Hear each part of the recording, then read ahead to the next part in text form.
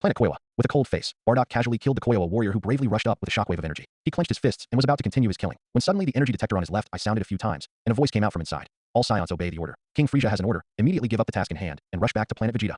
Bardock frowned and stopped what he was doing. Nita, a member of the same group, was still 10 miles away, but after receiving the order, he quickly rushed back through the sky dancing technique. Bardock, what's going on with Vegeta? Bardock shook his head. I don't know. Let's get back to Vegeta first, though. I have a bad feeling. The two of them said as they walked towards the aircraft. The moment he opened the door of the aircraft, Bardock glanced at the location of another member of the same group on the energy detector and paused. He asked the energy detector, which was also a liaison, Kyoyo, why haven't you come here yet? The liaison was silent for a moment, and then a cynical voice rang out. I still have a few difficult remnants of the Koiwa star here that I haven't killed. Go back first, and I'll catch up with you in a moment. Nita smiled when he heard this playful young Scion. With that, he first got back into the craft. Bardock didn't say anything. He just glanced indifferently at the Kyodai's flying machine, and also returned to the flying machine. Not too long. The aircraft quickly rose from the ground, dragging a long tail of flame through the air. In a few blinks of an eye, it disappeared into the sky. Meanwhile, everywhere is a plateau with purple soil. The ground was littered with corpses. The blood of the Koiwa people has accumulated to the point that it is about to dye the purple soil beneath their feet green. A handsome 17-year-old Scion boy with a height of about 1.88 meters, fair complexion, and wearing a Frisia army combat uniform, was holding Hun in his hands and looking at the three people in front of him with a playful face. Give up. You only have more than 100 combat strength, and you can't be my opponent at all. Wouldn't it be nice to stop struggling, wait obediently for death, and save yourself the pain of extra skin?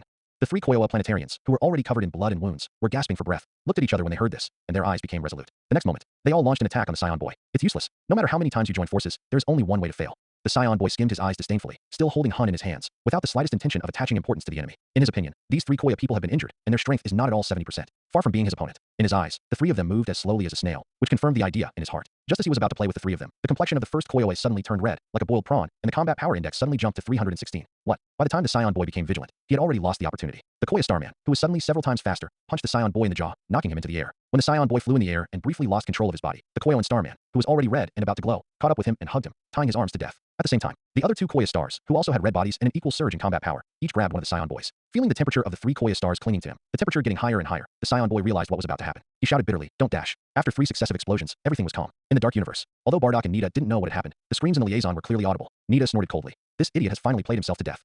Bardock's eyes flickered a few times, but he didn't say anything more. Scions are cold by nature, and they don't care about the death of their companions at all. What's more, now his mind was all about why Frisia wanted to gather their Scions.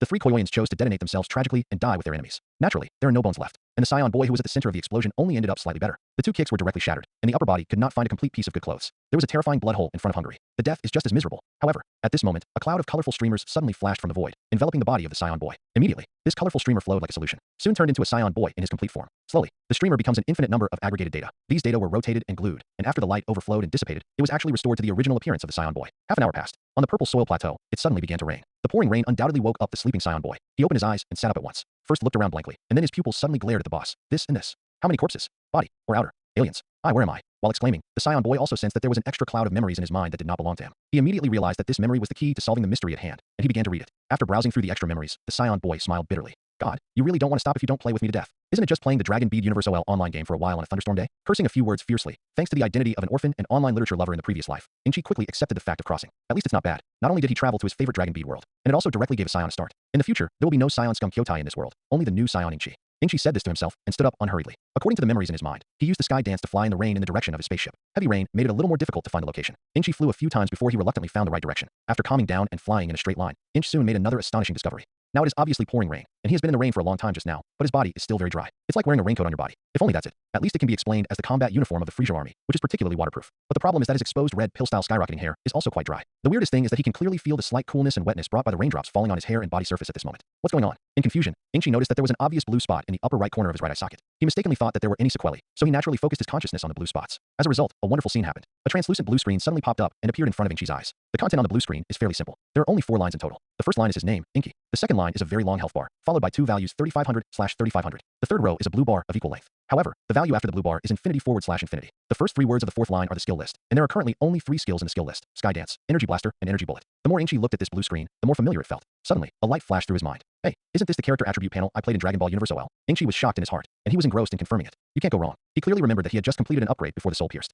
HP is just at this level of 3,500. As for the blue bar, it's actually stamina. The reason why his stamina is infinite is because he spent 300 yuan to buy a plugin. In the skill list, there are 2 more skills: Energy Shockwave and Energy Bomb. Originally, he could only dance in the air, but this is supposed to be due to the memories of the Scion Kyoyo. Could it be that when the soul pierces, not only did it turn me into a Scion, but it also turned me into a Data? Inchi was excited and incredulous. That's a big golden finger. First of all, after digitization, he no longer has any fatal points. Even if someone cuts off his head, as long as the amount of blood is not complete, he can still be alive. Secondly, after digitization, his physical strength suddenly changed to infinity, which is equivalent to a perpetual motion machine. No matter what state you reach in the future, you will be able to maintain full power and full state at any time. It can be described as a monster to the extreme. Finally, after digitization, any skill can be mastered thoroughly as long as it can be successfully used once. Because of the database body, what I am best at is memory. Regardless of this, the rest. Just take the realm of freedom and extreme intention Gong, which is beyond the reach of the god of destruction. He only needs to enter it once, and he can master it forever. What this is? No wonder the rain can't wet me. The database body must have been immune to the vast majority of the environment. It is estimated that even if it is an extremely harsh and dangerous environment, I am afraid it will not have much impact. At best, it will only reduce the health bar. Inch muttered with great satisfaction. Before you know it, Inky has flown in front of her own spaceship. The spherical spaceship in front of him is exactly the same as the spacecraft used by Vegeta, Naba, Raditz, and others to reach Earth. The access control uses a fingerprint system. Inky's fingerprints are exactly the same as those of the Jing dynasty. Naturally, the hatch was opened with ease. Sitting on a comfortable recliner, Inky skillfully operated the spaceship according to the memories in his mind. Soon, the hatch of the spacecraft was closed. When setting the destination, Inch hesitated. Certainly not hesitating to return to planet Vegeta. It's a standard dead end to go back. Frisia is now waiting for all the Scions to go back and blow up the entire planet. Inch was considering whether to go to Earth first, or to the Star of a Draft. However, after much thought, Inky still set the destination to Earth. The reason is simple. Although he was eager to learn the teleportation skills unique to the Adrafts, he had not yet mastered the use of Chi. If you can't sense the Chi, even if you go to the Star of Yadrit, it's also in vain. After Inch set the target to Earth, the spacecraft quickly soared into the sky. At an unimaginable speed, he entered the universe. It takes about 3 months to reach Earth from the planet Koiwa. Under normal circumstances, during this time, Inchi should turn on the sleep system to put himself to sleep in order to save physical energy to the greatest extent. At the same time, nutrient solution is used to maintain the metabolism of the body, so as not to cause damage due to long-term non-eating. After all, a small one-man spaceship like this can't store much food. But Inchi is now a data incarnation, and his physical strength is still unlimited, so he doesn't need to eat at all. Of course, there is no need to do this. With great interest, he opened the storage compartment under the ship's bridge. Inside is a spare pair of energy detector blindfolds. The pair that Kyoyo wore on his left eye before had been completely shattered with the self-detonation of the 3 Koiwa stars. Inchi put the energy detector on his face and tested his current combat effectiveness. The data on the visor screen pulsed rapidly, but it didn't take long for it to stop, and the value was 348. Inchi didn't speak immediately. He knew very well that this energy detector also served as a communicator, and it was quite powerful. Even if it is an unknown number of light years, it can still be connected normally. After powering it off, Inch put it back in the storage compartment. It's only 348. It's a standard level of junior warriors. No wonder they were sent to the frontier on a planetary cleanup mission. He was also placed in the Bardock group. In other words, Bardock's combat power has almost reached 10,000 now. He can be called a top-level junior warrior. But it didn't work. In front of Frisia, I'm still a scumbag. It's a pity, with his fighting talent, if he doesn't die, if he is given a period of time to grow, he may have a chance to become a super Saiyan in this life like his son. There's no need to wait for the Big Bang to travel back 1,000 years ago. Inchi shook his head with a sigh. But that's all. He didn't even remind Bardock and his fellow Scions that it was a conspiracy. After all, he didn't want to be noticed by Frisia, whose current combat power was completely capable of dominating the universe during this time period. The pickaxe doesn't even have time for lewd development, let alone, not to mention that he exposed this conspiracy. Not many Scions would believe it right now. In the case of the Scions of the 7th universe, all of whom are evildoers, there is no pity that they are all dead. After placing the energy detector back in its place, Inky sat up straight again and intently read the information stored in the main control computer. The Scions are a well-known fighting people, and the predecessor Kyoyo was a standard playful battle maniac. He only knew that there was information in the main control computer, but he didn't know what was recorded on the data, because he's never seen it. Inji is different. He was interested in learning more about the Scion people. At the beginning of the document, the overall structure of the Scion nation today is introduced. First, the High King Vegeta and Prince Vegeta, followed by the 10 intermediate warriors, then the famous 100 lower warriors, and finally the vast majority of ordinary Scions. In addition to the high-ranking warriors King Vegeta and Prince Vegeta, as well as ordinary Scions, the materials detail the glorious achievements and combat effectiveness of the 110 Scions located in the middle and upper classes. Bardock's avatar is prominently listed. Inchi simply browsed a few people and lost interest. After all, the vast majority of people on these lists will all disappear from this world after today, and there are a few Dragon Beat celebrities among them, so naturally there is nothing to study. After turning over this information, the next one is to introduce the detailed origin and history of the Scions. This one, Inchi was very interested and read it with relish. The content is basically the same as what Inchi Soul learned from the anime before he wore it. The Scions were originally home planets on the planet Sharada, but there was serious civil strife in antiquity. Had to migrate to Plant. After destroying the original owners of Plant Star, the Spur people, it was renamed to the current Vegeta Star.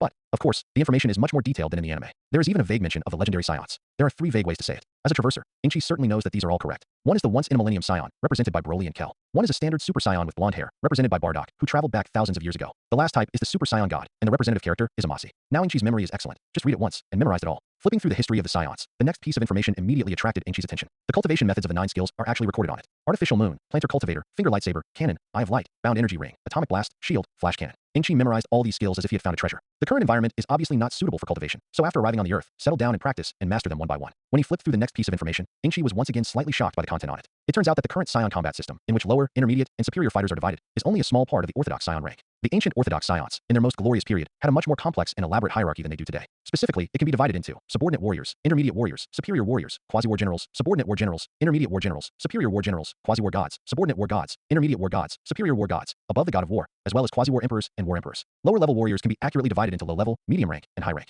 Each stratum has detailed rules for combat effectiveness. For example, the combat power value of a low-level lower-level warrior is 1 to 1,000. The combat strength value of a middle-level lower-level warrior is 1,001 to 2,000, and the combat strength value of a high-level lower-level warrior is 2,001 to 300. The Battle Emperor has the highest combat power value, and in order to obtain the title of Scion War Emperor, the combat power value must reach more than 3 million. It's no wonder that today's Scions have declined, and the highest combat power is only tens of thousands. If you take out this set of orthodox ranks, it's just ridiculous and generous. I don't know who the Scion who formulated this set of levels was, whether it was a coincidence or an accident at the time. When he reached the level of the Emperor of War, he was actually gone. And the combat power value of 3 million is also the lowest normal combat power when Kakarot transforms into a Super Scion for the first time. Inchi muttered thoughtfully. At this time, he suddenly noticed that after reading the orthodox hierarchy of Scions, the blue spot on his right eye suddenly flashed and lit up. Inchi naturally focused his attention on it. The translucent blue screen reappears. The other 3 lines have not changed in any way, except for the first line with the name of Inchi, 348, Scion low-level lower-level warrior. It's actually because I've just read the rank division of the Scions. It's too bizarre. However, it's a good thing. I'm still worried about how to extend the health bar without the character level. Now, as soon as my Scion level increases, my HP will increase with it. Surprised and delighted, Ingqi turned off the blue screen. For him, who has already mastered various cultivation methods and the biggest bug of the Scion bloodline, it is not so difficult to improve his combat effectiveness at all. He could already vaguely see the joyful scenes of his blood soaring. Ingqi also wanted to continue reading the information in the main control computer, but reluctantly found that after turning the page of the War Emperor level, the progress bar had bottomed out. There is no more superfluous content. Ingqi smacked regretfully, and then lay down on his back with his head in his hands, whistling and thinking about where to start when you reach Earth. After a while, Ingqi, who has a good understanding of the plot of Dragon Ball, has already made a plan. Then, unwilling to waste any more time, he pondered the 9 skills he was going to cultivate in his mind. Maybe due to the fact that he was born an orphan in the previous life, although he has already incarnated his body and is not afraid of any fatal injuries, Ingqi subconsciously decided to use the protective shield as his first cultivation skill after crossing over. And I studied it seriously in my mind. In fact, if you want to talk about the strongest protective shield in the Dragon Beads, it is the built-in skill of Android 17. It was with this hand that he unexpectedly shone at the power conference, eventually become the last person left in the ring. It's a pity that the 17th is far from being born now, unable to steal the teacher. At the moment, you can only learn this subversion of Scion. In a blink of an eye, 3 months passed in a hurry. On the blue planet, thousands of kilometers of uninhabited mountains in the eastern capital, a silver-white ball suddenly fell from the sky, fell straight down, and smashed into a deep pool under a huge waterfall. The powerful impact raised a monstrous curtain of water, and the exaggerated movement frightened the surrounding animals who were drinking water into scattering and fleeing. After a while, the scene calmed down. This silver-white ball falling from the sky is naturally the spaceship that Ingqi is on. It took him a full 90 days to finally reach his ideal destination, Earth. Ingqi sat in the spaceship, looking through the transparent space glass, looking at the scene outside. The water is so clear that you can look up directly at the sky. Fish at the bottom of the pool, swimming in groups. Occasionally, a few curious and bold carp come up close to observe the spaceship. Ingqi took a deep breath. A new life begins at this moment. It is better for the spaceship to fall directly into the water, and he is worried that it will be stolen. Although the energy in the spaceship is not enough to support the next galaxy flight. But there are the coordinates of a star draft. Teleportation is a highly practical skill, and he has to master everything. Remove the energy detector eye cup from the storage compartment and put it on over your left eye. Immediately, Ingqi manipulated the main control computer to open the hatch, and a large amount of river water poured directly in, flood him entirely. There were even a few carp that caught him off guard. Ingqi's expression was still calm, and the lack of oxygen in the water did not cause him any discomfort. Of course, this is what he expected, and the digital body is so perverted. After the spaceship was completely integrated with the river, Ingqi stepped lightly on the board, and the whole person immediately turned into a mine and shot quickly to the water. When he got out of the water, he directly transported the air dance technique and flew back to the shore easily. Standing on the soft grass, except for a few drops of water on the screen of the energy detector, there was no trace of dampness on his body. Looking around, it is obvious that it is a primeval forest. Towering ancient trees can be seen everywhere. Ingqi has no ability to sense chi, so he can only turn on the power of the energy detector to determine the location of humans on the Earth. Drip drip drip. After a few sounds of the instrument's search run, a large pile of lifeform data appeared on the screen. It's about 500 miles to the west of this primeval forest, and these humans, in Radit's famous words, are scum with only 5 combat power. After confirming the location, Ingqi rose into the sky and followed the on-screen guidance and rushed there. What he wanted to do was simple. I just want to ask about the way to the western capital. It didn't take a few minutes for Ingqi to reach the sky above the lifeforms that the energy detector had searched. The humans on the ground, armed with guns and uniforms, were clearly soldiers of some army. But they behaved strangely. It is mostly fields, dirt slopes, and groves, and there are only a few bulldozers, excavators, and forklifts around. But they are constantly patrolling back and forth, and they don't know what to be guarded against. Ingqi was a little interested. Anyway, he wasn't in a hurry, so he just stopped in midair, wanting to see what they were doing. After a while, a bulldozer on the west side suddenly stopped, and the driver jumped out of the cab, picked up something in front of the bulldozer, held it high, and excitedly shouted, "I found a ruby." Hearing this, Ingqi cast his eyes over, only to see that in the palm of the driver's hand, there was a charming gem lying quietly with a blood-red body, irregular shape, and a sparkling light. Seeing this somewhat familiar ruby, combined with the black bat emblem on the soldiers, Ingqi finally remembered where this was. Germ's country, a country with rich ruby resources buried underground. Yes, I was so sleepy that I came to the pillow. I'm still wondering how this first pot of gold will come from. Ingqi said with a twinkle in his eyes. Since it has been decided to settle on the Earth in the future, it is obvious that money is indispensable. He doesn't want to be like Sun Wukong in the future, who has already saved the Earth several times. The family is still poor, so much so that he was forced by his wife to dig in the land all day long. No matter how much you despise material things, at least you have to make yourself comfortable. Originally, when he went to the western capital, he planned to get a sum of money through the dragon. But the problem is that now that Boomer is only 4 years old, whether there is a dragon bead at home, and whether Dr. Breve can make a dragon bead radar with the same accuracy are uncertain factors. Since I accidentally bumped into this treasure land, there is no need to go far. Finding a way to make a fortune here in germs is the way to go. Of course, Ingqi didn't think about killing people and taking treasures. Although he has traveled to another world, he has not abandoned the basic morality of good and evil in the previous life. It is unrealistic to ask him to be a simple and good person like Sun Wukong. However, in the same way, they will not make an act of killing for money and killing for money, so there is no lower limit and no pattern. Ingqi's decision was to dig with his own hands. In this way, you can practice and practice, and secondly, you can also make a lot of money, killing 2 birds with 1 stone. Although the land area of the country of germs is not large, it is still easy to find a corner that the Black Bat Legion does not monitor. Ingqi flew past the men, fell back to the ground, picked a random piece of land, and bent down to dig. With his combat power of 348, which is currently the best on the Earth, if his 2 hands really want to move, it is much more terrifying than an excavator. The height of the surrounding ground is rapidly decreasing at a speed that is visible to the eye. Such efficiency is simply scary. In just 1 hour, Ingqi dug a deep hole in a fleet of excavators, which may not be able to be excavated in 2 days. The harvest is not bad. This deep pit, which was 5 meters in diameter, brought him 12 rubies. Meantime, Ingqi noticed that the blue spot in his right eye was also flickering, and focused on turning on the blue screen, only to find that his combat power had risen by 1 point and became 349. It fully shows that this kind of practice is indeed effective for him. After Ingqi dug up the 12 rubies, he did not continue his treasure digging business. Instead, he asked the nearby germs people to find out the way to the western capital. When he arrived in the western capital, he did not rush to visit the Boomer family. Instead, he took the 12 rubies to the jewelry store and disposed of them. Ruby is one of the top gemstones in the world, with finished products costing up to 12,000 sonis per gram. Even the price of the rough stone is around 8,000 soni. The 12 rubies in Ingqi's hand are a total of 685 grams. A total of 5.48 million soni earned him. But in the blink of an eye, he was gone. A mansion-type universal capsule cost him 4 million. Of the remaining 1.48 million, 5 L-shaped empty universal capsules worth 100,000 yuan were bought in one go. 10 M-shaped empty universal capsules worth 50,000 yuan were bought in one go, and more money was used to buy a global map, more than 100 sheepskin pockets of different specifications, and an order for a full set of special clothing with a total weight of 200 kilograms from a high-tech metal factory. After patiently waiting for a week, Ingqi got his weight suit. Includes black jacket, black vest, black trousers, and black boots. With a weight of 200 kilograms, the value of Ingqi's combat power was suppressed to 256 at once. During his 7-day stay in the Western capital, Inky also visited Boomer's house, curious to see what 4-year-old Boomer looks like. Unfortunately, Boomer wasn't there. At this time, it should be with her sister Ties, with Galactic Patrol member Gak, to go to outer space to collect wind and play. Inch had no choice but to settle down and visit Dr. and Mrs. Brive as strangers. Although they are already the richest people in the world, the couple's temper is still quite kind. Inch also had a cup of tea with Lady Brive. As soon as the 200 kilograms weight suit arrived, Inkshi immediately left the Western capital. As soon as he returned to the place where his spaceship fell, he took out an M-type empty universal capsule and retrieved it. Then he couldn't wait to rush back to the country of germs. In one go, he took out 20 sheepskin bags that were much larger than a 100-pound rice bag, and once again started his great cause of digging treasures and cultivating. Inkshi secretly made up his mind this time. If he didn't dig up 80,000 yuan of it and fill the big sheepskin bag, he would definitely not stop. The current practice is also all in it. Although the weight is 200 kilograms more and the speed has decreased slightly, the efficiency is still amazing. Every day, Inkshi has to dig about 1 million meters of earthwork, but the ruby distribution is uneven. The yield is sometimes high and sometimes low. Sometimes more than 100 can be harvested a day, sometimes only 20 can be found a day. Flash. Half a month has passed. Naturally, Inkshi has gained a lot of money, but at the same time, because the area he excavated is really amazing, finally caught the attention of the Black Bat Legion, a mercenary army of the country of germs. The two high-ranking generals of the Black Bat Legion, Bongo and Pasta, as is customary, flew the MJ-4 jet and patrolled the airspace of the country of germs. Bongo is tall, about 2 meters 7 or 8, with a fierce face and a full face. At the same time as the tiger's back and bear's waist, his limbs are thick, and his arms are thicker than ordinary people's big feet. Good at fighting skills. Pasta has orange-red hair, a good face, and a good figure. He is good at driving various vehicles, and is proficient in all kinds of weapons. Pasta piloted the plane and looked at the ground from time to time. Suddenly, she stroked her hair charmingly and praised. The efficiency of the engineering team has been greatly improved recently. Bongo laughed twice when he heard this, and subconsciously said, "That's natural. With my bongos supervising them, which of them dares to slack off?" After speaking, he also deliberately looked down, wanting to see the results under his hands. But the next moment, the smile on Bongo's face stiffened. "Wait a minute, Pasta. We never seem to have excavated the land, and we've never been like this hole by hole." Pasta's expression was stunned, and he slowly turned his head away, looking at Bongo. Then the two exclaimed in unison, "Someone is stealing." Pasta hurriedly lowered the MJ-4 and prepared to find a suitable place to land. The two of them want to find out what the situation is.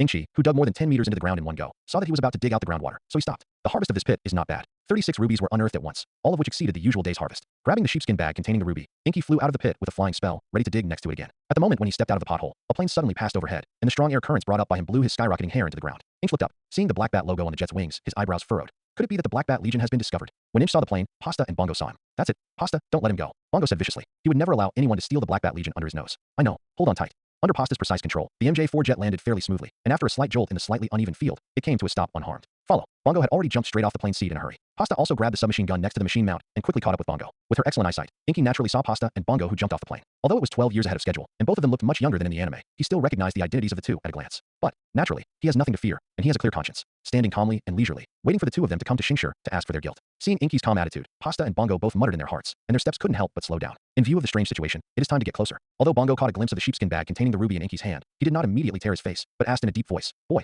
who are you? The rubies you dig in your hands are the property of this country."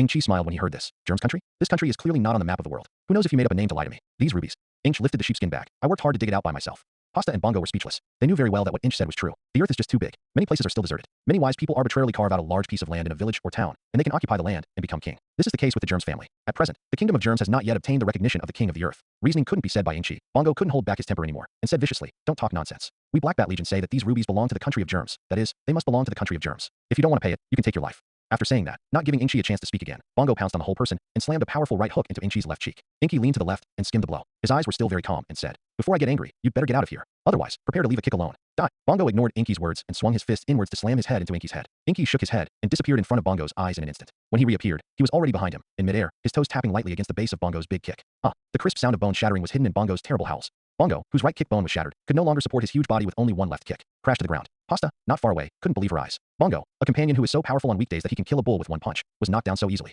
Inky didn't look at Bongo, who was lying on the ground wailing, but turned around calmly and looked down at Pasta. "Now it's your turn."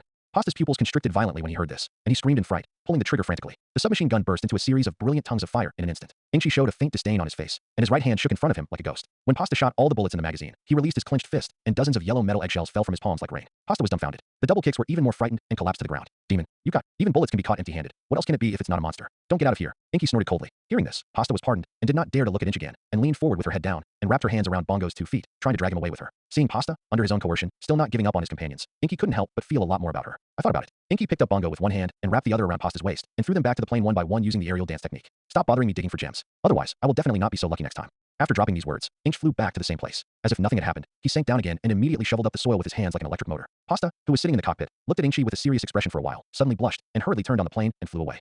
Time flies. Inch, who was not paying attention, had already been fighting for more than 2 months in the territory of the country of Germs. Under his tireless excavation day and night, the results achieved can be called fruitful. Of the 20 large sheepskin bags that had been taken out before, 19 were already filled, and the last one was already half full. It is estimated that it will take another 2 or 3 days to fill it all. The total number was not deliberately counted, and Inkshi weighed that it should have exceeded the original estimate. There are nearly 200,000 pieces. If measured by weight, the total weight of a bag of rubies, removing the weight of the sheepskin bag, is also around 200 kilograms. 20 bags are 4,000 kilograms, which means that the net income of Ing-Chi digging treasure this time is conservatively estimated to be more than 32 billion Sony. No wonder everyone wants to travel through. If you go to a familiar world, you can make a fortune casually. Ing-Chi finished digging another hole and said with infinite emotion in his heart. Of course, in addition to the explosion of wealth, Ing-Chi's cultivation for more than 2 months has not been left behind. Carrying a 200 kilograms weight on his body and digging nonstop all the time, his combat power value rose directly from 256 to 303. It is estimated that if you take off the weight suit, the value will directly break through the 400 mark. Far east, the first rays of light have been cast into the earth. The last sheepskin bag was almost full. Inch had already made the decision to dig one last more pothole, and no matter what the harvest was, he would stop. After all, his goal is not to become the richest man in the dragon bead world. He has tens of billions, a good life. No need to be bothered by money. He can enjoy it as he pleases, and at the same time focus on martial arts. I don't know. Just as Ing-Chi was about to make a move, there was a sudden sound of footsteps behind him. Ing-Chi frowned and seemed to turn around slowly. It was Pasta. She probably didn't use a means of transportation. She just came by a pair of kicks, so it's a bit out of breath. When he got closer, Pasta gasped for breath a few times and hurriedly said, "You go quickly. King Germs has been preparing for 2 months and has purchased a large number of robots, tanks, missiles, and other munitions to deal with you. If you don't run away, I'm afraid you'll really die." After listening to her reminder, Ing-Chi was not nervous, but looked at her strangely. "Aren't you in the same group as King Gorms?" Gazing at Ing-Chi, Pasta's cheeks flushed, and she looked away, saying, "Now is not the time to care about this. The Black Bat Legion is already on its way. It only takes about 10 minutes to get here. Hurry up." Ing-Chi shook his head. "Thank you for your concern. What you should be worried about, though, is the Black Bat Legion. At present, there is no one on Earth who can defeat me at this point in time. You'd better find a place to hide as soon as possible." With that, Ing stopped talking to Pasta, came to the side, and began the excavation of the last pothole. Pasta was about to say something, but found that there was no trace of Inky in front of her, only a crater that was getting bigger and bigger. "I couldn't help but stomp my foot in a hurry. The last pit harvest is pretty good. A total of 24 rubies were unearthed." Inky packed the rubies into a sheepskin bag and tied the rope at the mouth of the bag. As usual, he put it away again with the universal capsule. As he flew out of the pit, Inch was surprised to find that Pasta was still there. "You're not gone yet." Pasta looked past him at this time and looked to the north with a solemn face. "Fly away. The Black Bat Legion is almost here." As soon as she finished speaking, a green robot more than 5 meters tall emerged from behind the mound. Behind this giant robot, there are 10 robots with the same appearance, but the specifications are one size smaller. Behind these robots, there are about 50 tanks, which are driving here in a majestic manner. At the same time, behind these tanks, there are 1,000 soldiers armed with submachine guns or shoulder resistance RPG bazookas. Normally, the army with this kind of firepower configuration can only be armed by large countries on the Earth Defense Force, or the Red Ribbon Legion. Compared to the country of Germs, which is only the size of a few ordinary towns, it is an exaggeration. Obviously, they were equipped with a huge amount of money from selling rubies. Inky's gaze fell on the largest green robot, and through the brown glass, he saw Bongo inside. Bongo sat in the cockpit, his eyes bloodshot, and he couldn't wait to see the figure that made him longing for a long time. At this moment, the projection screen of the robot's field of vision in front of him made him see a picture that he never wanted to see. Pasta, his savior, stood with his stumbling enemy. The moment he lost his mind, the communicator on his seat also rang. "Report to Commander Bongo. Find a suspected target. It has entered the attack range." But Lieutenant Commander Pasta was also at the target side. Whether to attack or not, please indicate. Bongo had already noticed Pasta's anomaly in the palace when King Germs announced the attack of his army. At the time, he was worried about Pasta's physical discomfort. In the ensuing period of army rearmament, there was no trace of it. "I didn't expect it to help the enemy ventilate the news. Attack or not, please indicate." The middle-level cadre who spoke out didn't see Bongo answer for a long time, so he couldn't help but repeat it loudly. Bongo lowered his head and glanced at his right-hand foot, which had been completely replaced by a mechanical one. The bloodshot in his eyes became denser. Although grateful, Pasta rescued him that day. But this broken enmity must be avenged. Gritting his teeth, Bongo ordered with a fierce look in his eyes. "All robots and tanks obey the order. Aim at the target position and carry out a covering bombardment. Wait for my command to launch all together." With Bongo's order, the shoulders of the 11 robots, including himself, fell together. 8 missiles were loaded inside, the rightmost of which was launched /out at the same time. More than 50 tanks, and the muzzles of the guns also roared in unison. Looking at the 11 missiles, and the more than 50 shells that fell on him, Ing-Chi's expression was still calm, and he even had time to tease Pasta. "These companions of yours are so vicious, even you are not ready to let go." Pasta obviously didn't have such a good attitude as Inky, and at the moment when the robot missile was released, he had already closed his eyes in resignation. Boom boom boom. Since the robot and the tank are not in the same position, the missile and artillery shells will land in a precedent order, but the difference will not exceed 1 second. The endless explosions, superimposed on each other, formed an astonishing power. I saw that where Ing-Chi was standing, a spectacular orange inverted giant bowl appeared, and then the smoke rose into the sky. Bongo looked at the black smoke that couldn't be dispersed for a long time with a complicated expression. He didn't think anyone would survive this kind of attack. It's just Pasta's death that makes it difficult for him to let go for a while. Let's get ready to close, and then, as King Germs commanded, take a few rounds around the nearby villages. Those Germs mud feet have been dancing happily lately. It's just that Bongo's order has just been given. The middle-level cadre shouted again, but this time his voice was full of fear. "Commander Bongo, what?" The man was alive and well. "What?" Bongo's eyes widened when he heard this, and he hurriedly looked into the projection screen. He saw that in the smoke that was still dissipating, a golden-colored ball stood majestically. The young man who had kicked him off in the right leg was spreading his hands out, protecting Pasta with him. "How is this possible? Come and don't be rude." Inky said something that Pasta didn't understand, removed the shield, and the whole person quickly flew into the sky. The palms of both hands were spread out, and the fiery gold-colored energy shockwave began to sweep across the entire Black Bat army. The first hit was the green robot standing at the front, and before it lasted more than 2 seconds, the large robot exploded to pieces under the heat of the energy wave. Bongo, who was in the middle of it, was naturally not immune. The largest model of the robot was destroyed, and the remaining small models and tanks were all unable to block the energy shockwave for even a second. Ing-Chi is not an unprincipled and indiscriminate person like Sun Wukong. 2 energy shockwaves, under his push, smashed all the robots and tanks that dared to attack him in one fell swoop. The driver and the sheller, who were sitting inside, naturally died no more. After cleaning out the robots and tanks, Inch looked at the 1,000 soldiers of the Black Bat Legion who were following behind the tanks with a blank face. Swept by Ing-Chi's eyes, the soldiers in the front row who were fighting against the RPG bazooka were all terrified. In the face of such an unheard of killing god, they couldn't even give birth to the slightest resistance. One by one, they turned around and fled, and their rout soon led to a domino effect, and the entire Black Bat Legion fell apart. In just a few minutes, the Legion, which had just looked spectacular, fled, and no one was left. Inch shook her head and returned to the ground. Pasta was so wide that he could almost stuff an egg. If she hadn't seen it with her own eyes, she couldn't believe that anyone in the world could be so strong as to crush a heavily armed army head-on. "Thank you very much for today's event." Hearing this, Pasta smiled bitterly. "Even if you don't have my reminder, you will still be safe and sound. Congratulations. I believe that no one will dare to hinder you from digging rubies in the future. Then, I'll see you in the future." "Wait a minute," called out to Patha. "My name is Inky. What about you? Pasta also introduced herself. What are your plans for the future? I can't stay any longer, but I've heard that the Red Ribbon Legion is recruiting. I want to try my luck at their headquarters. Pasta said truthfully. Red Ribbon Legion? Inch frowned. He could tell that Pasta in front of him seemed to have a little meaning to him. Otherwise, he wouldn't have taken the risk of informing him of the Black Bat Legion's attack. Naturally, he didn't want Pasta to wade into the muddy waters of the Red Ribbon Legion again. What's more, in the future, Sun Wukong will single-handedly destroy the Red Ribbon Army. Many people died in that battle. If Pasta joins the Red Ribbon Legion, he may not be able to escape with a little luck. I thought about it. Inky pondered. I'd like to hire a driver and nanny. I wonder if you're interested? You want to hire me? Pasta blushed, but nodded cheerfully. No problem. But let me make it clear in advance that my salary is not low. It doesn't matter, no matter how tall I am, I can afford it. With a huge amount of rubies, Inchi still has this confidence. After hiring Pasta, Inch stopped using Skydance. Leisurely sit on Pasta, a competent driver, with his own flying machine, and fly around. Inky first needs to exchange the ruby on his body for wealth. In order to avoid a large number of shipments in only one jewelry store, which will lead to a decrease in the purchase price, Inchi asked Pasta to take herself to dozens of well-known jewelry stores in the eastern, western, southern, northern, and central capitals to ship goods separately. So, the selling price can always be maintained at around 8,000 soni, or even higher. The total weight of the rubies he excavated was around 4,360 kilograms. In the end, the amount received was 37.1 billion soni. Each of the 4 top-of-the-line diamond bank cards in the Bank of the Earth is stored. The extra 25 million change was exchanged for cash and packed into a universal capsule. Inch told Pasta about his next plan, and gave her 10 million soni, and the two began their respective journeys of purchasing in the western capital. Inchi, who felt that he had adapted to the weight of 200 kilograms, first found the metal factory he had cooperated with last time, and placed a complete set of special load-bearing clothing weighing 500 kilograms, that is, half a ton. And considering that the weight will definitely increase in the future, he is not short of money, and decisively went down 1T, 2T, 3T, 4T, and 5T in a row, all the way up to the 10T weight service order. But that's it. It's not that Inchi doesn't want to continue to add more, but the metal in the current world can only achieve 10T specifications. Anything further up, clothes can no longer be called clothes. Not only is it bloated, but it also brings great mobility problems. Inch had no choice but to give up. In addition to special weight-bearing clothing, Inchi also purchased a fairly complete range of furniture and household appliances, all of which are top brands. Originally, Inchi was not prepared to treat himself badly, not to mention that now there is an extra Pasta, and in the case of getting rich overnight, it is natural to use the best things. What makes Inchi even happier is that there is a magical device, such as a universal capsule in this world. No matter what you buy, you don't have to carry it in your hand in a large bag. You can completely use a universal capsule pickaxe. After a dozen large shopping malls strolled, the goods purchased by Inchi were enough to pile up a small mountain. But in your hand, at best, it's just a bag, plus a few capsule boxes inside. After preparing all the household items, Inchi thought about it, and went to buy some training equipment and props to assist in cultivation. These things are theoretically unnecessary, and the protagonist Monkey King is a typical example.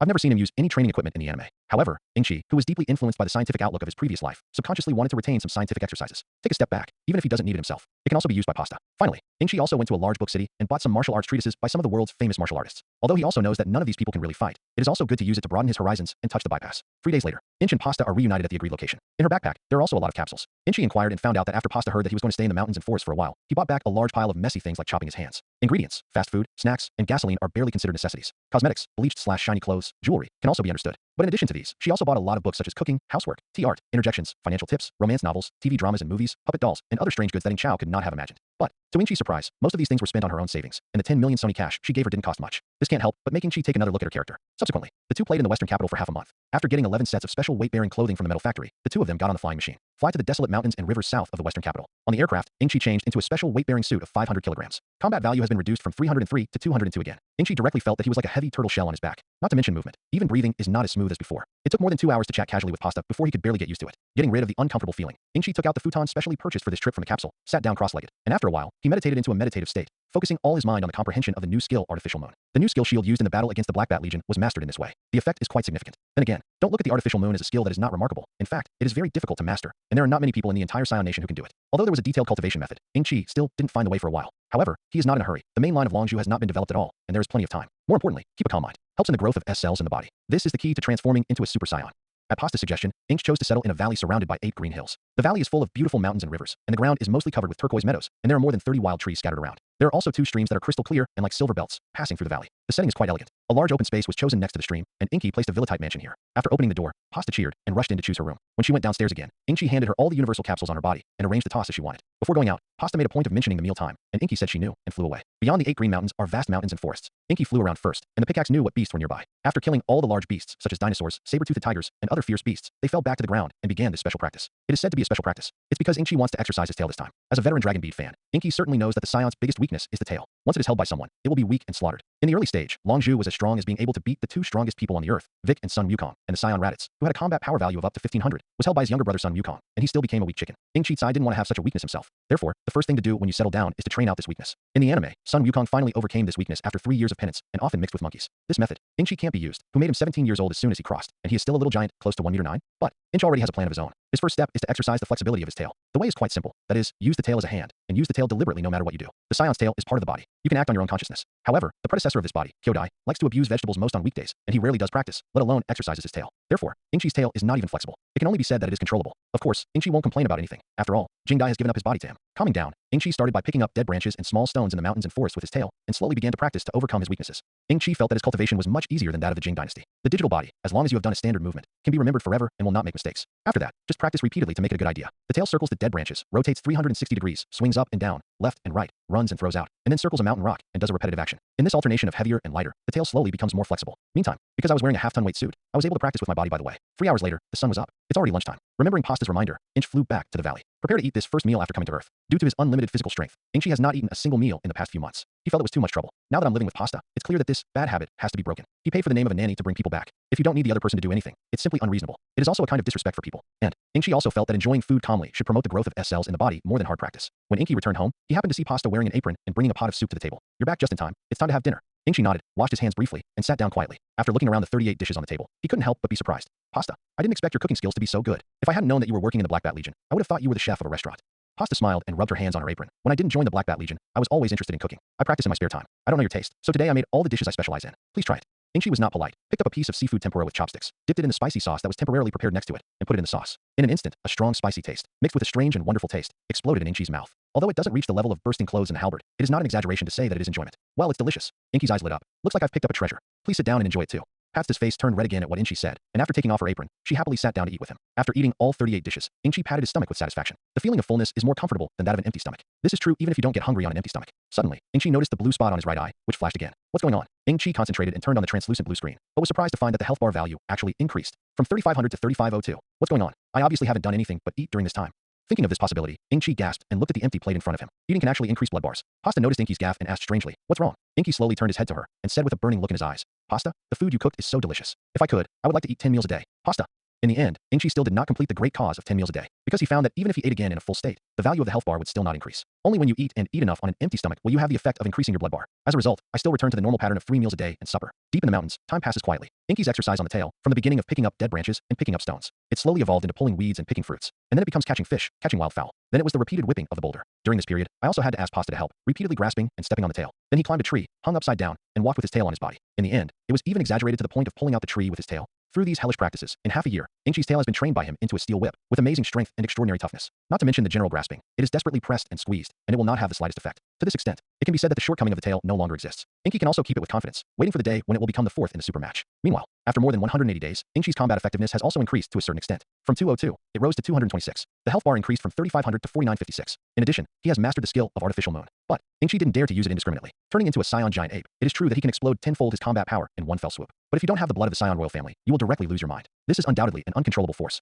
In addition to this practice, it is worth mentioning that through this period of time together, the relationship between Ingchi and Pasta has become more and more harmonious and deep, and they get along like family. Pasta was also accustomed to life in the valley, so when Inch offered to move out, she was a little reluctant. I have overcome my own weaknesses and continue to bury myself in the mountains and old forests, which no longer makes much sense. Next, I need to get in touch with different martial artists, draw nutrients from them, and strengthen myself. Inchi patiently explained. Hearing that it could be beneficial to Inky's growth, Pasta was not stubborn. Although she didn't understand that Ming Ingchi was already so powerful, she still had to practice so hard to improve. After retracting the villa-type mansion into the capsule, the two boarded the aircraft again. Ingchi motioned for Pasta to drive to the western capital first, and on the way, he explained, the first martial artist I want to visit. You may have also heard of his great name. He is the martial arts god Wu Tian teacher who has been famous decades ago, or even 100 years ago. Pasta had naturally heard the name of the turtle immortal, and was surprised when she heard this. Teacher Wu Tian is still alive? Ingchi nodded. He has drunk the elixir of life, and now he is more than 300 years old. Pasta was shocked. Then he must be very powerful. You say that. I can't wait to see Teacher Wu Tian. Ingchi shook his head. Originally, I wanted to take you with me. But if you think about it, forget it. Although that old man is good, he is too good/lustful. I'll just go myself.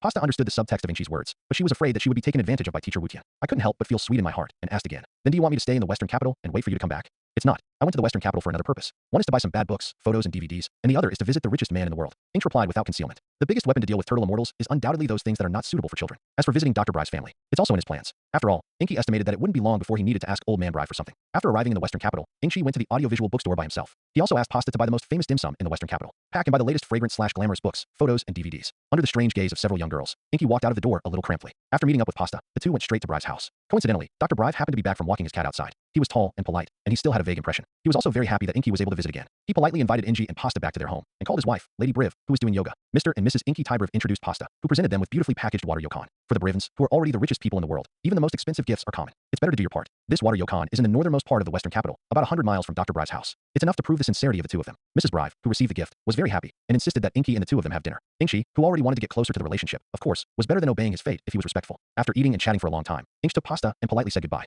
Sitting on the flying machine, Pasta was still lamenting the amiability of the world's richest people, the Briv couple. Inky had already taken out the energy detector and put it on. When he flew out of the western capital, Pasta asked where he would go next. Inky motioned for her to stop talking, and then turned on the power. After several searches in a row, he finally locked on the Turtle Immortal with a combat power value of 139. Inch then pointed in the right direction. Pasta realized, and quickly steered the aircraft around the corner, flying towards the point of Inky. Inky cut off the power supply and exhaled softly. To be honest, this dangerous feeling of walking a tightrope is really very unpleasant. However, it can't be without. He thinks that he doesn't have the luck of Sun Wukong and Clint, and he can find the Turtle Immortal Island hanging in the sea casually. Seeing his look, Pasta asked softly, "What's wrong?" Inky smiled. "Don't worry too much. It's okay now. The blindfold I wear on my face, called the energy detector, is able to detect the reactions and locations of the planet's high energy. But it is also a high-performance liaison. On the other side of the liaison, there's a presence that I can't match right now, so you have to be cautious." Pasta nodded obediently, not asking anything more. The aircraft flew over the vast continent and flew at sea for more than 2 hours, during which Inky also turned on several energy detectors to confirm its position many times. Eventually, I found a miniature island with only one room on the island. Inky noted down the approximate location and motioned for Pasta to continue heading north. When we arrived at the coconut grove by the sea, we stopped in the clearing. Inky placed the villa-type mansion here, and after saying to Pasta that everything was business as usual, he used the sky dance technique and flew alone to the turtle fairy house that he had just found. When Inky floated down above the turtle fairy house, the bald turtle immortal wearing sunglasses and a plaid shirt was already standing in the open space in front of the corridor with a serious face. "I can't see the crutch that never leaves my hand on weekdays. Young man, who are you? The strong man who just passed by here is also you, right?" Seeing the appearance of the turtle immortal as if he was facing a great enemy, Inky smiled slightly. "Yes, it's me. My name is Inky. I'm glad to meet you. Teacher Wu Tian." Sensing Inky's kindness, the turtle immortal's face turned slightly pale, but he still did not relax his vigilance. "You suddenly came to me, an old man. What are you doing?" Inky replied calmly. "Teacher Wu Tian is the god of martial arts, and I came here to ask for advice this time." When the turtle immortal heard this, he unconsciously relaxed a lot. "Don't be kidding. Your strength is far superior to mine. I'm old man, but I still have this insight. What can I teach you?" The young man, named Inky in front of him, brought him too much of a threat. Has even surpassed his master Wu Taidu. I have seen it in my life, and only the terrifying great demon king of Vic can compare with it. If it weren't for the fact that he didn't feel the evil aura from the young man, he might have wondered if the other party was related to the great demon king Vic. Seeing that the turtle immortal didn't believe it, Inky directly explained his purpose. "I want to learn from Master Wu Tian the ability to control chi and sense chi, as well as your mastery of those unique secret techniques." "What? You're so strong. You haven't mastered your chi yet?" The turtle immortal almost dropped his sunglasses to the ground in surprise, which was beyond common sense. However, he quickly coughed lightly twice and picked up the shelf. "I'm sorry, I don't know you very well. Therefore, I can't just teach you casually." With a smug smile, Inky took out a universal capsule from his pocket, pressed the button on the capsule, and threw it on the ground. I heard a bang, and a large transparent plastic bag appeared on the ground, which was bulging/sacraming full of books, photos, and DVDs. The cover is full of fragrant/glamorous pictures. In just 1 second, the turtle immortal had already completed the switch from a high-ranking person to a lustful old man. "Hey, this is a collector's edition farewell photo of actress Maria. Wow, this is the hottest romance novel at the moment. Hey, this is this. Isn't this the Yoga Queen Yui's full set of out-of-print DVDs? Also theirs." The turtle immortal completely ignored the image and squatted on the ground. As if he had seen some peerless treasure, he kept flipping through the large transparent plastic bag brought by Inky. "I forgot that Inky was still around." Inky said in a timely voice. "These are all the little gifts I brought to you, Teacher Wu Tian. When your guidance is over, I will have another big gift." "Oh, really?" The turtle immortal once again shifted his gaze to Inky in front of him. Noticing Inky's affirmative expression, the turtle immortal coughed twice again, and his expression became more serious than ever. "Inky, I like your meeting gift very much. But until I have confirmed your mind, I will not teach you any martial arts casually." The turtle immortal's answer had been expected by Inky. This old man usually looks out of tune, but he is still quite reliable at critical moments. The reason why he refused to guide him as easily as he did with Sun Wukong and Clint was probably because he was afraid that he would run away to do evil after he learned it, and then there would be no one to cure him. Come to think of this, Inky nodded in understanding, but he also threw out the grandiose excuse that had been prepared a long time ago. "Teacher Wu Tian, I can understand your worries. However, if it weren't for the future of the planet, I wouldn't have bothered you." The turtle immortal furrowed his snow-white eyebrows. "What do you say?" Inky said slowly. "To tell you the truth, in fact, I still have a small special ability. It is a picture that can foresee the future in your sleep. Not long ago, I foresaw a very terrible scene. The end of the earth was about to come." The turtle immortal said very wisely. "The end of the earth." Inky nodded. "Not bad. I foresaw that the great demon king of Vic, who had almost destroyed the world, had reappeared in this world, brought fear and death back to the world. To make matters worse, he will also rejuvenate himself through something called a divine dragon. In order to prevent the whole world from being enveloped in the ferocity of this demon king, I must strengthen myself as soon as possible and defeat him when the day really comes." These words undoubtedly had a great impact on the nerves of the turtle immortals. In this life, so far, if you have to say that the person who impressed him the most, it is undoubtedly the great demon king Vic. That kind of invincible domineering posture. There is also a terrifying strength that is so strong that it is desperate. Even his most respected teacher Wu Taidu is far from being his opponent. In the end, he died because of it. The turtle immortal took off his sunglasses in shock, and spat flew sideways. "No, it's impossible. The great demon king of Vic has been sealed by my master Wu Taidu, and it is impossible for him to escape. The rice cooker used to seal it was thrown into the sea by my own hands." Inky didn't deny it. "It's not the great demon king of Vic who escaped by himself. In my dream, 3 people found the rice cooker in the deep sea. Then he released the great demon king of Vic. It's just unreasonable." The turtle fairy was so angry that his nose was crooked. "My master, Wu Taidu, gave up his life to seal the peerless demon, and there were humans who were stupid enough to release it. Is this an attempt to destroy the world? No, I've got to get the rice cooker back. Let me think about it. Where did you lose the rice cooker back then?" Inky smiled and didn't say anything, but quietly watched the turtle immortal performance. The turtle immortal finally scratched his head embarrassedly and lost his mind. He clenched his fists again, coughed lightly, and said, "Are your dreams really that effective? Could it be just dreams?" Inky said with certainty, "Those events that I had a hunch, 100% will be realized. The difference is only in the early and late time. Teacher Wu Tian, you have seen the great demon king of Vic with your own eyes. You must understand his terribleness. Therefore, for the sake of the earth, for the sake of all mankind, please." The turtle immortal was stunned for a moment and said slowly, "I understand. So, where do you want to start?" "Of course, you have to do a full set of plays." Inky replied without hesitation. "Let's start with the demon seal wave that can seal the great demon king of Vic." Demon seal wave? The turtle immortal's eyes flashed with surprise, and he no longer had any doubts about Inky's character. The reason is simple. This trick is extremely depleting to the human body, and if the physical strength is insufficient, 9 times out of 10 it will lose its strength and die. Good. In front of Camasina, Demon Seal Wave. With Inchi's shout, the entire space environment changed to green. And in front of Inchi, a giant/large clockwise vortex formed. In an instant, the poor sea turtle that was acting as the sealing object at the front was directly sucked in, and after distorting and shrinking, it spun rapidly in the whirlpool passage. Inchi spotted the opportunity, put his index finger and middle finger together, and suddenly threw it down. The turtle screamed, and with a pillar of green light, it crashed into a half-used rice cooker. With a final snap, the lid closed. It worked. Inchi's eyes couldn't help but light up. This is pointed out by someone, and his own membrane cord is just different. Counting this time, it was only the 5th time, and in less than half a day, he had already mastered it completely. And, more noteworthy, with the memory of his data incarnate body, there is no possibility of error in the future. Wherever you want, you can seal whoever you want. This is quite a perverted skill. As long as the physical strength is enough, an immortal body as strong as Zama's must be obediently sealed. The turtle immortal, who had been silently observing beside him, was even more shocked by Inchi's talent in his heart. You must know that in order to learn the magic seal wave well, it took him several years. Alright, come in for lunch. You've got the hang of it. Let's learn how to make seals in the afternoon. This is a very important part. As soon as the turtle immortal's voice fell, Inchi, who had just released the dizzy turtle from the rice cooker, had already flown into the sky. Thank you, Teacher Wutian. But there will already be people waiting for me to go back to dinner. I'll come back to you in the afternoon. The turtle immortal watched as Inchi flew farther and farther, and finally turned into a black spot. He hadn't mastered the art of dancing the sky, so he could only say angrily, "This stinky boy, don't bring me with you if you have something to eat." In vain, I even prepared a big meal for him. The turtle, which has only now recovered from its dizziness, does not yet know what is happening. He just subconsciously complained, "Turtle immortal, can you not use me as experimental material in the afternoon? I'm just a turtle." The turtle immortal turned around, glanced at the turtle, and comforted, "Don't worry, little turtle. Inchi has mastered the magic seal, and there is nothing for you to do in the afternoon." When the turtle heard this, he was very excited. Really, that would be great. Poor and happy, I can't imagine it now, and in a few years, it will still be reduced to the experimental material of the demon sealing wave. It's just that the test object was replaced by Sun Wukong. After a beautiful lunch at the seaside villa, Inchi flew back to the turtle fairy house. Learn how to make seals from the turtle immortals. Inchi's learning attitude is extremely serious. He's watched anime, and of course he knows that this seal is the most important thing. Originally, Tenangs had already sealed Zama's, but Goku forgot to bring the seal, which led to a collapse. The lessons of the past are still in front of us. Spring goes to autumn, and the cold and heat are easy to meet. In the blink of an eye, Inchi had been here in the turtle immortal house for 5 months. What he has gained over the course of 5 months has been phenomenal. First of all, Inchi squeezed all the skills on the turtle immortals. Now his list of skills looks like this: Sky Dance, Energy Blaster, Energy Bomb, Protective Shield, Artificial Moon, Demon Sealing Wave, Turtle Sect Qigong Wave, After Image Fist, Multiple After Image Fist, Drunken Fist, Hypnosis, Mind Reading, Golden Bondage, and 10,000 Kingdoms Shocking Palm. Secondly, Inchi was here in the turtle immortal house, and finally learned the 2 basic abilities that he valued the most. One is the free control of Qi, and the other is the perception of Qi. The former allows him to gather and condense his aura as he wants, while the latter is an excellent means of responding to enemies and reconnaissance. It can also lay the foundation for teleportation in the future. Speaking of which, these 2 abilities really cost Inchi a lot of time and effort. In the 5 months he had been cultivating in the turtle immortal house, it had taken less than a month to drain all the skills on the turtle immortal, and most of the rest of the time, he was comprehending these 2 basic abilities. This is also a helpless thing. Although Qi exists in essence, it is too ethereal to describe. If you can comprehend it, you can grasp it at once, and if you can't comprehend it, you can toss it in vain. At this point, the turtle immortal, who is extremely experienced, has no way to help him take a shortcut.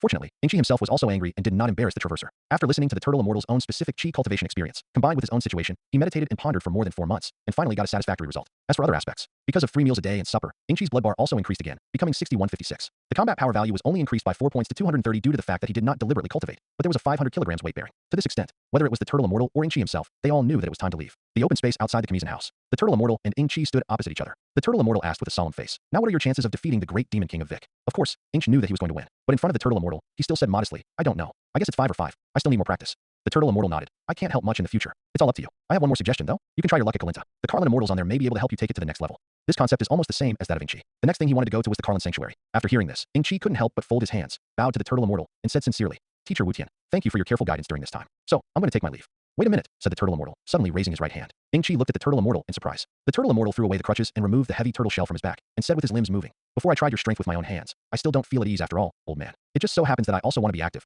How about accompanying me in the last battle?" Inchi's eyes lit up. "I really can't ask for it." Hearing Inchi's agreement, the turtle immortal spewed out 2 clouds of white gas from his nostrils, and immediately set up a posture. Inchi suddenly said again, "Teacher Wutian, I have one more request." "Huh?" The turtle immortal was a little confused. Inchi Jingsa said, "Even after I win, Teacher Wutian, how about giving me the glass bead under your neck and the banana fan in the room?" The dragon beads and the banana fan are placed here by the turtle immortals, which is a tyrannical thing. The former was hung as an ornament, and the latter was thrown away as garbage a few years later. Rather than this, it is better to let him use it wisely. The turtle immortal agreed without any hesitation. "Okay, but what if you lose? Then I will have people send the latest issue of the Dream Girl group photo to Guasian Island every month." Inky was quick to say, "Deal." The turtle immortal's eyes lit up and agreed, but in a blink of an eye, it changed to the serious appearance just now. Inchi breathed a sigh of relief, and freely converging part of the Qi in his body into the cells, suppressing his combat power to the same level as the turtle immortals. It's not that he has any masochistic tendencies. It's not to pretend to be forced, either. But in the early stage of this Dragon Pearl, relying on combat power to suppress and win, there is no point at all. What's more, this is also the time when he needs to replenish his combat experience and cultivate his skills against the enemy. The duel of the same level of combat effectiveness can undoubtedly help him grow rapidly. Sun Wukong, the chosen one, came step by step like this. The turtle immortal instantly noticed that Inchi's aura was much weaker, and a look of doubt flashed in his eyes, but he was not slow to make a move. In the blink of an eye, it had already shot in front of Inchi like lightning, and a sharp punch slammed into his chin.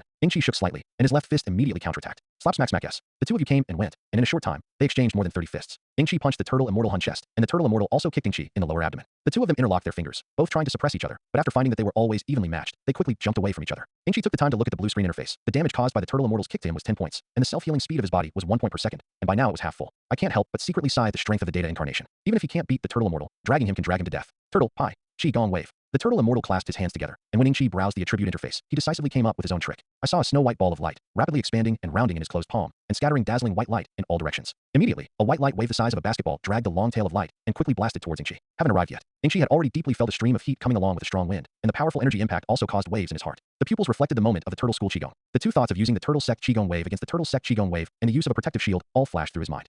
And he instantly vetoed them. His real strength far surpasses that of the turtle immortal, and the speed of the data incarnation body is more advantageous, and the wave is simply bullying a child. It makes even more sense to open the shield. With his infinite physical strength, this protective shield can be maintained until the heavens and the earth are old, and it is impossible for the turtle immortals to break the defense until they die. Since neither of these is desirable, then it has to be forced. Ingqi relied on the characteristics of the data incarnation of the body to be immortal and uninjured, and boldly supported his hands forward. The turtle immortal was startled when he saw this. He was very aware of the power of his turtle sect's Qigong wave. Ingqi shouted. His hands were like holding up a volleyball, and he forcefully lifted the turtle sect Qigong wave and turned it back. The turtle immortal was still worried about Ingqi, but in a blink of an eye, he saw that the turtle sect Qigong wave was attacking him again. In the rush of accidents, it is inevitable that there will be some hurry. But he was experienced in combat, and he swept backwards with a little tiptoe. The Qigong wave crashed into the ground, exploding an astonishing ball of flames and a cloud of smoke and dust. The turtle immortal secretly said that it was a fluke. However, at this moment, Ingqi's voice sounded ghostly behind him. Teacher Wu Tian, you are careless. Not good. The turtle immortal's eyebrows twitched, and when he was about to use the afterimage fist to evade, he felt a finger on the back of his head. As the creator of this move, how could he not tell what Ingqi was using now, which was the golden binding technique? The next moment, he felt several areas of his brain paralyzed, and with the ensuing consequence, he couldn't move a single bit. The brain uses nerve electricity to control bodily movements. The principle of the skill is that the electrical current emitted by the tips of the fingers paralyzes the brain system and prevents it from issuing instructions. In this way, the effect is similar to that in martial arts novels. Wow. Ingqi appeared in front of the turtle immortal who couldn't move, and said with a slight smile, Teacher Wu Tian, the next move I am going to take the heavenly palm of all nations. So, this competition, I should be considered a winner. After a long time, the paralysis in the turtle immortal's brain gradually subsided. The turtle immortal who felt that he could move freely, faced Ingqi who was smiling, and coughed twice in embarrassment. What an old bone. The reaction was also sluggish. Didn't even survive 10 moves.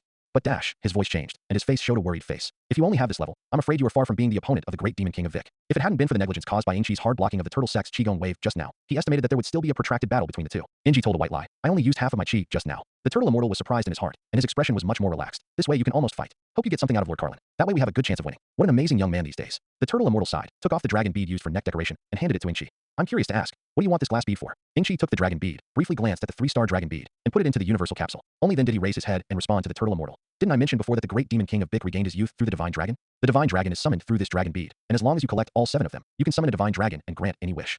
What? Can any wish come true? The turtle immortal grinned in frustration. Ingqi, of course, knew what was going on in his heart, and with a smile, he took out another universal capsule and threw it on the ground. With a bang, there was an extra box on the ground. Didn't I say that when your instruction is over, there will be another big gift? Here's 100 million sols in cash, and I'm going to give it to you. That way, you'll be able to buy whatever you want. There is no need to use a dragon at all. The turtle immortal rubbed his hands, almost drooling. How embarrassing is it? The regret of losing the dragon bead was instantly left behind by him. At the same time, he was already thinking in his mind how much he could buy his favorite treasures with this huge amount of money. You're welcome, that's my heart, Ingqi said with a firm attitude. The turtle immortal also accepted it half pushed. After getting the banana fan, Ingqi once again officially submitted his resignation to the turtle immortal. Before leaving, however, he remembered 2 more things. That's right, Mr. Wu Tian. I have one more thing I would like to ask you. Do you know where the 5-finger mountain, known as the hand of the devil, is? 5-finger mountain. The turtle immortal was stunned for a moment, and said strangely, do you mean the legendary 5-finger mountain where the sleeping beauty is imprisoned? According to what I know, the 5-finger mountain is very large, and you can definitely see it all the way west from here. What? Do you want to go and rescue Sleeping Beauty? Ingqi nodded calmly. Not bad. I'm trying to get Sleeping Beauty. When the turtle immortal heard this, his face immediately turned red, and he leaned over to Ingqi's side and whispered, Ingqi, I'll discuss it with you. After you rescue Sleeping Beauty, can you bring it to me to see? Ingqi smiled and shook his head. I'm afraid I'm going to disappoint you. Sleeping Beauty is just a beautiful crystal gem. You won't be interested. Oh, what? It's just a gem, forget it. The turtle immortal, who learned the truth, shook his hand again and again. Ingqi had already flown into the air. Teacher Wu Tian, goodbye. In the future, there will be 2 boys who want to learn from you. Remember to take them. Both of them will be the backbone of the future defense of the earth. Yes, I see. The turtle immortal nodded in surprise. Ingqi didn't say anything, and flew towards the seaside villa at high speed. On the aircraft, you want to save Sleeping Beauty? Asked Pasta, who was piloting the flying machine. The fuselage couldn't help but jolt a little. Ingqi reluctantly explained, what are you thinking about? Sleeping Beauty is an energy gem. The energy contained in it is very huge/large, and it can even directly destroy the sun. For me, it's very useful. After getting the Dragon Pearl, he wanted to go to the Western capital as soon as possible to ask Dr. Brive to make the Dragon Ball radar. But it soon occurred to me that the energy problem of the spaceship and the production of the gravity system need to bother each other. In that case, instead of bothering many times, it is better to solve the problem all at once. As for the energy problem of the spaceship, Ingqi instinctively thought of Sleeping Beauty for the first time. Because this gem that claims to be able to provide a giant/great power that can destroy the sun is really impressive. Hearing that Sleeping Beauty is not human, Pasta also returns to normal. After flying west for 2 days, at noon on the 3rd day, Ingqi finally saw the legendary Devil's Hand 5 Fingers Mountain. It's also strange to say. Originally, it was a sunny day, but as soon as I entered the area of Wuji Mountain, the sky immediately became cloudy, but no rain fell. In the dim sky, the craggy and strange shape of the 5 Finger Mountain is really like the palm of a demon squirting out of the ground. Pasta couldn't help but mutter, this place is really weird enough. Ingqi, who had already seen the demon god castle, nodded. How can the dwelling place of the vampire demons not be weird? If you go any further, you may be attacked. Pasta is now obedient to Ingqi's words. Hearing this, he immediately lowered the aircraft. Stepping out of the cabin, Ingqi turned. Looking at the machine gun that had already been picked up, Pasta persuaded. Otherwise, you can go back to the Western capital first and wait for me. Those vampire demons in Daedric's castle are just minions to me. I've got the gem, and I'll be going to the Western capital to meet you soon. Pasta didn't accept Ingqi's suggestion this time, shook her hair heroically, and winked playfully. I'm not at ease if you go alone. Don't worry about me. I was once a good fighter. Maybe it can help you this time. Ingshi shook his head helplessly and said nothing more. Pasta can follow if she wants. Anyway, those vampire demons in the demon god castle are just some big scum with a combat power of no more than 10. He has every confidence in keeping Pasta safe. After Pasta took the craft back into the universal capsule, Inky put her arms around her waist and flew straight to the demon god castle. To Ingshi's surprise, there were no demons coming to stop him. It's a rare thing. In the anime, the number of ghosts and ghosts here in Wuji Mountain is amazing. All the way to the demon god castle unimpeded, Ingshi blew up the wide wooden door that was more than 3 meters high with a wave of energy shock. Inside the castle, it's not the shadow of the horror imagined. Everywhere there are beautiful and luxurious crystal chandeliers, all of which emit a faint soft glow that illuminates the entire interior of the castle. Can't you think of this vampire demon? It's still very stylish, said Pasta, who was in Inky's arms, as she looked around and sighed in surprise. Ingshi, who had already heard the commotion of the vampire demons, smiled faintly, and while flying towards the source of the sound quickly, he replied nonchalantly, "That's nature. Lucifer, the owner of this demon god castle, is a rare gentleman." As he spoke, ancient Pasta had already broken into the halls of the castle. This is the center of the demon god castle, which is hollow in the shape, and the first, second, third, and fourth floors are all connected. Standing on the lowest floor, you can see the entire castle at an unobstructed view. At this moment, each floor of the castle was filled with hideous, ugly-looking vampire demons, densely packed with thousands. The reason why Ingshi and the two of them were able to go all the way just now is probably here. These vampire demons are all gathered in the castle today, waiting to taste the delicious blood. As Inch and Pasta surveyed their surroundings, the vampire spotted them. Another human has broken in. The movement just now must have been made by them. Catch them. Soon a demon shouted. Immediately after, a large number of vampire demons on the first layer rushed towards Ingshi and Pasta. Inch, look there. In Inch's arms, Pasta was not flustered at all. She suddenly pointed to the middle of the hall. Well, I saw that too. Let's go over and save people first. Inchi nodded, looking in the same direction Pasta was pointing. In the middle of the hall, there is a high platform made of granite. And on this high platform, there is also a rather gorgeous princess building. At this moment, on the princess's building, a purple-haired girl about 13 or 14 years old was lying. The purple-haired girl was quiet with her eyes closed, as if she were asleep. It would have been a pretty good picture. But because of the man standing in front of the princess, the whole style of painting has completely changed. The man was dressed in a gorgeous suit, with a delicate blood-red bow tie pinned to his neckline. His skin was blue, his face was in the shape of a standard melon seed, and his chin was pointed enough to poke a person to death. The reason for the sudden change in painting style is that he has a pair of blood-red pupils. There was also a sharp knife and a tall glass wine glass. Inchi has watched the anime, so he naturally recognizes this gentleman with a strange style as Lucifer, the owner of this demon god castle. Saving people is like fighting fire. Inky hurriedly hugged Pasta and flew to the high platform. Looking at Inch and Pasta, who were flying towards him, Lucifer asked in a deep voice, "Who are you, and why are you here to disturb our sacred virgin/female blood drinking ritual?" "We are the ones who want your life." Inky snorted coldly. The voice fell. Obviously, there was still a distance of about 5 meters between the three of them, but the next moment, Inky had already taken Pasta and flashed in front of Lucifer, who had not reacted at all, and hit him in the abdomen with a punch. Lucifer bowed into a prawn in severe pain, and after squirting a lot of saliva, he fainted directly. Before getting Sleeping Beauty, Inky certainly wouldn't kill him easily. The many vampire demons around who were obviously not good in IQ rushed to the high platform again. Dealing with these ugly and vicious guys, Inky will naturally not be soft. Let Pasta take care of the purple-haired girl. Inky condescended, stretched out his hands, and carried the earth-shattering palms of all nations. The world is shocking, and the name has nothing to do with its actual effect. It may have been created by the turtle immortals when they were in the second year of secondary school. Its real principle is to convert gas, through a certain frequency, into tens of thousands of watts, or even higher powerful currents. It's so expensive and so powerful that it's easy to kill someone. Considering that Sleeping Beauty is still in this castle, it is inconvenient to use a wide range of AoE skills, so as not to cause the castle to collapse. Then this skill, which specializes in the human body and is extremely diffuse, is undoubtedly the best choice at the moment. In a few blinks of an eye, Inchi's hands were already flashing with lightning. The terrifying current, like a spirit snake, kept beating above his palms. Feeling that he had accumulated enough energy, Inchi suddenly leaned forward. In an instant, 2 jagged golden pillars of energy shot out, accurately hit 2 green-skinned demons who rushed up side by side along the steps. The 2 demons immediately screamed. The demons behind were still unclear about the situation, and they still rushed forward with full strength, and naturally, they also crashed into the powerful current. That's it. 1 to 10, 10 to 100. Soon, except for a few purple-skinned demons who reacted quickly and were timid and afraid of death, the vampire demons on the first layer of the entire demon god castle were all enveloped in it by the strong electricity emitted by Inchi. The earth-shattering screams and the smell of burning that gradually wafted through the air frightened the second, third, and fourth floors of the vampire demons trembling. This exaggerated scene, except for Inchi, I'm afraid that no one can replicate it. Even the turtle immortal who created this trick is impossible. The reason is simple. Only unlimited physical strength can withstand this extravagant energy consumption. Inchi slowly discharged for a full 5 minutes, and after confirming that the vampire demons who were involved were all dead, he stopped the earth-shattering palm of all nations. However, at this moment, a vampire demon who was more than 3 meters tall, with 2 red horns on his head, scarlet skin, and was covered with disgusting bumps, stepped on a pair of Hot Wheels and quietly appeared behind Inchi.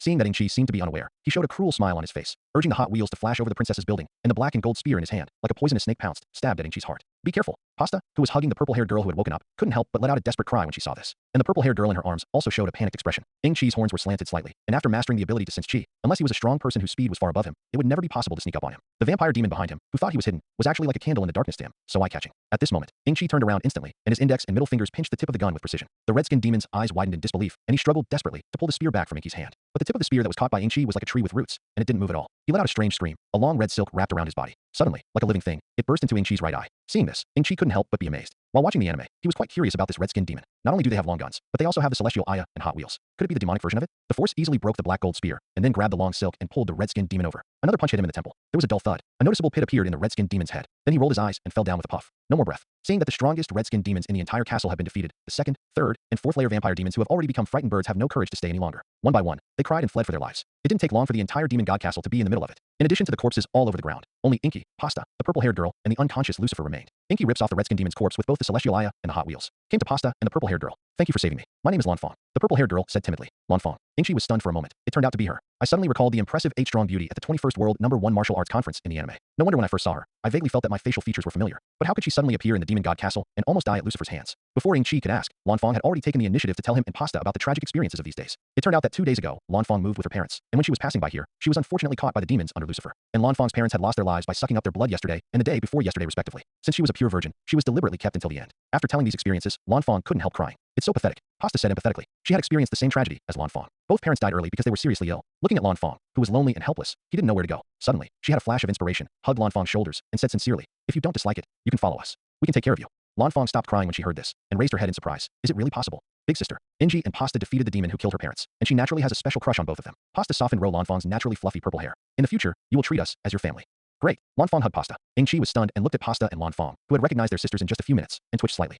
Inch gives Hot Wheels to Pasta. Inky couldn't figure out what the structure was, but the amazing thing is that it just can float in the air, and once you step on it, it will firmly stick to the soles of your feet, and at the same time, it will not burn your feet. Pasta stepped up and tried it out, and the Hot Wheels carried her steadily in midair. Then, she flew back and forth several times over the castle with great novelty, and then reluctantly returned to the high platform. Inky put away the mixed sky Aya with the universal capsule, picked up Lucifer with one hand, and said, "Let's go. It's time to go and find Sleeping Beauty."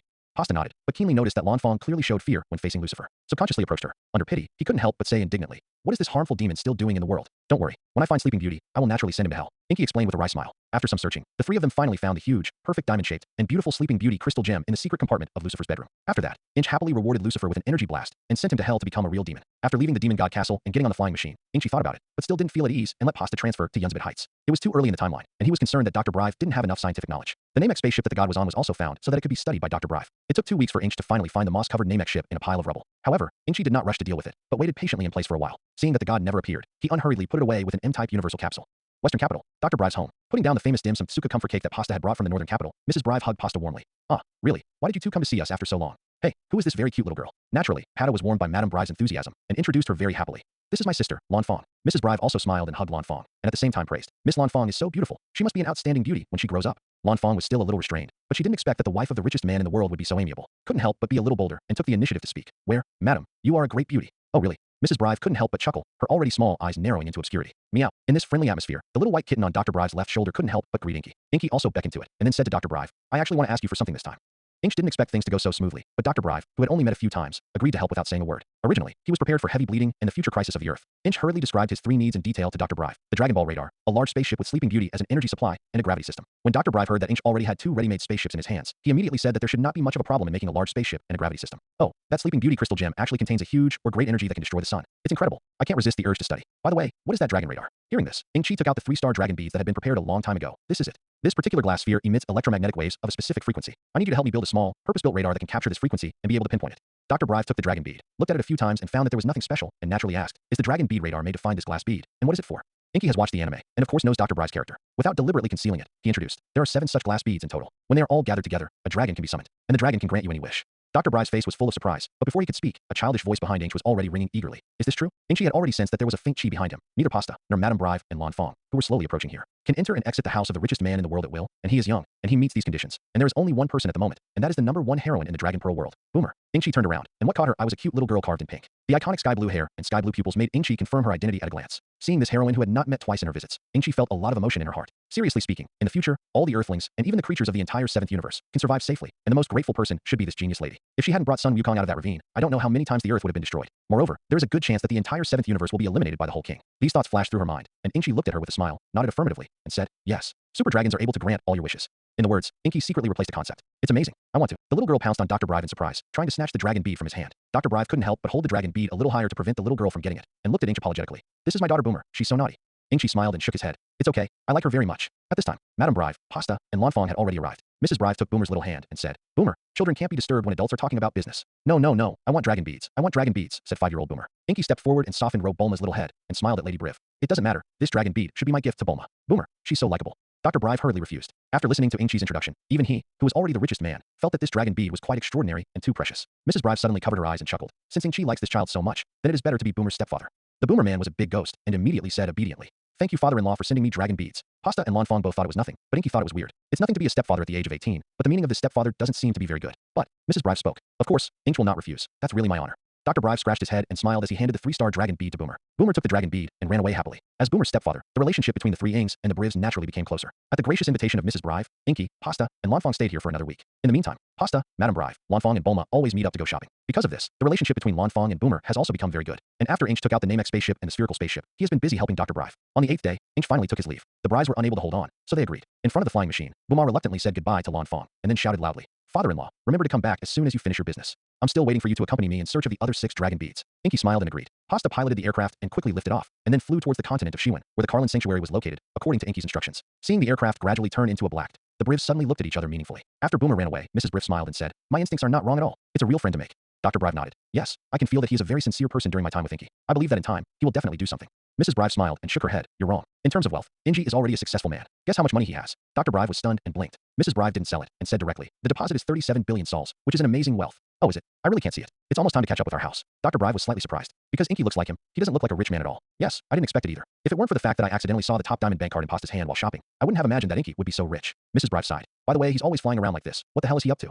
"Well, I remember when I was chatting at work, he mentioned to me that the Earth will become more calamitous in the future, so I have to prepare in advance." Dr. Brive picked up a cigarette and struggled to remember. What do you mean? I don't know." After 2 days, the aircraft has flown over the largest and most extensive kaolin forest in the western continent. With Inchi's guidance, he has not gone through the wrong road. In the aircraft, Pasta was looking ahead and driving seriously. Lanfang curled up on the sofa and read fashion magazines with relish. And Inchi was still sitting cross-legged on the futon, meditating, thinking about the cultivation method of the new skill finger lightsaber in his mind. Suddenly, Pasta exclaimed in surprise, "I see Kalinta." Lanfang threw away the magazine and ran to the bridge with great interest, looking into the distance through the glass. "Wow, is that Kalinta? It's so high." Inky opened his eyes and stood up. "Kalinta is high. If it is not high, how can it become the first place in the Dragon Bead world to quickly brush up combat power values?" Thanks to her powerful eyesight, Inky can see more clearly than Pasta and Lanfang. The special pattern on the tower was completely consistent with his memory. Pasta's men unconsciously increased their speed. After passing through a large green forest, a large open space rarely appeared on the ground. By the time they reached the bottom of the Carlin Tower, the 3 of them kept an eye out for the 3 Indian-like tents beneath them. "This is already the depths of the Kaolin Forest. I didn't expect it to be inhabited," Lanfang said curiously. Inch nodded. "They should be the people who have guarded the Kaolin Holy Land for generations. Although I don't really understand this kind of behavior, I still admire this kind of sacrifice."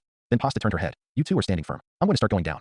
After the aircraft landed smoothly, as soon as he stepped out of the hatch, Inchi noticed 2 sturdy men of different races holding spears, swarthy and oil-painted. The young man had a scar on his nose, though much younger than he remembered, but Inch still recognized him at a glance. After being killed by Tao Bai Bai, he was resurrected by the Dragon Bead, and the father of the little UPA, Bola. Next to Blah was a middle-aged man with gray hair. If nothing else, it should be his father. And in front of the tent not far behind the 2 men, there were 2 women supporting each other. The elderly woman is supposed to be about the same age as Bella's father. Another young woman was handsome, but she had a sickly look on her face. "I think these 2 must be Bella's father and Bella's wife." "Outsider, who are you? What are you doing in the Holy Land of Carlin?" shouted the young Beulah with a wary face. Inky smiled and took a few steps forward. "Hello, we have no ill intentions. We just want to challenge Kalinta." Pasta had already walked out of the hatch, and when she saw that there were 2 other women at the scene, she turned back to the aircraft to get a snack. She has now gotten into the habit of bringing snacks with her home visits. There is sincerity, but it does not appear to be a Philistin. Listening to Inky's words, Beulah and her father looked at each other in shock. As the generational guardians of Kalinta, they certainly know best how terrible Kalinta is. Many challengers fell to their deaths because of fatigue in the middle of the process. According to reliable records, no one has been able to climb the Kalinta for more than 200 years. Blah's face pale. "Go back. Kalinta is not something that can be challenged casually."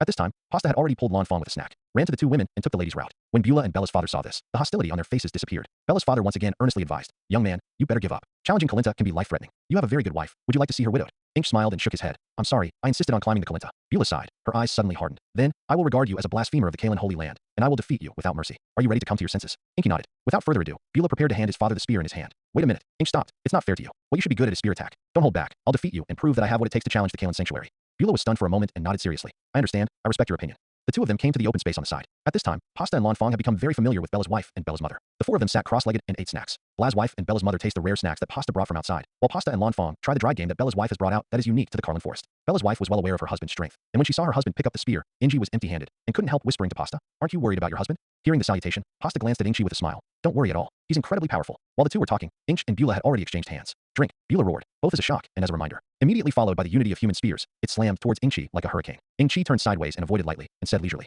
"I feel that you should still have some strength left. You're welcome. Just do your best to attack it." "Then be careful," Beulah reminded again, and the spear's speed suddenly doubled. In an instant, more than a dozen phantoms appeared on the tip of the spear, like a blooming flower, and it was covering towards the key point in front of Inchi Han. Inchi only dodged and did not attack, and the whole person was like a butterfly shuttling among the flowers, easily avoiding all attacks. Seeing this, Beulah couldn't help but lose his momentum. Keenly aware of this, Inchi reminded with a smile, "Be careful. I'm going to punch." Bella's heart tightened, and she hurriedly subconsciously stopped the spear body in front of her. And the moment he finished his defense, Inky's fist also arrived. After easily interrupting the spear, it was imprinted on Bella's Hun mouth with almost no gaps. Beulah flew straight up and rolled on the ground after landing. Bella's wife and mother stood up nervously. Bella's father also hurriedly stepped forward to inspect it. Beulah patted Hun with a sigh of relief, and then immediately stood up and said that he was fine. When he looked at Inch again, his eyes were full of respect. "You are really strong. Now I have complete confidence that you can climb the Kalinta." Inchi smiled and didn't say anything. After a while, everyone gathered under the Kalinta. Beulah said, "Don't hesitate to challenge Kalinta. We'll take care of both of them." "Thank you, but I'll take them up with me." Bella's family was stunned. Just as they were trying to persuade Inky not to take risks, Inky had already placed Pata and Lanfang on her left and right shoulders one by one, and then tightly clamped the two women's big kicks, rushed to Kalinta like a runner. Only the Beulah family was left dumbfounded. Bella's father suddenly muttered to himself, "It's the first time I've seen someone climb the Kalinta like this in most of my life." "Yes," said Bella, nodding approvingly. "I have a strong premonition. Mr. Inky, he's going to succeed this time."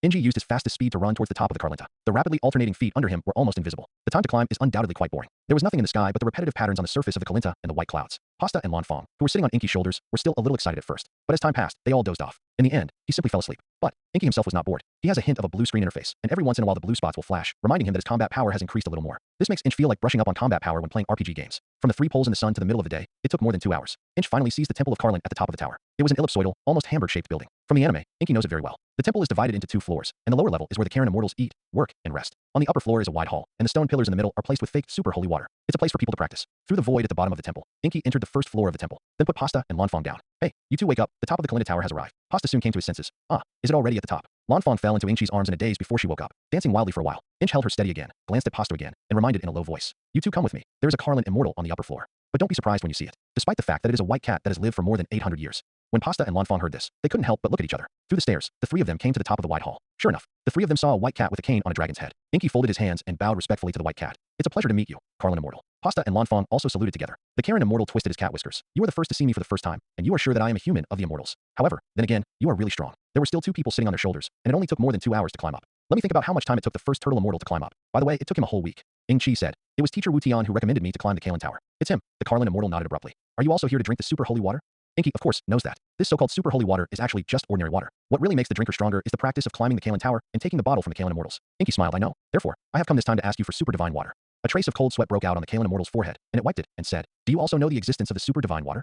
"Of course it's clear." Inky nodded. Super divine water is a miraculous liquid that can help the drinker to unleash their potential, but it is highly toxic. If you can't resist this toxicity, you will die directly. However, even Sun Wukong, whose combat power value was less than 200 at the time, could withstand this toxicity. What's more, the current value has surpassed that of Sun Wukong at that time, which is more than twice as much. Take a step back. With his database body, as long as the poison can't completely empty the health bar at once, it's not a big deal. This is the base camp of fairy beans. With just 1 pill, the health bar can be completely refilled. What could he have to worry about? Then I understand. The Carlin immortal bowed slightly. It doesn't make much sense, but I still have to ask. What is the purpose of drinking supernatural water? As he spoke, the Carlin immortal suddenly closed his eyes. Seeing this, Inchi couldn't help but tilt his horn slightly. For him, who also mastered the skill of mind reading, the deliberate verbal guidance of the Karen immortal just now, as well as the current cooperative actions, the intention was simply too obvious. The principle of mind reading is to use chi to feel the target's brain waves, and then restore them into images and information in one's own mind. In other words, mind reading can only read what the target is thinking at the moment. Therefore, before you can use the art of mind reading, you must use words to guide the target to think about the information you want to get. Meantime, it is also difficult to feel the target object. Like those who are pure-minded or innocent, such as Monkey King and Nan Wu, they can be read very easily, even with their eyes open. But in the face of a person with a complex mind like Inchi, he needs to close his eyes and concentrate all his energy on reading like the Carlin immortal is doing now. Look at it this way. It's not strange that the Carlin immortals are no longer using mind reading on him.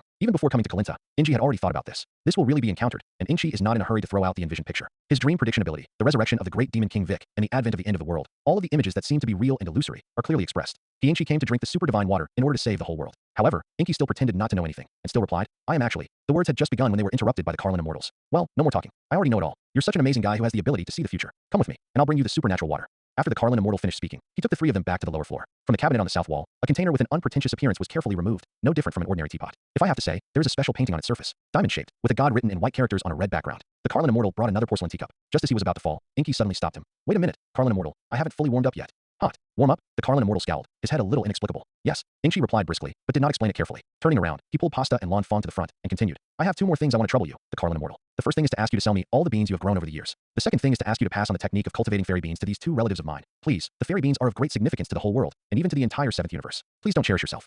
A treasure like a cosmic strategic level like an immortal being, and the possession of all of them was a plan made at the beginning of Inchi's crossing. Even if it is by force, he will achieve this goal. It's really because, first, the meaning and utility of Shindo is too extraordinary for a Saiyan like him, or a digital Saiyan. The second is to let the fairy beans continue to stay here with the Karen immortals, which is simply a tyrannical thing. I don't know how much is wasted as food." Thinking of the extravagant picture of Arkalo grabbing more than a dozen handfuls of fairy beans in a row and stuffing them into the sink, Inchi was inexplicably heartbroken. This is definitely a goddamn super loser. Opposite Inky, the Carlin immortals thought they were shocked enough today. The nerves should be completely numb. After all, I learned a lot of incredible things. First of all, it is a mere mortal who actually has the ability to predict dreams that the gods do not have. Secondly, it is the great demon king of Bic, who was separated from the gods back then, who will get out of trouble in the future and bring disaster to the world again. In the end, it was a mortal who actually wanted to learn the cultivation technique of fairy beans. But it never thought that it would be shocked by the words of the mortal in front of it again. It couldn't help but blurt out and ask, "You actually know about the 7th universe? This is a secret that only immortals can know." Inchi didn't expect that what the Kalen immortals cared about was not the ownership of the fairy beans and the planting technology, but an insignificant issue of the cosmic pattern. Stretching his chin, he explained nonchalantly, "Well, my prophetic dreams are strange. It is to often learn about some secrets that ordinary people can't touch." The Karen immortal scratched his chubby head and sighed for a while. This ability of yours is really amazing. By the way, what did you just say? Ingshi patiently repeated the purchase of fairy beans and the learning of fairy bean planting techniques. The Carlin Immortal thought for a moment and said, these fairy beans are quite precious. You can't get a few in a year. Besides, it's useless for me to ask for your money in the world.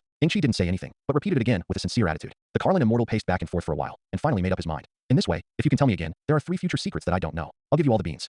Ingshi was stunned for a moment, and then his heart blossomed. The ancients didn't deceive me. Isn't this the standard curiosity that kills cats? Deal. First, the remaining evil Scions in the future will attack Earth. Second, the future emperor of the universe, Frisia, will be defeated and killed. Third, in the future, Majin Buu will break the seal and return to this world.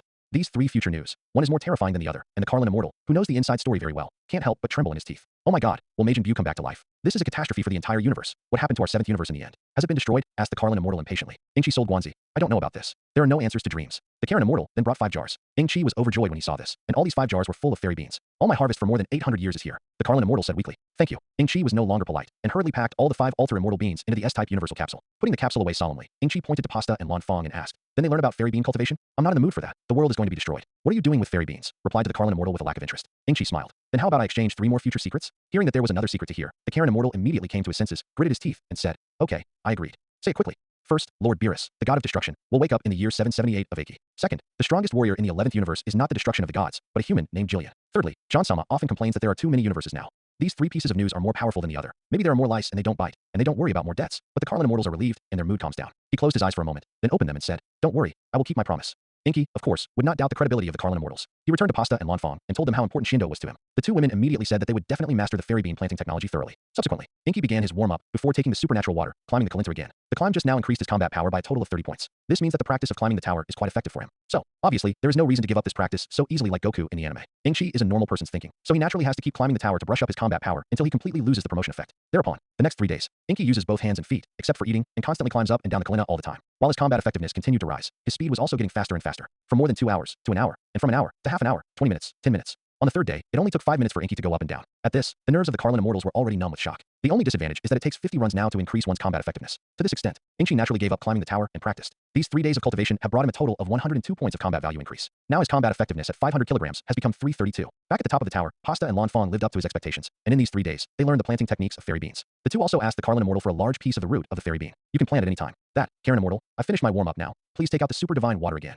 The 3 of Kalin, Pasta, and Lan Fong formed a circle, nervously observing Ingshi among them. Because not long ago, Ingshi drank a glass of super divine water. Ingshi, who was under the attention of the 3 of them, was standing steadily at the moment, although he didn't really believe that the super divine water could threaten him. But out of prudence, he was still fully prepared. His eyes were glued to the blood bar on the blue screen, and he also held a fairy bean in his left hand. And just in case, Pasta also has a fairy bean in his hand. This was to prepare for him to be fed to him after he fainted. After a full 30 seconds, Ingshi suddenly felt a shock all over. There is a strong electric current in the body, which spreads from the position of the dantian to the limbs and hundreds of remains. But Inky didn't feel any obvious pain, only a slight numbness. Soon, I saw that the health bar was decreasing at a rate of 30 points per second, at a uniform and rapid rate. Meanwhile, the combat power value is also increasing at a rate of 2 points per second. 334336338.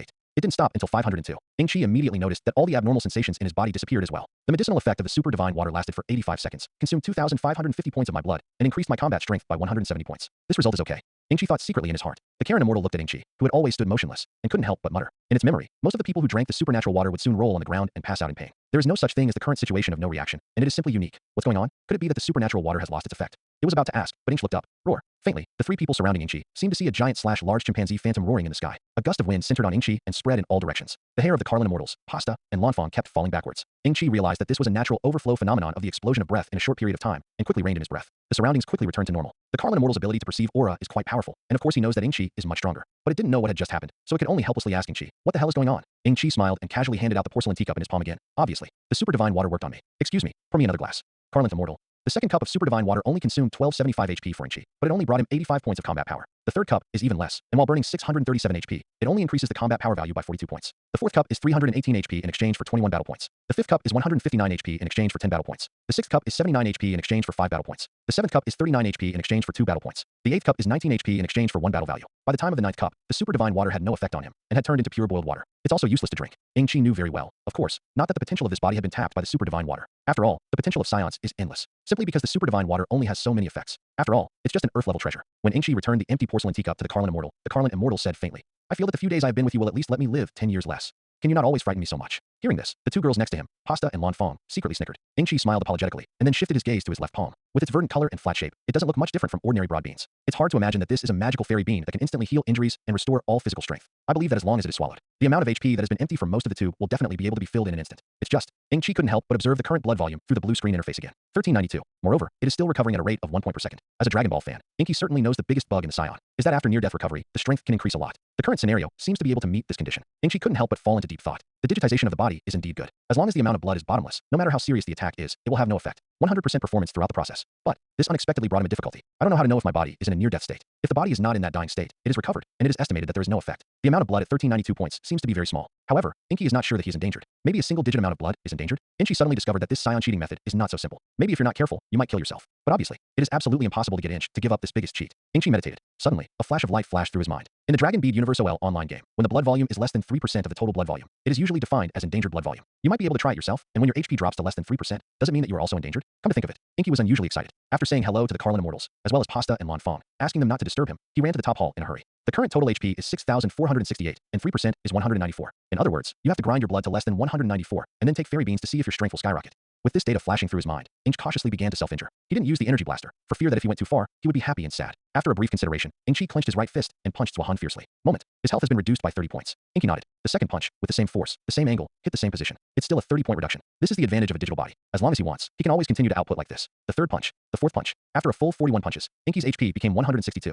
The amount of endangered blood defined in the Dragon Ball Universe OL online game is a near-death state that does not belong to the Saiyans. Ingqi swallowed a little nervously, and then threw the fairy bean into his mouth. After chewing it twice, it is a bit similar to the texture of cucumber potato chips. It's very fragrant and refreshing. With a grunt, Ingqi finally swallowed the fairy bean, then nervously stared at the blue screen interface in front of him. Ground. A very strange feeling filled his body. It's like a hot summer day, and suddenly I came to the North Pole. Chill and relax. However, this feeling comes and goes faster. In just the blink of an eye, it disappeared without a trace. The next moment, Ingqi noticed. The combat power value on the blue screen interface quickly rose, and it came to 1724 all of a sudden. However, it soon returned to 1530 because of the weight suit. At the same time, the level and health bar behind the combat power value have also changed. It became Ingqi, 1530 Saiyan Intermediate Lower Rank Warrior. Health bar, 12936/12936. Carefully scanning the information that had undergone a great change, Ingqi couldn't help but fall into ecstasy. The combat power had indeed doubled. Even the combat power of 500 kilograms under the weight of the load surpassed that of Raditz. This is a testament to the fact that he has completely succeeded in cheating through the Scion's unique endangered restoration cheats. And at the same time, it can also be confirmed that the endangered blood volume is the endangered state of the data incarnation. In this way, with a large number of fairy beans in his hand, he can completely have a rocket-like soaring level. Even if the limit of this cheating method can only reach Super Saiyan 2, but for Ingqi, this is quite enough. As long as he cooperates with his data incarnation and the profit of the plot, it is definitely more than enough to save his life in the Dragon Bead world.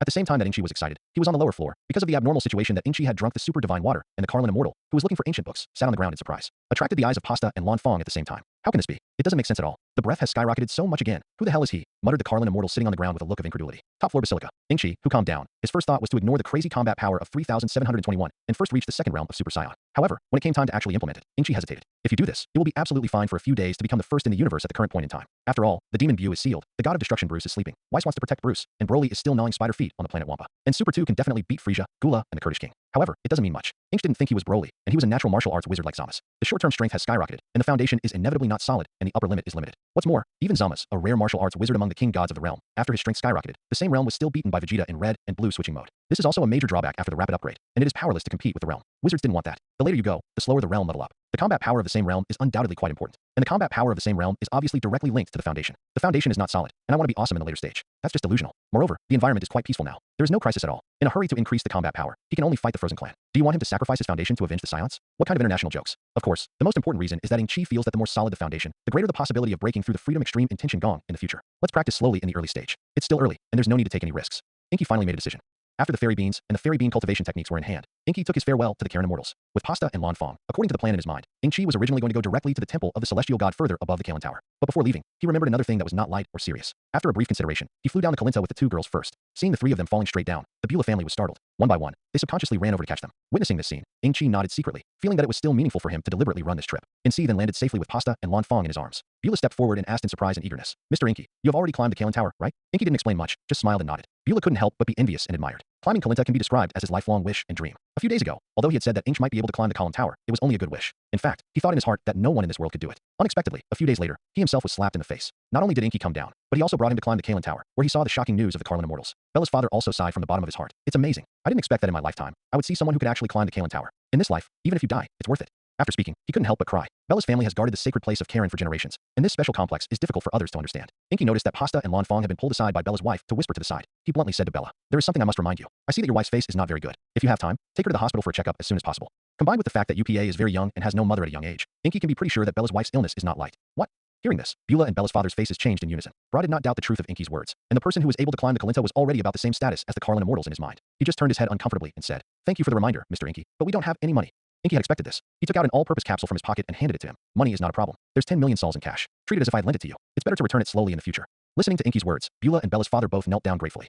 In the process of flying towards the temple of the heavenly god, Prima, who was held in Inky's arms, asked curiously, "What did you just say? Why did Beulah and them both kneel down?" Inky explained briefly. Pasta nodded repeatedly. "I can't agree with it. Zella, she's a kind lady." Lanfang suddenly pillowed her head on Inky's hun mouth and said with sincere admiration, "Brother Inky is really a good person. Great good guy." A strange look flashed in Inky's eyes. The celestial temple is higher above the Carlin temple. The air here is naturally thinner. It doesn't matter if Inky's digital body is informed. Both Pasta and Lanfang are just the most ordinary human beings. It didn't take long for the two to be short of breath. Inky had anticipated this situation in advance. The universal capsule is equipped with an oxygen tank. It's just that it's not yet at the point where it needs to be used immediately. The two of them did not make this request, but looked around with wide eyes and curiosity. Look at this temple where the gods are said to live. The shape of the entire temple of the heavenly god presents a complete semicircular sphere. The ground is a huge/large circle, and some flowers and trees are planted around the edges, such as coconut trees, lilies, and many more. And in the center of this great circle stands a majestic and solemn temple. The three of them were standing not far from the hallway of the temple at the moment. Because Inky's body has fully adapted to the weight of 500 kilograms, he is preparing to change into a 1T weight jacket on the spot. Both Pasta and Lanfang had seen him wearing only underwear at home, so they were naturally surprised. The three of them waited in place for a while. Lanfang suddenly asked a little strangely, "That, are we not doing anything, just standing here and waiting?" Inky has already put the last black jacket weighing 250 kilograms on his body. And by the way, he took a look at the blue screen interface. After wearing a 1T heavyweight jacket, the combat strength value dropped to 1336 again. 1 yen replied casually, "Don't be in a hurry. It won't be long before God's servants will come out to meet us." As soon as Inky's words fell, a short and fat figure had already stepped out of the shadow of the corridor. He was dressed in ancient Egyptian-style clothes, black as ink, without eyebrows, with 2 spherical eyes, no nose like Klin, and scarlet like 2 red sausages, and a very happy look. But Inky was clear. This divine servant, who is older than the Karen immortals, although he looks funny, is actually very amazing. The combat power value is as high as 1030. It can be said that it is the strongest human being on the planet except for Inky. Even God is no match for him. Inky still folded his hands and saluted him. "Hello, Mr. Bobo. Take the liberty to come and disturb him." "I'm so sorry." Bobo said calmly. "Your conversation with the cat immortals in the Carlin temple. God and I already know that. Why did you come to the temple of the heavenly gods? We don't have fairy beans here." Inky politely replied, "I came to the temple of the heavenly god for 3 main purposes. The first is to use the super divine water and the water of life in the temple of the heavenly god. The second is to stay in the temple of the heavenly god to practice. And the third is to learn the Namek language." Although the super divine water in the temple of the heavenly god has the same name as the super divine water in the Karen immortals, the two are completely different things. The former can dissolve all toxins, such as Babe's poisonous eggs and Dr. Lecky's death breath, all of which can be completely removed, while the latter can only trigger the potential of the drinker. As for the Ozdivi, it is an incredible liquid. Once any plant has it, it can thrive immediately. Inky was going to use it to water the roots of the fairy beans. In this way, the survival rate of transplanted fairy beans must be very high. In addition to this, Bobo also used it, ordinary clay, and one of Sun Wukong's hairs to make a dummy similar to Sun Wukong. Although he only has 1 day of life, because of the relationship between the higher realms, he can even defeat Sun Wukong with the same combat power. When Bobo heard this, there was still no expression on his face. "You know a lot. However, I advise you to give up and leave. The things of the gods cannot be given to mortals casually. Moreover, I believe that with your current strength, you are enough to defeat the great demon king of Vic. There is no need to practice anymore. As for the Namek language, it will not be in the temple of heaven." Listening to Bobo's words, Pasta and Lanfang's hearts tightened. Couldn't help but look at Inky. They could all see that this divine servant was a little rejected. What they don't know is that Bobo is well aware that his good friend Tenjin and the great demon king of Vic are in a symbiotic relationship. If Inky wants to kill the great demon king of Vic, he means that he wants to kill his good friend Tenjin. Bobo naturally doesn't have a crush on Inky. Rejected by Bobo, Inky's expression remained unchanged. "Mr. Bobo, as far as I know, there are many more in the super god water temple. I just need a can. In addition, the water of life is just Mr. Bobo, and it doesn't make much sense for you to revive those burnt flowers and plants. But in my hands, it will come in handy. Maybe it will save many lives in the future." Bobo ignored it, but said, "Please go back." Inky smiled slightly and said with righteousness, "I am here for the well-being of the entire earth and even the entire universe of human beings. If the gods are just such selfish beings who only care about themselves, then they are not worthy of being gods. I will also use my hands to take it myself." Bobo's eyes narrowed. "You want to do it?" Inky nodded. "Not bad." Bobo was slightly angry. "Arrogant. You are so rude." After saying that, he rushed towards Inky. Inky slanted slightly, and first calmly released a soft force, pushing Pasta and Lanfang beside him to the side. Then he snapped and caught Bobo's right fist. The 5 fingers of the left palm are bent into a pack. Inky still calmly persuaded, "Mr. Bobo, it's still too late to stop. Although your realm is slightly higher than mine, my absolute strength at the moment is far superior to yours." Bobo didn't speak, and his left fist slammed into Inky's face. I wanted to force him to let go of his left hand. Seeing this, Inky smiled coldly, leaned back, and at the same time suddenly lifted up with his right kick, kicking Bobo's jaw hard. Kicked it into the air. Forthwith, the phantom flickered, and he was no longer visible in the same place. Reappeared, had come to the sky above Bobo, clasped his hands together, and smashed hard against his hun mouth. The next moment, Bobo's body, like a shooting star, fell straight to the ground, and smashed a small crater. After 2 seconds, Bobo, who was stained with dust on his body, jumped up like a spiral, stood firmly, put on his crooked hat, and said in a shy tone, "Bobo is really a little angry."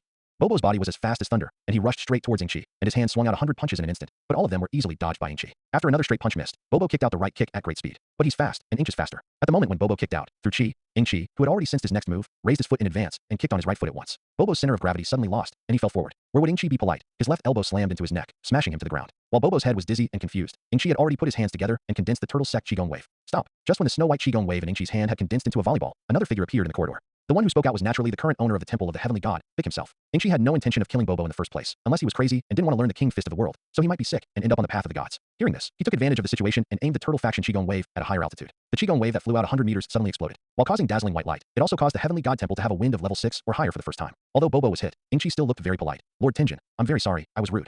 The situation is stronger than the man. Although the god was very angry in his heart that Ingshi had injured his good friend Bobo, he still swallowed this resentment in front of Ingshi, who he couldn't beat at all. I don't blame you. Maybe I didn't make things clear to Bobo. I have granted you all the requests you have made. Thank you, Celestial. Having reached his goal, Inky immediately stepped aside. The two daughters, Pasta and Lan Fong, who had been worried, immediately surrounded them when they saw this. The Celestial God came to Bobo and examined his injuries carefully. It turned out that Bobo was only slightly injured, and he could see that he was very measured, and he couldn't help but change his opinion of Inchi a little. The gods carried Bobo on his back and took him back to the temple to recuperate. Later, according to the agreement, he took out all the super divine water and water of life that Inchi wanted. Inchi put it all away carefully. The main hall of the temple of the heavenly gods. The god first made a cup of fragrant tea for all three of Inchi, and then sat down opposite Inchi. I just heard you say that one of the purposes is to learn Namek. What language is Namek? The Nameks could hear very small voices from 200 meters away, and Inky was not at all surprised that the Celestials knew what they were talking to Bobo. So he replied with a smile. It's the language of your hometown, Tenjin. The god was stunned, and the teacup in his hand also fell to the ground and shattered. What do you mean? Inchi nodded and affirmed. As far as I know, you are not an earthling. Rather, it came from the distant planet Namek. He knew that when Tianxin was a child, he had hit his head like Sun Wukong, and he didn't remember any of his previous memories. Really? The god clenched his fist in excitement, and suddenly lowered his head. Thank you for telling me the news. The doubts that have been buried in my heart have finally been answered. Inky said again. If you want to go back to Namek, I can take you with you in a while. By the way, the Namek spaceship that carried you to Earth is now in my hands. It seems that your dream prediction ability is really quite amazing. I even know about it. The god looked up in surprise, his eyes flickered for a moment, and then he said, thank you for your kindness. After all, I am now the god of the Earth, and I must take care of the Earth at all times. This answer was already expected by Inchi, and when he returned to his hometown, he threw it out purely to sell it. By the way, I have one more thing I want to ask you. Did you make a set of Black Star Dragon orbs and hide them in the depths of the temple before you were separated from the Great Demon King?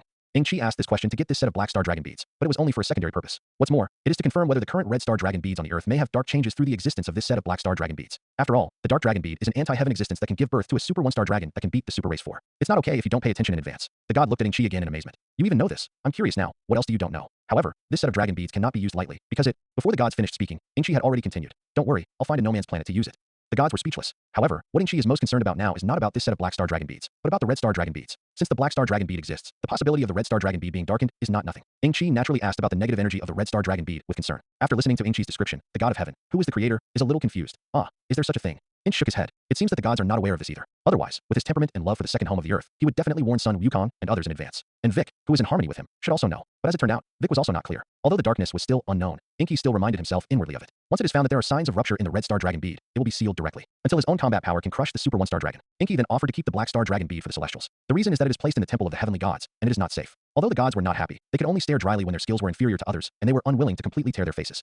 After that, Inky lived in the temple of the celestial god semi-forcefully. While learning Namek, I worked hard to make up for my own foundation. Inky is clear. He was able to defeat Bobo easily before, and it was all because of his sheer power. If he was on the same level as Bobo, he would probably be the one who was hanged. Bobo's realm is very high. Inky felt that Bobo should have comprehended the rudiments of a little freedom and extreme will. The proof is that Sun Wukong, who has been guided by him, inadvertently found that his right fist would take the initiative to attack the enemy when he was fighting against the fake Wukong created by the water of life. Therefore, Inky wants to steal a teacher from Bobo. But, probably because he was abused, Bobo has always had a grudge against him. Stay away from him. After releasing his kindness many times to no avail, Inky also gave up. According to Bobo's guidance to Sun Wukong in the anime, he drew a scoop according to the gourd. The first step is to forget about one's own existence and imagine oneself as a rock. This is quite difficult for a modern person with a complex mind. Even if Inchi is a digital body, it is still difficult to do it when he has not comprehended this layer. Nature. He sent Bobo through the machine in the temple to the home of the super-capable Moose in an unknown mountain on Earth. At this time, Moose had just given birth to his first child with his wife Edgar. But it doesn't matter. Inch focused on his fisherman father. That is, the folk master in the anime who obviously sits next to Wukong, but Wukong treats him as a stone. It took Inchi 2 whole months, through observation, repeated pondering, and personal verification, to finally master this special skill.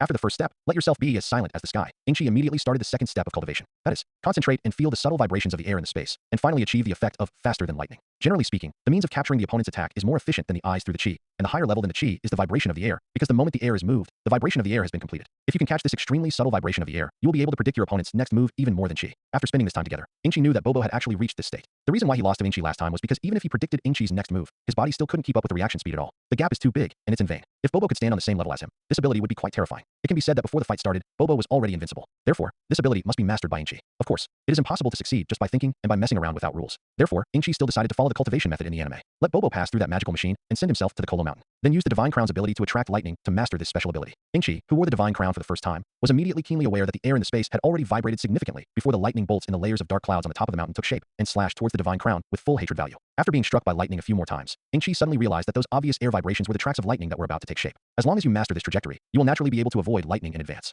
As a database body, Inchi immediately achieved 100% lightning avoidance after breaking through this mystery, because the air vibrations are so obvious. But it didn't take long for Inchi to be proud, and the lightning on Keluo Mountain seemed to be conscious, and the air vibration caused in advance was exaggerated by more than half. Inch was soon hit again. He had to concentrate on the subtle vibrations of the air in the space. That's it. Whenever Inchi adapts to a certain subtle degree of air vibration, it often doesn't take long for the air vibration caused by lightning to become more and more subtle. Finally, when the attenuation is no longer small, there will be dense crossover lightning. It's hard to guard against. Ing-Chi practiced back and forth between Kaluo Mountain and the Temple of the Heavenly Gods, and it was a year in a flash. It wasn't until the lightning on Kolo Mountain could no longer hit him that it stopped completely. During this year, Ing-Chi only took Xian Bean once. It's when you're dodging dense cross lightning and your HP is directly split to 5%. Then Ing-Chi naturally carefully grinded his HP to 3% and made a breakthrough in the endangered recovery of the Scions. Therefore, this year, Ing-Chi not only mastered the subtle air sensing, but also made a leap forward in his combat power and blood volume. 14 months ago, Ing-Chi's combat strength was 1724. Although he did not deliberately improve his combat effectiveness, due to the 1T weight-bearing clothes on his body, it slowly rose to 1800. And after taking the endangered recovery of fairy beans, it suddenly tripled to 5400. The combat power of this level has already surpassed the normal Saiyan Naba. Moreover, he crossed the 2 levels of high-level lower-level warriors and low-level intermediate warriors in a company, and was promoted to middle-level intermediate warriors. Thanks to this, Ing-Chi's HP also ushered in a small spike. 14 months ago, his blood volume was 12,936, which had risen to 16,296 through a normal diet. Breaking through to the highest level of lower-level warriors, the HP doubled to 32592. Breaking through to a low-level intermediate warrior again, his HP tripled to 97776. In the end, he broke through to the mid-level intermediate warrior, and his HP doubled again. And finally, his total HP skyrocketed to 195,552. After seeing that the amount of blood had become so abundant, Ing-Chi couldn't help but die. Used the turtle faction Qigong wave to directly blow up all his body below the Hun department. After the lower half of his body rose again, Ing-Chi found that his blood volume had only dropped by 1,000 points. The highest death damage is only 1,000 points, so you can imagine what this close to 200,000 HP data means. That's almost the same as 200 lives of ordinary people. It's also Ing-Chi's character who is naturally cautious, and if he changes to another traverser, it won't become a big wave. The style of painting will definitely mutate into, "Come on, kill me with your last name. Uncle, I'm afraid of everything, but I'm not afraid of death. Zamas, I heard that you have an immortal body. Why don't we compare it?" But the amount of blood has thickened, and it is not all advantages. At least in the future, it will be a bit troublesome to enter the endangered state. It may take half a day to grind blood. In short, it was the trouble of happiness. The second step, faster than lightning, was also the third and final step of the practice for Ing-Chi after the successful completion of the cultivation of the ability of the Prophet of the Unknown. It is to travel back in time through the time house of the Temple of the Heavenly God and fight with those famous martial artists in the history of the Earth one by one to accumulate actual combat experience. Of course, with Ing-Chi's current combat power value of 5400, even if he has changed into a 2T level weight-bearing suit, his combat power is still as high as 4624. This value, no matter how high the realm of those martial artists is, no matter how good their skills are, they will not be able to beat Ing-Chi. There is only one way to be killed in seconds. In order to truly gain the improvement of martial arts experience, and in order to verify the results of the past 14 months of cultivation, Ing-Chi decisively reigned in his chi. Using only the state of mind that is quieter than the sky, and the ability of the unpredictable prophets, as well as the skills that have already been mastered, they will learn from these sages. Through one competition after another, Ing-Chi's combat and martial arts experience was quickly enriched. It also truly integrates the state of mind of quieter than the sky and the 2 abilities of unpredictable prophets into actual combat, and at the same time, the use of various skills is also more and more handy. Exactly 10 months. A total of 203 battles. Ing-Chi's record is to win them all. Also because of these battles, Ing-Chi also established the belief in victory in his mind. After all, these battles are not suppressed by combat effectiveness, but one at the same level with combat skills and combat experience. In addition, it is worth mentioning that in these battles, Ing-Chi often has some insights, so he accidentally mastered the 3 new skills of Saiyan Finger Lightsaber, Cannon, and Light Eye.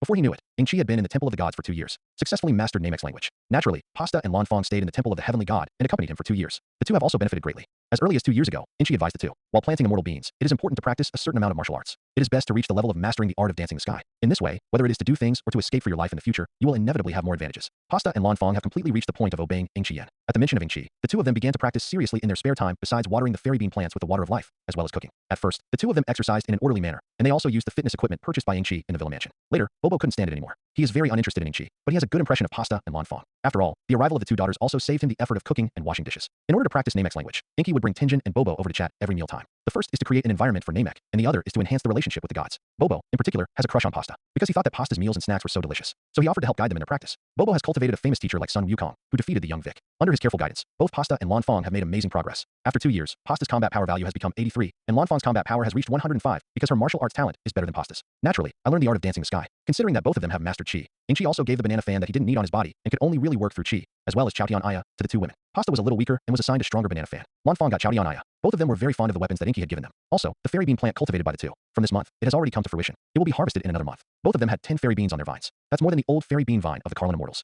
The 3 goals proposed by the original arrival at the Temple of the Heavenly God have all been achieved now. The only thing that the Temple of the Celestial God still has to remember is the House of Time and Spirit, and the magic carpet in Bobo's hand that can teleport to all parts of the earth. The former has not yet reached the critical moment that needs to be used, and in the case of the latter, Ing-Chi is not the kind of person who can't move his steps when he sees a treasure, and his relationship with Bobo has just turned around, so there is no need to make twists and turns again for a dead thing. Since there is no need for anything, Ing-Chi naturally proposes to take his leave. The gods and Bobo did their best to keep them, but Ing-Chi knew it wasn't because of him, but because of Pasta's masterful cooking. Of course, Ing-Chi couldn't let them get their wish. After leaving the Temple of the Heavenly God, Ing-Chi took Pasta and Lanfang to visit the Carlin Immortals in the Carlin Temple. After a pleasant exchange, he said goodbye again. Then, the 3 of them went to meet the Beulah family at the foot of Corinta. La's wife, Zella, had just given birth to Yupa. Now Zella's face is healthy and full of life, and it is clear that her illness has been eradicated. For Ing-Chi, the great benefactor, the Beulah family is very grateful. Not only did they warmly retain them, but they also brought out the best things to entertain. Pasta and Lanfang couldn't resist Beulah's mother's invitation, so Ing-Chi could only stay with them for 2 more days. It was sunrise on the 3rd day that the 3 of them set off again.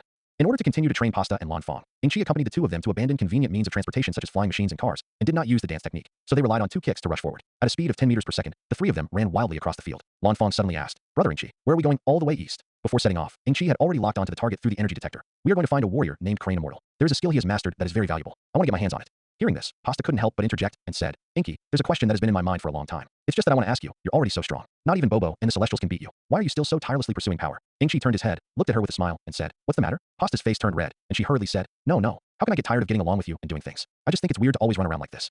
Lanfang also said, Brother Ingchi, I also want to know the reason. Ingchi replied with a straight face. The reason why I didn't tell you before was because I was afraid that you would be frightened if you knew that you were thinking nonsense all day long. Since you want to know so much, I'll tell you. In a few years, the Earth will continue to encounter all kinds of terrifying catastrophes. Many powerful alien enemies will visit the Earth in an endless stream. Among them, a single finger can make the Earth explode. If no one stands up to stop them, all of humanity will perish. Even our universe is in crisis. I'm cultivating hard now to avoid this. When I become the strongest of the 12 universes, we will be able to rest and live in peace.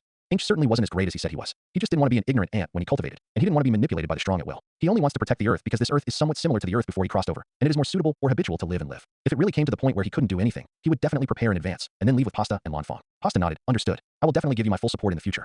Lanfang hurriedly said, and me, I will also fully support Brother Inchi.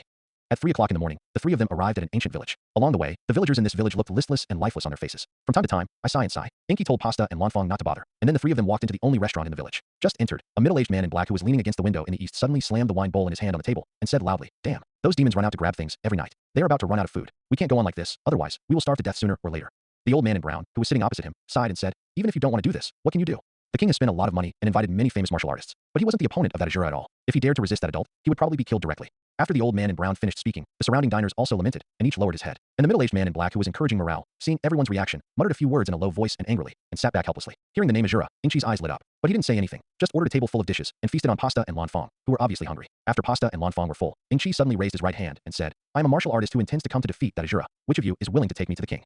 The whole restaurant couldn't help but fall silent. Everyone's eyes gathered on Inchi's body. There was a mixture of anticipation and doubt in his eyes. After a moment of silence, the middle-aged man in black who had just spoken stood up again. I'll lead the way for you. Before leaving the house, Pasta wanted to settle the bill. However, the owner of the restaurant refused to accept it. You are a warrior who came to help the village defeat the Azura. How can I charge you for this meal? When he said this, the restaurateur's eyes were filled with pity. As far as he knew, the martial artists who took the bounty to challenge the Azura were all killed one by one. The middle-aged man in black led the way in front, and the three of Inchi followed him slowly. The four of them quickly walked out of the village and towards the king's castle. Inchi looked around and casually asked, By the way, what is the matter with the Azura and the demon you mentioned in the restaurant? The middle-aged man in black was stunned for a moment and almost fell down. Turning around, he looked at Inchi in surprise. Master, you still don't know what the situation is. Are you going to challenge Azura? Inchi smiled slightly. Of course I know this person, Azura. It's just that he and the demon have been trapped in the gate of the demon realm all the time.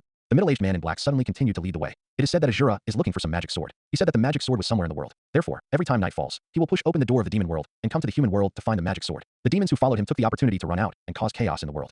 Inky nodded, not asking any more questions. No wonder Azura ran out so early in advance of the timeline. It turned out to be out to find the magic sword that could jam the gate of the demon world. When he was about to reach the castle on the top of the hill, Lanfang suddenly exclaimed, pointed in the direction of the south, and said, Look, there's a big gate there. Ingchi and Lanfang then looked in the direction she pointed, and saw that in the middle of several mountains with peaks and mountains, there was a huge mound as large as a tomb, and in the center of the mound, a huge gate about 10 meters high was towering. The surface of the giant gate is carved with mysterious patterns, giving people a sense of mystery and majesty. The middle-aged man in black also turned sideways, and there was both resentment and unconcealed fear in his eyes. That is the gate of the demon realm, and the Azura and the demons who harm people all run out of it.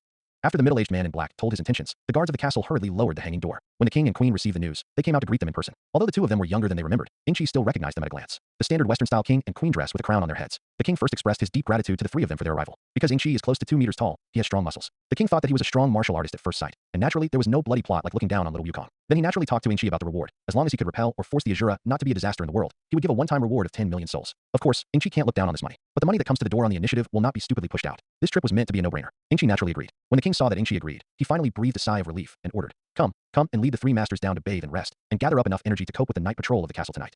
Wait a minute. Inchi frowned and raised his hand. King, you mean to let us keep a vigil in the castle? What does this have to do with Azura? The king was stunned for a moment, and replied honestly, Azura has been coming to my castle every night lately. The queen and I really had a terrible night of worry. Then it's really all up to you, master.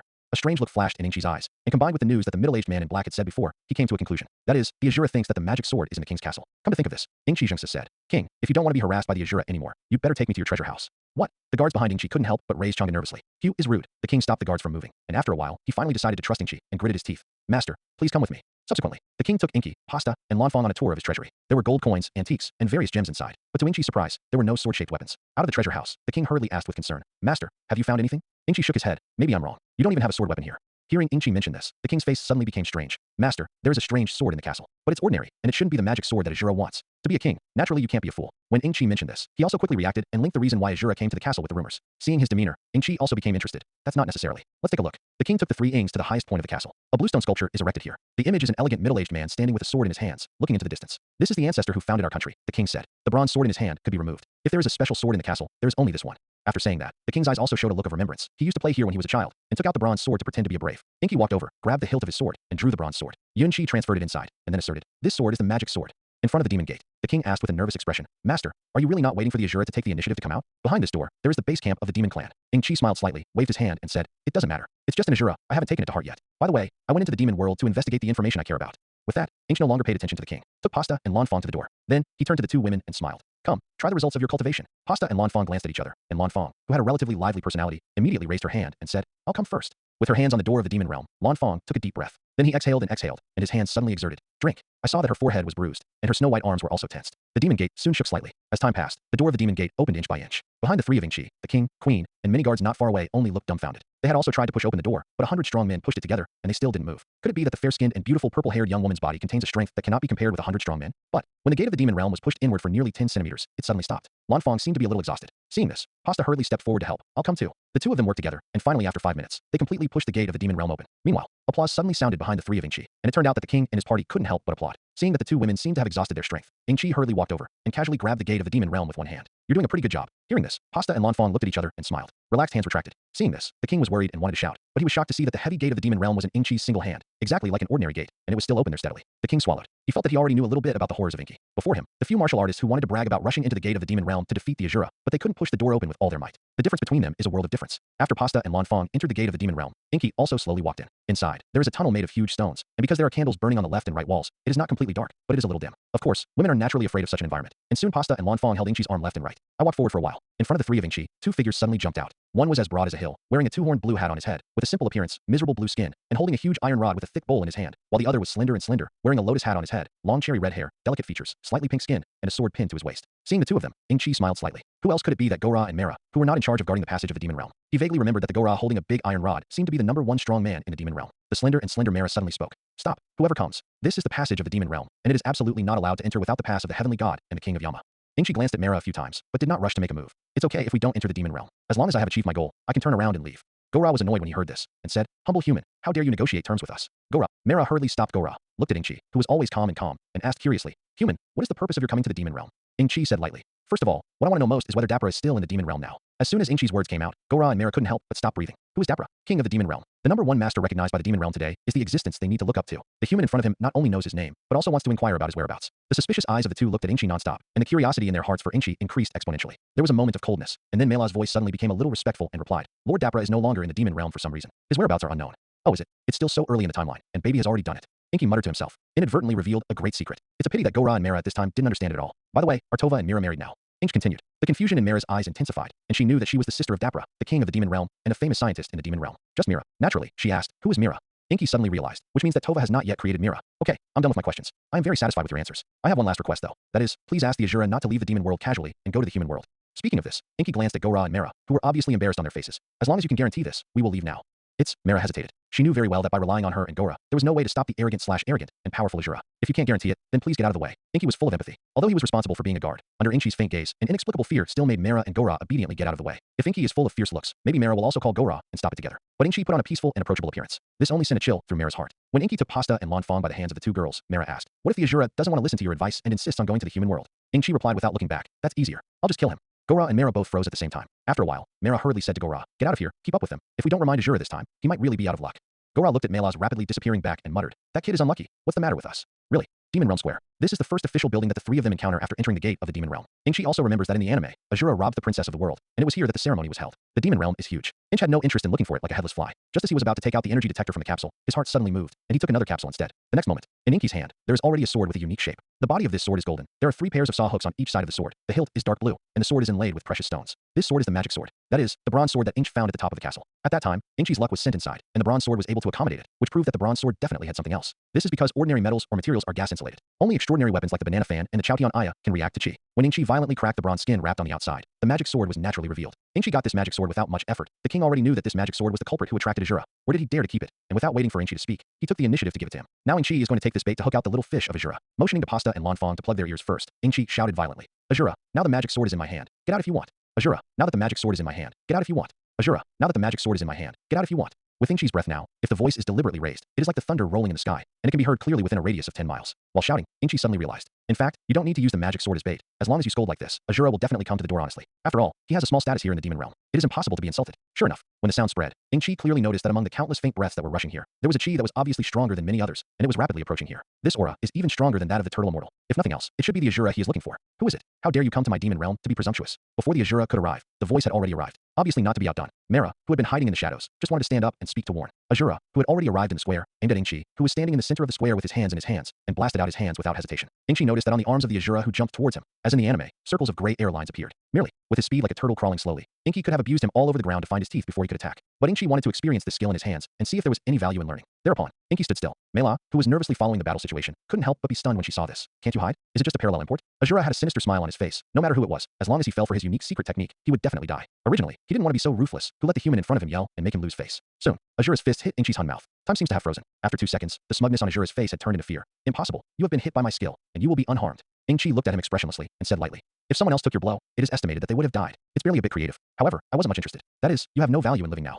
As Ing-Chi described, Azura's pupils continued to dilate. Mara finally couldn't help but say, please let go. Before Mara could finish speaking, 2 rays of energy had already shot out from Ing-Chi's eyes, cross-hitting Azura's throat. The eye of light quickly passed through his throat, and the remaining energy still killed many unlucky demons who had arrived in a hurry. A large amount of green blood quickly flowed out of the hole in Azura's throat. His eyes quickly dimmed, and he fell to the ground. Those demons who rushed here in a hurry, and the scene they happened to see was the tragic scene of the absolute powerhouse Azura falling to the ground and dying in their minds. For a moment, they were all dumbfounded. No, Mara turned her head away, a look of disbelief. Gora, on the other hand, is rejoicing in his heart and gloating greatly. Ing-Chi stood silent for a while, and after confirming that all the chi on Azura's body was gone, he put away the magic sword. Then he took the hands of Pasta and Lan Fong, ignored the tens of thousands of demons on the spot, and calmly walked in the direction of the gate of the demon world. Frightened by Ing-Chi's aura, the demons surrounding the front hurriedly retreated. After the 3 of them walked out for hundreds of meters, among the many demons, there was suddenly a skinny one-horned demon who shouted in a shrill voice. Let's go up together. Kill this human and avenge Azura. The demon in the demon world is the most brainless and the most easily instigated race. As soon as he heard this, he immediately ran towards Ing-Chi like a chicken blood. Ing-Chi turned around and didn't let go of Pasta and Lan Fong's hands. He directly opened his mouth and spewed out a pillar of golden energy light as thick as a rolling rod. Then, like high-pressure water extinguishing a fire, it began to sweep back and forth across the entire demon realm space. The one-horned demon who instigated the riot was even more focused on taking care of it.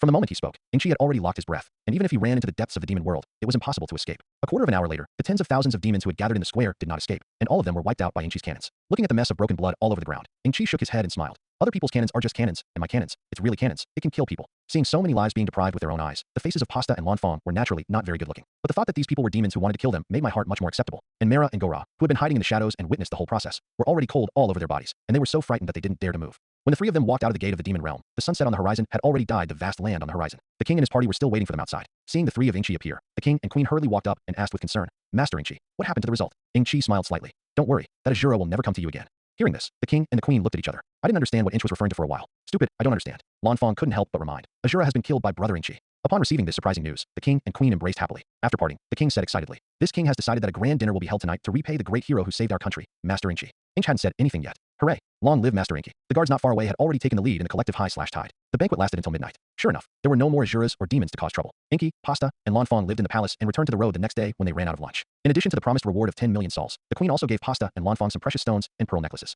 Seeing the 2 girls happy to receive the gem, Ing-Chi secretly fell into her heart. The trio continued eastward. It's another 3 days. In the past 3 days, the 3 of them have been shuttling between the vast fields, forests, and mountains. There were no villages or towns or people. But what sleeps in the wilderness and stars will not be. Ing-Chi carries the mansion and villa with him, and when he is hungry, he hunts the freshest and most tender game to eat. Pheasant, wild boar, bison, saber-toothed tiger, dinosaur, etc. have all tasted it all. In addition to the luxurious ice cream in the villa, drinks, there are also wild fruits on the trees. The days are more nourishing than they were in the Temple of the Gods. By noon on the 4th day, the 3 of them had run across a boulevard lined with snow-white orchids. The ground was covered with white petals, as if it was snowing. The beautiful scene was like a picture in a dream, which attracted the amazement of the 2 daughters, Pasta and Lan Fong. After passing through this orchid avenue, a remote and backward mountain village on the mountain road is in front of you. Ing-Chi didn't want to waste time, but Pasta wanted to go into the village and buy some fresh vegetables. When she mentioned this, Ing-Chi also felt that she was too greasy to eat. Naturally, I agreed. After entering the village, Pasta and Lan Fong found that the village was very strange. There was no one in the house or on the path. Ing-Chi said, maybe it's a festival that is being celebrated in this village. Most of the people gathered in the back mountain. There is a large clearing on the back hill. Ing-Chi could sense that a lot of faint chi was gathering there. Hearing that there might be a festival, Lan Fong, who likes to watch the excitement the most, hurriedly took Ing-Chi and Pasta to the back mountain. Who knows? The scene that catches the eye is not what they think at all. There was indeed a rich feast in the open space of the back mountain, but the only people who really enjoyed it seemed to be 2 young men with big stilted legs, drooping on the table, and lazily leaning on the back chairs. The 2 men are typical of Killmat style. Both of them are wearing blue-gray leather jackets, and both are painted with characters. There is only 1 row on the top of his head, and the big man with a big red Mogangsi hairstyle is painted in gold letters. And the young man with long brown-green hair and a red scarf wrapped around his neck has silver characters on his mouth. The other people around were busy, serving and waiting for these 2 young men, and they're all elderly villagers. Seeing these 2 people at the table, Ing-Chi's eyes suddenly became a little strange. Did the 2 guys, Golden Horn and Silver Horn, have already run out to do evil so early? No wonder I always feel that the Orchid Avenue is a little familiar, and it turns out that I have come to this village. Hey, is this village entertaining VIPs? Lan Fong said with some surprise. Pasta saw a lot of fresh vegetables on display, most of which were freshly picked, apparently freshly picked. Overjoyed, he couldn't help but point to the bamboo baskets and said loudly, Can you sell us some of these vegetables? As soon as Pasta's words ended, all the villagers present, as well as the Golden Horn and Silver Horn, all turned their eyes to her. There was a hint of panic in the eyes of the villagers. When Silverhorn saw Pasta and Lanfang, he said excitedly, "Big brother, there are two beautiful girls." Golden Horn nodded arrogantly, drank the wine in the bowl in one gulp, stood up and pointed at Pasta and Lanfang, and said, "You two, hurry up and come over and drink with us." At this time, the old village chief with a gray beard suddenly stood up. "This is not good. They are just outsiders, occasionally passing by this village." Yin Jiao jumped in front of the old village chief at once, grabbed the old village chief's neckline, showed an arrogant demeanor of "Eat, you," and shouted, "Stinky old man, you want to die, right?" Golden Horn also stood up. "I think you want to turn it into a bar," Jin Jiao said, untying the yellow gourd from his waist. Seeing this action of the Golden Horn, the old village chief was suddenly paralyzed with fright. Just when many villagers were frightened, Lanfang suddenly laughed disdainfully. "It turns out that you are just two robbers." Jin Jiao looked at Lanfang again, and when he was about to say something, Lanfang had already flown up, instantly crossed a distance of more than 10 meters, and kicked Jin Jiao out directly with a sideways kick. Then came a fierce kick to the neck. Silverhorn rolled his eyes and fainted. The villagers were all stunned. Yingxi didn't expect that the more Lanfang grew up, the more intense her personality became, and she walked over with a smile, picked up the yellow gourd that the Golden Horn had dropped on the ground, directly pulled out the gourd plug, and shouted two golden horns and silver horns. Jin Jiao was kicked by Lanfang, and his head was not fully awake, and Silverhorn was even more in a state of fainting. Where could he have time to answer? Not much. A large purple mist emerged from the yellow gourd, and slowly flew towards the two of them with golden horns and silver horns, and after being completely wrapped, they shrunk and flew back into the gourd. Inky didn't care to plug the plug on. These two guys, when they spoke obscenities to Pasta and Lanfang, Yingxi had already pronounced their death sentence in his heart. At the same time that Yingxi put away the yellow gourd, the villagers also broke out into earth-shattering cheers. After receiving a large number of vegetables from the villagers, the three of them embarked on the eastward journey again. In the blink of an eye, another 7 days passed in a flash. The further east you go, the stronger the atmosphere of the ancient oriental country becomes. Pasta and Lanfang didn't feel anything yet, but Inky felt unusually kind.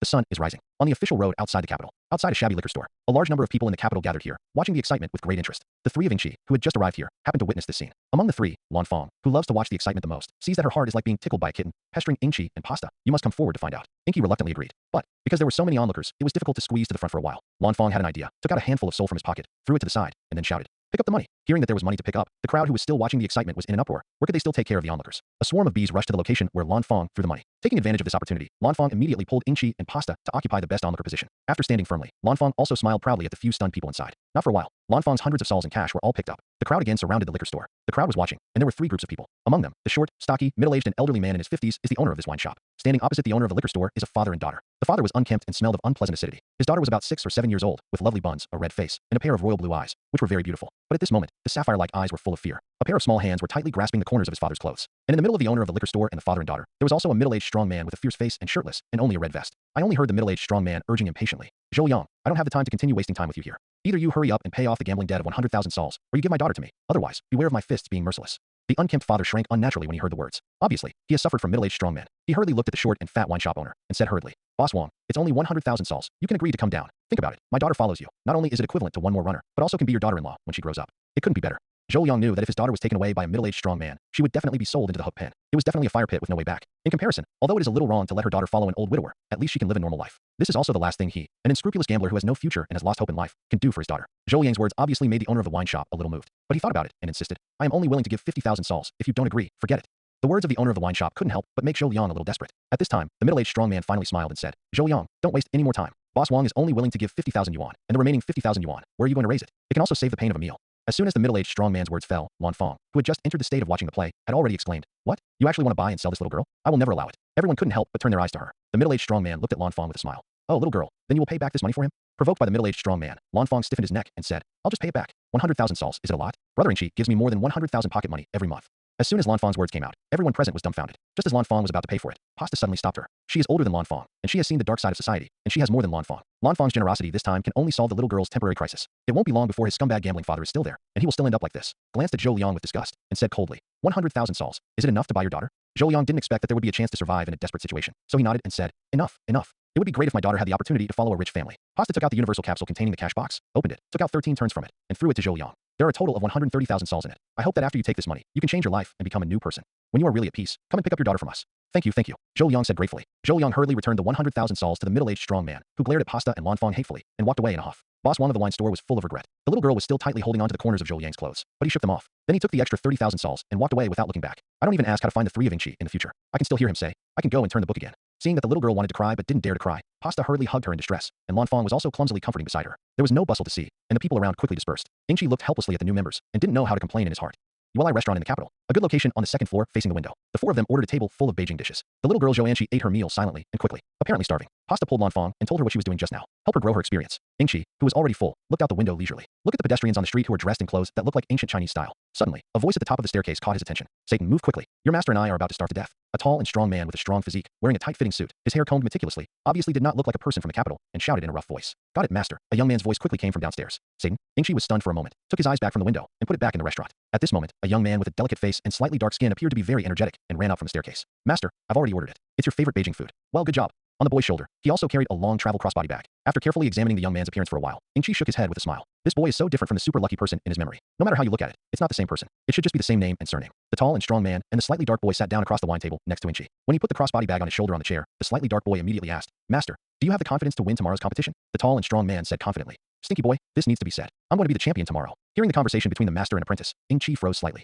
The profession seems to be on the right track. Just as Ingqi was paying attention to the pair of masters and apprentices again, he suddenly sensed a relatively powerful chi that was slowly moving down the long street. This chi is only a little weaker than that of the turtle immortals. Could it be that the crane immortal is here? Ingqi looked out the window in surprise, but saw a thin man wearing a peach-colored cheongsam. He has high cheekbones, an eagle-hooked nose, and a mustache on his lips. But the most striking thing is the scarlet-killing word embroidered on his heart. It turned out to be a peach white. Tao Bai walked in vain, and suddenly turned into Yuelai restaurant. It didn't take long. He went down the stairs to a table next to Ingqi and sat down. Ingqi looked at him and smiled slightly. Tao Bai didn't say anything superfluous, like a standard ruthless killer. His eyes were always staring straight ahead. Not for a while. The shopkeeper brought the food. Ingqi noticed that Tao Bai did not ask for wine, but directly ordered rice. He ate very quickly, and in just 3 minutes, he wiped out all 3 dishes, 1 soup, and 2 large bowls of rice. Tao Bai's movement naturally attracted the attention of Satan, the young man at the table next to him. Satan, who has a cheerful personality, as if he had discovered a new world, immediately whispered to the tall and strong man. Master, look at the person next to you. His hairstyle is so funny. The tall and strong man who was feasting on pork chops in front of him couldn't help but move his eyes to Tao Bai, who had already stood up, and when he saw Tao Bai's back clearly, he couldn't help but laugh out loud. Wow, that's funny. A big man actually wears braids that only girls have, and there's actually a bow on the braid. The tall man said with a smile and kept patting the table. Ingqi looked at Master Satan, who was madly dying, with a strange expression. He had now been fully convinced that the dark boy was Satan. He clearly remembered that Satan had a relationship with Tao Bai, and Satan's master was killed by Tao Bai because he laughed at Tao Bai's hairstyle. Sure enough, Tao Bai turned around expressionlessly. The tall and strong man noticed Tao Bai's unkind expression and clenched his fist defiantly. What? The peach-white corner slanted and directly raised his right hand. The next moment, a golden ray of energy burst out from his peach-white index finger, instantly penetrating the forehead of the tall and strong man, killing him. It's the signature skill of the crane immortal stream, the cave wave. Bang! The body of the tall man fell to the ground. Seeing this, Zhou Anqi, who had been eating quietly, screamed in fright. Bastard, you killed my master. I'll fight with you. The young Satan had tears on his face and rushed towards Tao Bai in desperation. It can be seen that his martial arts have a bit of a foundation. But, compared with the world's #1 killer, Tao Bai, it's a joke. Tao Bai didn't pay attention to him at all, and after killing people, he turned around directly and prepared to go downstairs. The young Satan ran in front of him, and he had already kicked Satan out of the way. I don't know if I'm alive or dead. Tao Bai snorted coldly and quickly went downstairs. The diners on the second floor rioted, and some people shouted that they had killed someone. Pasta and Lanfang both stood up. Lanfang looked at Tao Bai's back and said, this person is too hateful. Pasta took Zhou Anqi's hands and comforted her in a whisper. Ingqi also stood up, glanced at Satan, who had obviously passed out, and naturally dispelled the idea of understanding. He turned to the 3 pastas and said, let's go. Lanfang immediately became excited, and her knuckles were pinched by her beep. Brother Ingqi, do you want me to grab that person? Ingqi shook his head with a smile. Then you still need to practice for a while. Now you are a little worse than him. The 4 of them left the money for the meal on the table, and then took advantage of the chaos to leave the restaurant. Ingqi had completely locked into Beabai's breath, and it didn't take long for him to catch up with Beabai in the grove outside the capital. More precisely, it's Peach in vain and waiting for them. You're following me? Mama Bai's cold gaze fell on Ingqi. He had recognized Ingqi as the young man sitting at the table next to him. Yes, since I met you by coincidence. Then I asked you to take us to meet the crane immortal by the way. Ingqi said calmly. What are you looking for my senior brother? What are you looking for him? Tao Bai frowned. Of course, I asked him to learn boxing. Anything else? Would the crane immortals do anything else? Ingqi asked rhetorically. I'm not free. I only kill people. I don't help find people. Find it yourself. Tao Bai turned around directly. Ingqi smiled. I'm afraid this can't help you. Huh. Mama Bai squinted at Ingqi. 3 minutes later, the blue nose and swollen peach white looked at Ingqi with a sneer. It's okay. I'm happy to take you to my senior brother. The moment he turned around, Tao Bai shouted frantically in his heart. God, how can there be such a terrible master in this world? Thinking back to the battle just now, Mama Bai couldn't believe it was real. The speed he was most proud of was a joke in front of this mysterious young man. And the speed of the mysterious young man shot is not at all fast at all. Not even a shadow. What's even more terrifying is that he seems to be far from showing his true strength. It's just like playing. I really don't know what such a terrible master is looking for the crane immortal to do. Blessings and misfortunes are unpredictable. Senior brother, you can ask for more blessings for yourself. After all, I can't protect myself now. Tao Bai sighed helplessly. Under the guidance of Tao Bai, Ingqi finally met the crane immortals who had settled in a bamboo forest. The breeze blows and the green bamboo rustles, making the environment more quiet. The faint scent of bamboo wafts through the air. The martial arts hall of the crane immortal stream is hidden in the layers of bamboo branches. It's unbelievable. The crane immortals, who have a bad heart and a low character, would actually choose such a dusty and elegant place to live. When Ingqi, Pasta, Lanfang, and Zhou Anqi were looking at the beautiful bamboo sea around them, Tao Bai had already connected with the crane immortal who was standing at the door of the crane immortal Liu Pavilion, whispering in his ear. What? The crane immortal screamed out in faux puff, and while staring at Ingqi, cold sweat flowed down. He knows very well that the strength of this junior brother with the title of the world's #1 killer should be said to be on par with himself, maybe even a little stronger because of his younger age. And this mysterious young man actually doesn't know how many times stronger than Tao Bai. Does it not mean that he is also many times better than him? But how is this possible? The crane immortal believes that after so many years of hard practice, his strength has definitely reached half the level of his mentor Wu Taidu. Doesn't that mean that the young man in front of him is much stronger than the martial arts master of a generation of martial arts masters? This is ridiculous. If it weren't for the miserable appearance of the peach white face, blue nose, and swollen face, the crane immortal really wondered if his junior brother was crazy or drunk and was talking nonsense. However, the hard facts are in front of us. He couldn't believe it. Trying to adjust his mentality, the crane immortal put on a smiling face and greeted Ingqi. Yo, what kind of wind is it today? Ingqi. Ingshi really admires the ability of the crane immortals. A person who is more than a few hundred years old can still bow down and be small in front of him, a young man who is only 21 years old. With this cheek, it is definitely not for nothing that he can compete with the turtle immortals, the god of martial arts, in these hundreds of years. The four of Ingshi followed the crane immortal and Tao Bai into the martial arts hall. There are more than a dozen disciples standing in the courtyard, Tianjin rice of the descendants of the Samu people, and dumplings that will never grow forever. It can be seen that the crane immortals are not very expensive to guide their disciples. Seeing the master and uncle coming in, more than a dozen disciples, including Tianjin rice and dumplings, hurriedly came over to greet them. The crane immortals even asked them to perform disciple salutes to Ingshi. This couldn't help but make Ingshi even more speechless. The six of them walked through the courtyard of the white sand and walked into the interior of the martial arts hall, and the wooden planks on the ground were wiped quite clean. In the indoor basketball court of Xiangbei University, the four of Ingshi and the two of them stood opposite each other, and they were supposed to kneel and sit. But Ingshi was not used to it, so he just stood up and spoke. Crane immortal, I have always been good friends with teacher Wu Tian, so I know very well what kind of character you are. However, it's none of my business, and you don't need to be nervous. I'm here this time. As I said to your junior brother Tao Bai before, I came here to seek art. The distinction between good guys and bad guys is actually not that important to Ingshi. Frisia, the emperor of the universe, is so evil. After arriving at the Great Council of Forces, hasn't he still been whitewashed? As a time traveler with a normal worldview and values, there are only two ways to divide the characters in the dragon bead world in Ingshi's mind. One is whether he can be drawn into his own camp, and the other is whether he is valuable to himself. Right now, the crane immortals are very valuable to themselves. Therefore, even if he is a big villain with pus on the top of his head and sores on the soles of his feet, Ingshi will not kill him casually. The crane immortal coughed involuntarily twice and explained awkwardly, Lord Ingshi, don't listen to that old bastard to reverse right and wrong. In fact, Ingshi raised his hand and motioned for the crane immortal to stop. No need to say more. Then he continued, it's the same as teacher Wu Tian's. I can't be a teacher from you, but as compensation, for every trick you teach me a trick of the crane immortal stream, I will compensate you with 10 million sols. It's not a lot of money, but it's also my heart. Please say yes. The four of Ingshi stayed in the crane immortal martial arts pavilion. At the beginning, the crane immortals still had the true strength of Ingshi intentionally or unintentionally. Ingshi naturally did as he wished, and in front of the many disciples of the crane immortal stream, he burst out a little. The terrifying aura like a hurricane instantly subdued all the people in the crane immortal martial arts pavilion, including the crane immortals. Tianjin Fan, the strongest disciple of the crane immortals, regards Ingshi as an idol. He couldn't imagine that a human could be so strong. And the first time I saw Ingshi's powerful crane immortals, I became more attentive to Ingshi. Not only did he do his best in coaching skills, but he also insisted on pushing away the 10 million Sony compensation proposed by Ingshi. It's certainly not that he's crazy. Lack of money to spend. He can ask his junior brother for nothing. As the #1 killer in the world, he has a reward of 100 million for a random order. However, if the relationship between the evil and Ingshi is evil, it is called more than worth the loss. His nemesis, the turtle immortal, has a good relationship with Ingshi. What if one day his brain is pumped and he comes up with a plan for Ingshi to help deal with him? Ingshi is the real world's #1 master. If they really want to deal with them, they don't even have room to fight back. Therefore, it is natural that Ingshi owes himself a favor, which is the safest. It is better to have friendship and bonds between the two sides, but also to win over the turtle immortals. That could even use Ingshi to kill the old rival in turn. Of course, Ingshi didn't know the mental activity of the crane immortals, but he was happy to see this happening right now. After all, he can also learn the most important bottom-of-the-box killer in his mind as soon as possible. Someone to guide by hand and learn skills by yourself. The efficiency is completely different. In just 2 days, Ingshi mastered the cave wave. For another 3 days, Ingshi mastered the sun fist. Another day, Ingshi mastered the volleyball boxing. 3 days later, Ingshi mastered the qigong cannon. In another 5 days, Ingshi mastered the 4 demon fists. This skill is the most fundamental reason why he came to visit the crane immortal this time. The 4 demon fists look ordinary. It is to grow 2 other arms out of the body. For a true top master, there isn't much difference between 4 hands and 2. After all, qi is the most fundamental. Ingshi doesn't deny it. But there is another extension after the 4 demon fists, and that is the 4 body fists. In a few years, Tianjin Fan will create a 4 body fist on the basis of the 4 demon boxing. It is true that Tianjin Rice's 4 body fist still has weaknesses, and it will divide the main strength into 4. It is tantamount to weakening oneself in disguise. But that doesn't mean that the 4 body punch is not good, and there is still a lot of room for improvement. Later, didn't Sheru succeed in improving it, so that the clone also has half the strength of the body? Therefore, Ingshi has every reason to believe that the 4 body fist should eventually be improved to the same strength, and may even evolve into 8 body fist, 16 body fist, and so on. Once Ingshi has done that step, when facing the enemy, he directly conjures up 4 or more identical bodies, with a pseudo-immortal body, and unlimited physical strength. He comes out to meet the enemy. How beautiful should the picture be? And if he breaks through the Super Saiyan Blue realm, it is estimated that it will be no problem to break his wrist with infinite Zamas, right? After learning the 4 demon fists, Ingshi still stayed in the crane immortal martial arts hall for more than a month. While communicating with the crane immortals to discuss the follow-up of the 4 demon fists, he also learned the last skill of the crane immortals at the bottom of the box. This trick is also the trick used by Yulin, the little sister of Tianjin Rice and Dumplings before the power conference. At that time, even the turtle immortals were successfully controlled. In order to curry favor with Ingshi, the crane immortals can be said to have made a bloody investment. This skill, he hasn't even taught the disciples of the crane immortal stream. Ingshi is not heartless, and before leaving the crane immortal Liuwu pavilion, he gave the crane immortal a clear promise. If he encounters any trouble in the future, he can help solve it once. The long-awaited thing finally came to fruition, and the crane immortal naturally smiled.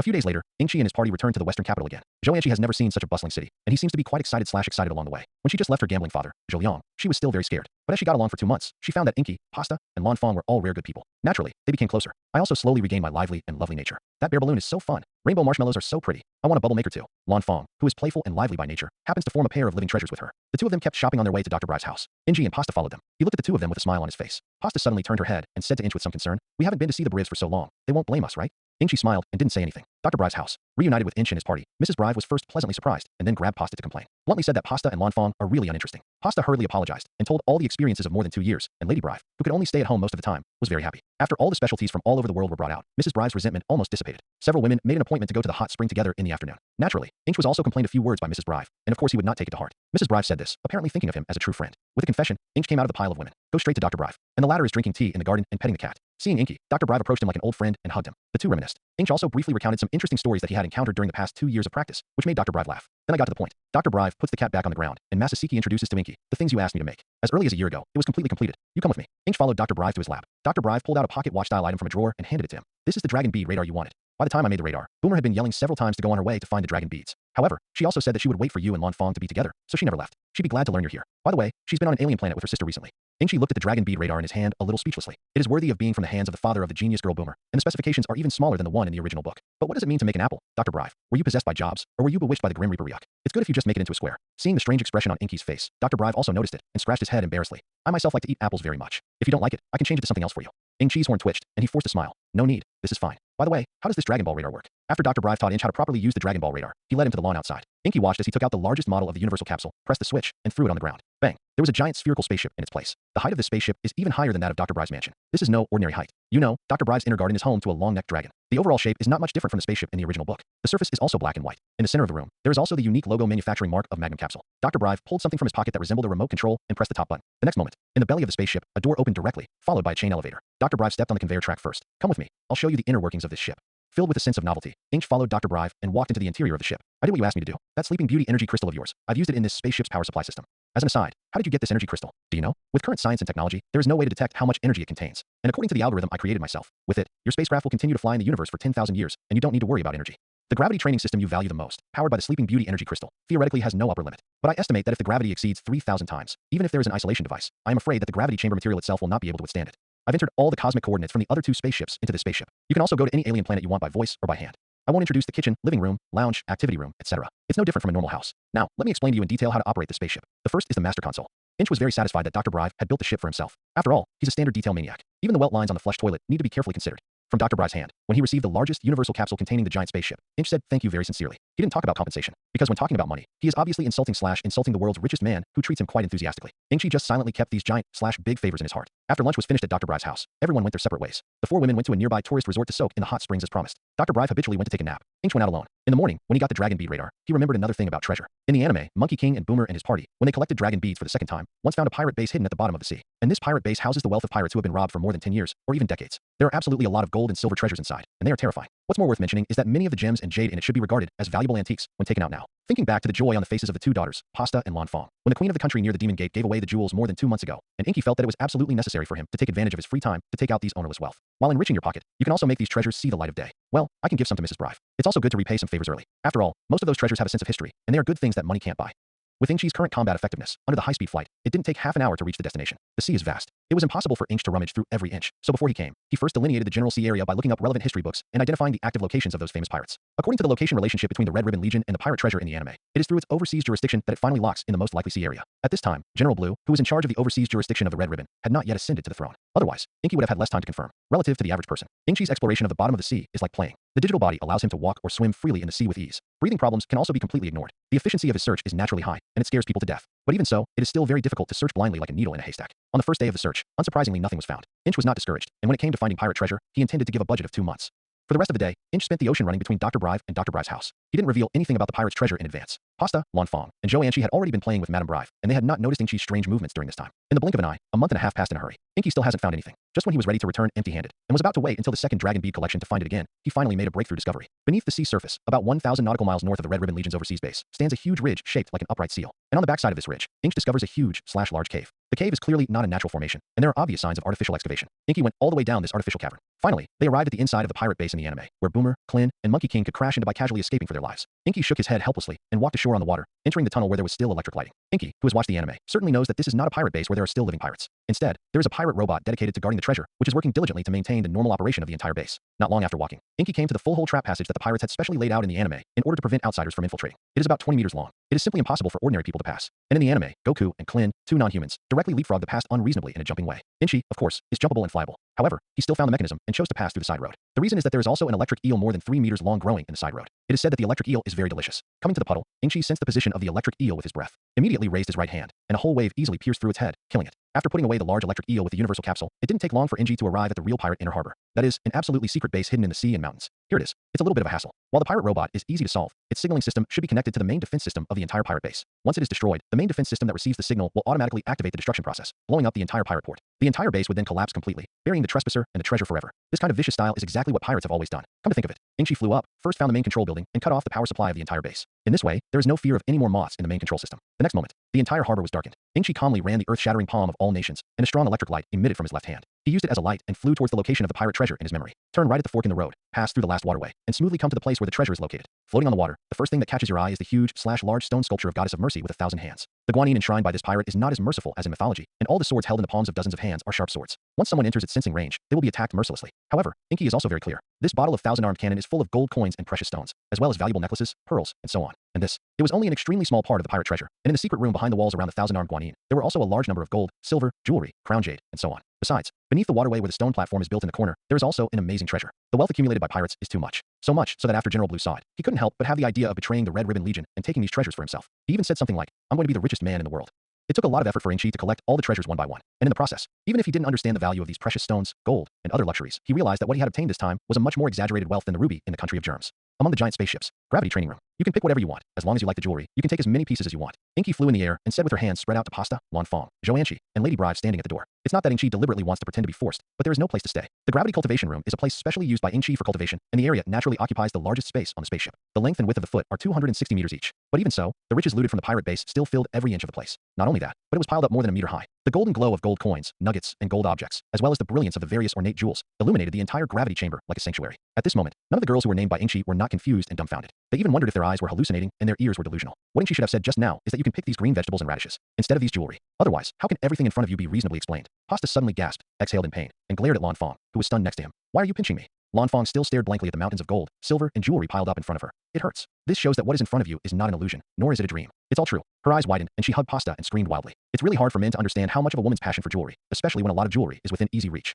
Although Zhou was young, she was also pulled by Lanfang and joined the celebration team. Mrs. Brive, who finally came to her senses, also smiled. Although she is the richest lady in the world, all that money is a string of numbers on the account. How can there be a big psychological impact of replacing all the gold, gemstones, and jewelry in front of you? She suddenly thought of a little, looked up, and asked in surprise, "Inchi, shouldn't you have exchanged all the money on your body for these things?" Hearing this, Pasta, Lanfang, and Zhou couldn't help but quiet down. Although they also liked the golden coins and the colorful gems, it would be a bit uneconomical to buy them all with Thor. After all, these can't be used as money. Before Inch could reply, Dr. Brive, behind Mrs. Brive, had already interjected. "Honey, you can look away this time. The stuff here is not only worth more than 30 billion sols. Look at the sapphire over there. It's bigger than the heart of the ocean that appeared at the last auction in the central capital. Even Heart of the Ocean has sold more than 1 billion sol. And those antiques, those jades, are not ordinary. I really don't know where Inchi got them." The short-sighted Pasta, Lanfang, and Zhou all gasped. Pasta suddenly asked uneasily, "Inky, you must have robbed all the top goldsmiths, jewelry, and antique stores in the world?" As soon as Pasta said this, everyone else turned their eyes to Inky. Inchi shook his head with a smile. "Look at what you said. Can I be that kind of person? These gold, silver, and jewels were all obtained from an unmanned pirate base that I accidentally broke into when I was out. The source can definitely be said to be above board."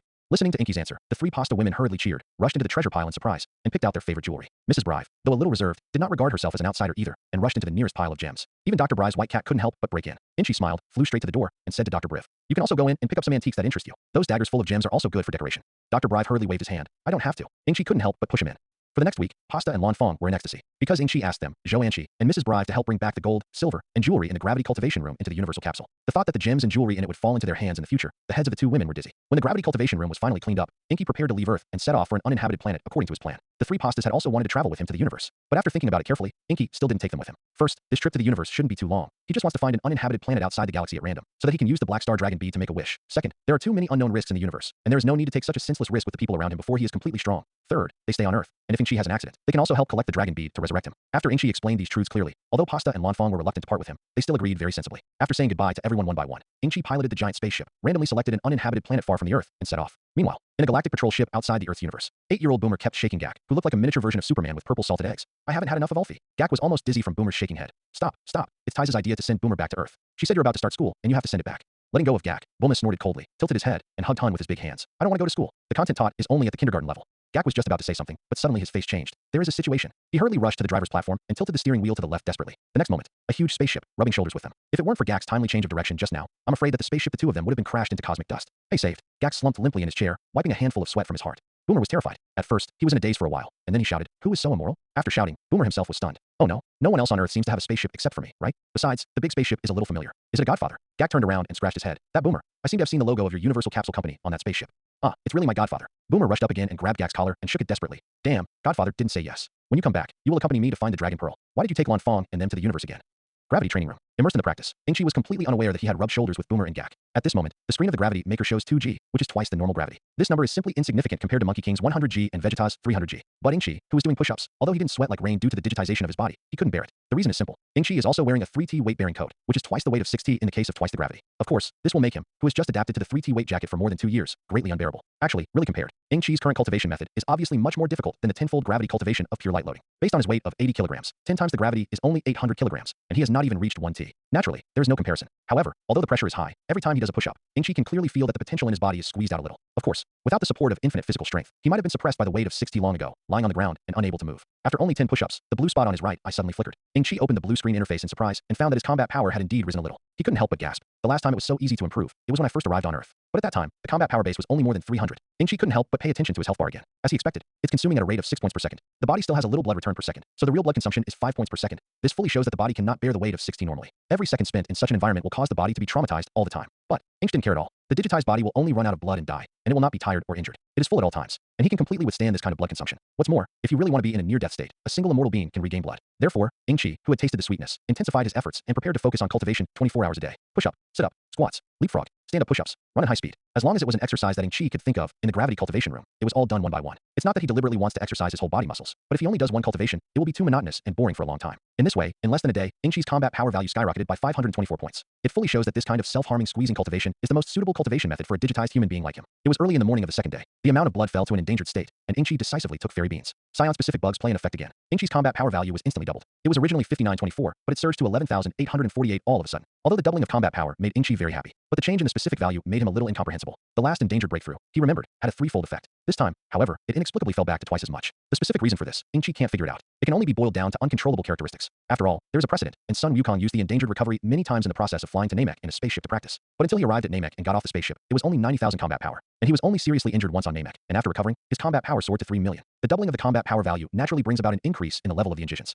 The hierarchical realm division of Orthodox Scions. The specific values are based on this. Lower level warriors, 1 to 3,000, low tier, 1 to 1,000, intermediate, 1,001 to 2,000, high tier, 2,001 to 3,000. Intermediate warrior, 3001 to 9000, low tier, 3001 to 5000, intermediate tier, 5001 to 7000, high tier, 7001 to 9000. Advanced warrior, 9001 to 18,000, low rank, 9001 to 12,000, intermediate rank, 12001, 15000, high rank, 15001, 18000. Quasi-general, 18001, 30000, low level, 18001, 22000, intermediate, 22,001 to 26,000, high level, 26,001 to 30,000. Lower level generals, 30,001 to 60,000, low level, 30,001 to 40,000, intermediate, 40,001 to 50,000, high level, 50,001 to 60,000. Intermediate general, 60,001 to 120,000, low rank, 60,001 to 80,000, intermediate rank, 80,001 to 1 million, high rank, 100,001 to 120,000, upper rank, 120,001 to 210,000, lower rank, 120,001, 150,000, intermediate rank, 150,001, 180,000, high rank, 180,001 to 210,000, quasi-god of war, 210,001 to 370,000, low level, 210,001 to 250,000, intermediate, 250,001 to 290,000, high level, 330,001 to 370,000, low level god of war, 370,001 to 670,000, lower level, 370,001, 470,000, intermediate level, 470,001, 570,000, high level, 570,001 to 670,000, intermediate god of war, 670,001, 127,000, lower, 670,001, 870,000, intermediate, 870,001, 107,000, advanced, 107,001-127,000, advanced god of war, 127,001-2, 170,000, lower, 127,001-157,000, intermediate, 157,001-187,000, high, 187,001-2, 170,000, quasi-war emperor, 217,001-300,000, war emperor, 3 million or more. Now Ingchi's combat value has broken through to 11848, and it is obvious that he has crossed 2 levels at one time, from a middle-level intermediate warrior to a low-level upper warrior. At the same time, the amount of health soared again. When promoted from a mid-level warrior to a high-level mid-level warrior, the amount of HP doubles to 398096, while when a high-level mid-level warrior breaks through to a low-level upper-level warrior, the amount of HP triples and becomes a 119 for 288. The spaceship was still early to reach its destination, and Ingchi continued to cultivate. After the battle value skyrocketed, he obviously felt a lot easier in his cultivation. Naturally, the effect has weakened a bit, but it's too early to say that it's completely adaptable. The amount of HP still consumes 3 points per second, which is proof of this. In the blink of an eye, nearly 7 days have passed. Ingchi once again entered the endangered blood volume, and naturally swallowed the second immortal being. This time, the combat power still doubled, becoming 26506. The Scion's level realm once again soared to the realm of a high-level quasi-general. Once again, the amount of blood has skyrocketed. When a low-level fighter breaks through a middle-level fighter, Ingchi's HP becomes 2388576. When a mid-level fighter breaks through a high-level fighter, Ingchi's HP becomes 4777152. When a high-level warrior broke through the low-level brigadier generals of the Great Realm, Ingchi's HP became 14331 for 56. When the low-level quasi-war general broke through the middle-level brigadier general, Ingchi's HP became 28,662,912. When the mid-level brigadier broke through the high-level brigadier general, Ingchi's HP became 5,732,824. More than 50 million blood. This is the amount of explosive blood that Ingchi has never reached in his previous life playing Dragon Bead Universe OL online games. It can be said that the amount of blood has reached this level, and as long as Ingqi does not deliberately seek death in the future, I believe that even if the whole king is eliminated, I am afraid that he will not be able to kill him again. After all, even if he dies once, he consumes 1,000 points of blood, and the blood volume of more than 50 million can supply him with more than 50,000 deaths. There was plenty of time for him to die and resurrect, enough for him to travel to other universes. So far, Ingqi also stopped cultivating for the time being, because in one night, the spaceship will reach the destination of this trip, the planet Adria. So, Ingqi slept beautifully. By the time he opened his eyes again, the Big Mac spaceship had landed safely. When you open the hatch, you will see the yellow sand in the sky. No matter where you look, there are still endless sand dunes that stretch to the horizon. It feels like a desert planet. In fact, it is. In Namek, Adria means desert. Flying to a relatively flat high hill, Ingqi squinted and glanced up at the sky. The planet was too close to the star. The initial surface temperature is estimated to be around 100 degrees Celsius, and very few living organisms can survive in such a harsh environment. This is destined to be a garbage planet. Therefore, even if it is destroyed, there's nothing to be sorry about. Ingqi took out the universal capsule containing the black star dragon bead. With a casual click, he dropped it on the ground. The next moment, 7 black star dragon beads appeared neatly in front of Ingqi, and they were still flashing with a shimmer, which was the resonance phenomenon of the dragon beads themselves. Although he has seen a lot of Goku, and they make wishes in the anime, it is the first time that it is his turn. Ingqi swallowed a little saliva, and said in a steady voice, "Shenlong, come out." With Ingqi's call, the 7 black star dragon beads all appeared with flashing lightning. Immediately after, thick dark clouds gathered from all directions, and the whole sky darkened. In the midst of lightning and thunder, a golden lightning bolt the size of a water tank soared upward, bending and circling, forming a behemoth wrapped in golden light. After a while, the golden light dissipated. In the sky, a giant/large four-clawed dragon appeared in myths and legends.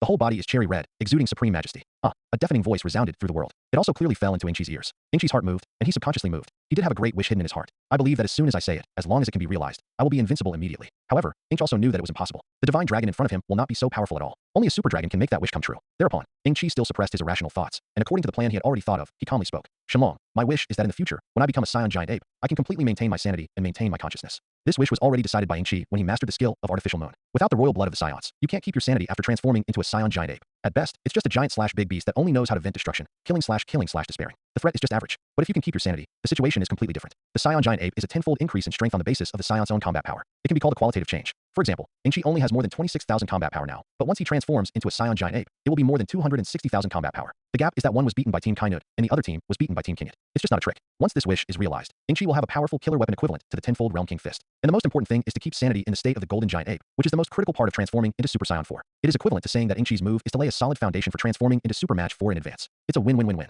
After hearing Ingqi's wish clearly, the dragon's 2 blood-red eyes instantly bloomed with a terrifying light. I see. It didn't take long for Ingqi to immediately notice that his head was covered with something. It's refreshing and cool. After about 2 minutes, my mind seemed to be much lighter. It was as if an invisible shackle had been removed. Your wish, I have come true. Well, goodbye. After the dragon finished saying this, the dragon's whiskers, which had been floating steadily, instantly stopped. The entire huge dragon body also seems to be frozen in the picture. The next moment, it degenerated again into lightning golden light, and the 7 dragon beads in the golden light soon flew away in 7 directions in the universe. Ingqi breathed a sigh of relief. Finally, another very important goal has been accomplished.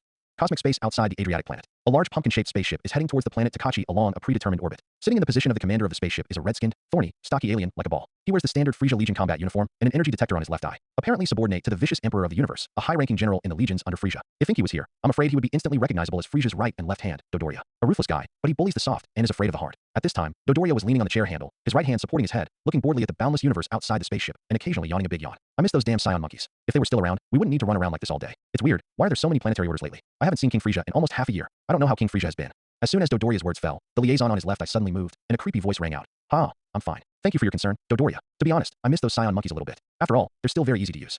Third, King Frisia. Dodoria's forehead immediately broke out with hot sweat, and her body subconsciously sat straight. However, the planet Vegeta has been destroyed by a meteorite. Scions are a thing of the past. During this time, I have worked hard for you. When you're done with this, you can come back to me and recuperate for a while. Frisia said lightly. Thank you, Lord Frisia. Dodoria hurriedly thanked him. But at that moment, the spaceship shook slightly as if it had been hit by something. Dodoria was shocked. What's going on? Is it under attack? Someone from one of his subordinates immediately replied. Lord Dodoria, it is not clear what the situation is, but there is no trace of the enemy in the vicinity. Oh, how dare you offend the Frisia Legion? Dodoria, go and teach each other a memorable lesson. Naturally, what hit the Dodoria spaceship was the Black Star Dragon bead scattered from the Adria planet and flew to various parts of the universe. The individual of the Black Star Dragon bead is too small, and even if it crashes into a spaceship, it does not cause much impact. The soldiers of the Frisia Legion on the spaceship, after panicking for a while, naturally calmed down. According to Dodoria's orders, he flew to the planet Adriatic instead. Seeing that the Black Star Dragon beads had flown away, Ingqi bent down to pick up the empty universal capsule with satisfaction. Just as he was about to return to the Big Mac spaceship, he suddenly felt a powerful and evil aura rapidly approaching him. And around this powerful chi, there are many evil auras that are relatively weak, but far superior to the human powerhouses on the Earth. Ingqi couldn't help frowning and looked up at the sky. Which boss did you bump into in advance? Frisia was bored, so she kept in touch with Dodoria. How is it? Dodoria, have you found the enemy who attacked you? Dodoria skillfully operated the energy detector as she replied. Yes, Lord Frisia. Well, it has now been confirmed that there is only one opponent. The combat effectiveness seems to be somewhat good. Oh, is it? A single person would dare to challenge our Frisia Legion. What courage is commendable. Then Dodoria, you can treat him well for me. Frisia chuckled. Yes, Lord Frisia, I must. Dodoria was about to answer, but was startled by the value on the screen of the energy detector. How is this possible? The combat power has exceeded 10,000, and it is still increasing rapidly. Frisia was also slightly surprised. It seems that the enemy this time is not a small roll. A drop of cold sweat slipped quietly from Dodoria's head. 17,000, 18,000, 19,000. It's already over 20,000. Damn, there can be such a powerful enemy on this desolate planet.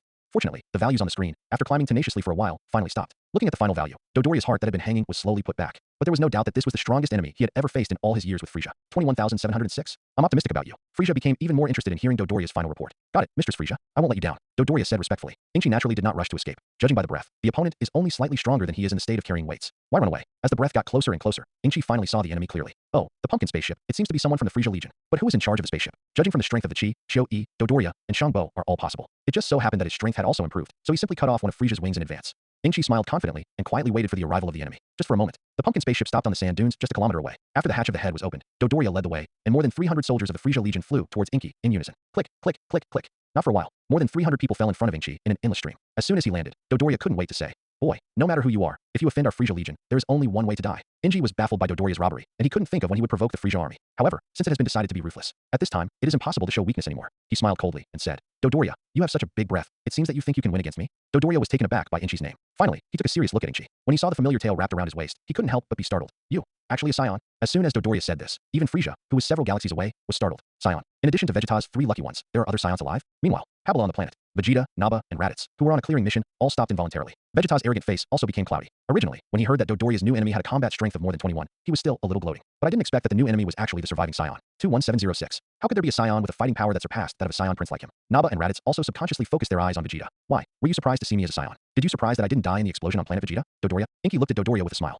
Dodoria's eyes flickered for a moment, and she asked, "Who are you? And what else do you know?" Ingshi didn't think about it, and casually dug a big hole for Darius. "My name is Dales." He was a survivor of the conspiracy back then. Dodoria, you didn't expect that, did you? I was lucky enough to get the seed of the spirit tree. Over the years, I have made incredible progress in my strength by devouring the fruits grown from the spirit tree. Frisia. Inky suddenly raised his voice. He knew very well that Frisia could hear the current words through the contact. "When my strength surpasses yours, I will definitely go to you to avenge the revenge of the past. Wash my neck and wait for me, and I'll kill Dodoria today to get some interest back from you." Frisia listened to Inky's flickering through the liaison, and suddenly held his chin, revealing a thoughtful look, and muttered, "Spirit tree fruit. Where do you seem to have heard of it?" The 3 Vegetas on the planet Pablo were even more stunned when they heard the voice coming from the communicator clearly. Raditz suddenly slapped his palm and said loudly, "I remember. I once had a relationship with this Darius. That guy was just a junior warrior like my brother Kakarot. How is it possible that there will be more than 20,000 combat strength now?" Vegeta's eyes couldn't help but show greed, and even his face was a little distorted. "Is it the fruit of the spirit tree? Damn it. You dare to eat it secretly by yourself without offering it to me, the noble Saiyan prince." Dodoria laughed and said, "Saiyan monkey who has gone out of his shit luck, do you think you can beat me?" Ingchi smiled disdainfully. "Do you think that now I have taken out all my strength? It's too naive. The spirit tree fruit is not as simple as you imagined. The upper limit of 23,000 can't measure my true strength. However, don't worry. I don't need to show all my strength to deal with you." Inky reckoned that it was almost time to fool Frisia with such a set. When he searched for Dales and the spiritual tree fruit all over the universe, he was just able to develop steadily on Earth and achieve overtaking in the corner of becoming a Super Saiyan. "You fart." Dodoria was completely enraged by Inchi's nobody's attitude. The whole person burst out with incredible speed, rushed in front of Inchi, and aimed at his head, which was a fierce elbow drop. In the face of this fierce attack, Inchi smiled. Now he was really glad that he had been cultivating in the Earth Heavenly Temple for 2 years, and under the same realm, he really felt that Dodoria was simply too much worse than himself. There are flaws all over the body. Moreover, all the attack movements have been seen by him clearly, and they have been predicted in advance. With a base of 20,000 combat strength, the difference in a few hundred values is already very small. In terms of speed, the two are almost comparable. Coupled with the ability to anticipate the opponent's moves in advance, Inky was extremely light, holding up Dodoria's elbow. But, with a combat value of more than 20,000, he is already a powerhouse at the level of explosive star in the Dragon Bead world. Naturally, the movement caused by the fight could no longer be as calm as hundreds. Even if Inky caught Dodoria's attack, the residual energy poured into the ground, still forming a spectacular yellow sand waterfall. The sand is sprinkled in the air. Inky had already sensed the trajectory of Dodoria's next attack, and while making an early avoidance, he punched Dodoria in the face. Bang! Dodoria had a nosebleed and flew backwards. This time, he was also completely enraged. "Damn Saiyan monkey, I'm going to kill you." Dodoria roared angrily, and the whole person went berserk and kept attacking Inchi. His attack speed is many times faster than that of Bobo, the strongest man on the earth, and even the lightning and flint are not enough to describe. The two of them moved as they fought. Everywhere you go, the dunes burst at every turn. It's like a movie special effect. Inchi is also the first time to fight with a master with tens of thousands of combat power, and his fighting style is cautious, mainly defending. But after a while, he fully grasped the degree. The style gradually shifted to offense. Dodoria, who couldn't attack Inchi and had been falling behind, was completely at an absolute disadvantage at this moment. In just 30 seconds, he had already hit Inchi with 6 punches and 3 kicks. Even the combat power has dropped a lot, and he didn't even touch a corner of Inchi's clothes. Dodoria was originally relying on a breath of anger, and as the battle progressed, the more he fought, the more frightened he became, and the more he fought, the more he was afraid, and the momentum at the beginning was completely unknown. After another punch with Inchi, but he was repulsed by force, the fighting spirit in his eyes quickly disappeared at a speed that was visible to his eyes. Looking at Inchi, who took the initiative to rush up, he waved quickly with his left and right hands. More than 30 energy bombs erupted in a row. Boom, boom, boom.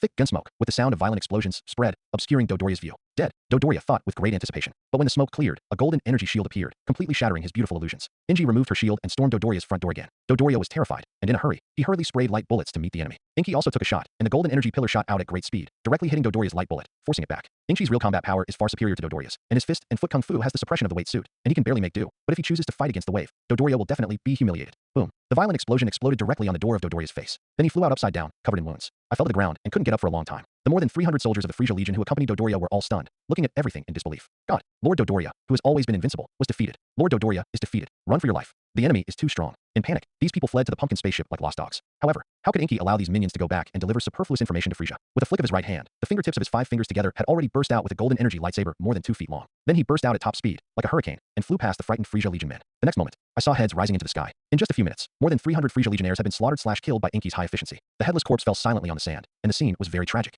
When Inky turned around, there was no one standing in front of him. He put away his finger lightsaber and walked unhurriedly towards the badly wounded Dodoria. Coming to Dodoria, who was still lying on his back, Inky didn't bother to check what his condition was, and put his hands and 5 fingers together, forming a triangular shape, ready to directly end the other party's life with a Qigong cannon. Perhaps sensing that death was coming, Dodoria said angrily, Don't kill me. Begging for mercy is really in line with his personality. Inky smiled and was about to send him back to the west, but my heart suddenly moved, and I thought of my next important plan. So I changed my mind again. Dodoria, I accept your allegiance. In the future, your dog's life will be mine. Inky said coldly. I see. Thank you, Lord Dales, for your magnanimity, said Dodoria, eager to survive. Afterwards, Inch carried the seriously injured Dodoria and flew directly into the pumpkin spaceship. He knew very well that most of the technology of the Frisia Legion came from his Star, and one of the very powerful technologies was the liquid medical machine. No matter how many traumatic injuries you have suffered, as long as you go in for a day and a night of recuperation, you will be able to recover quickly. And if the injured person has a strong constitution, the recovery speed can be faster. Now that the Frisia Legion on Adria has been wiped out, Dodoria has also surrendered to Inky. Naturally, all these things belong to him. Inky was reluctant to feed Dodoria immortal being, so he naturally threw him into the liquid medical machine. After all, the intact Dodoria is of use. When Inch returned to Earth in a giant spaceship, there was a gray figure floating in midair. The figure was short and stocky, with the same physical characteristics as Dodoria. It's just that the surface of the body is wrapped in a layer of gray light. Its fat, comical face is also covered with a spell painted with arcane spells. This strange character, like the flying corpse in the mythological legend, is the same person who has just sworn allegiance to Inky. A day ago, after Inky used the liquid medical machine to cure Dodoria, he directly used the Crane Immortal to teach him spells and witchcraft,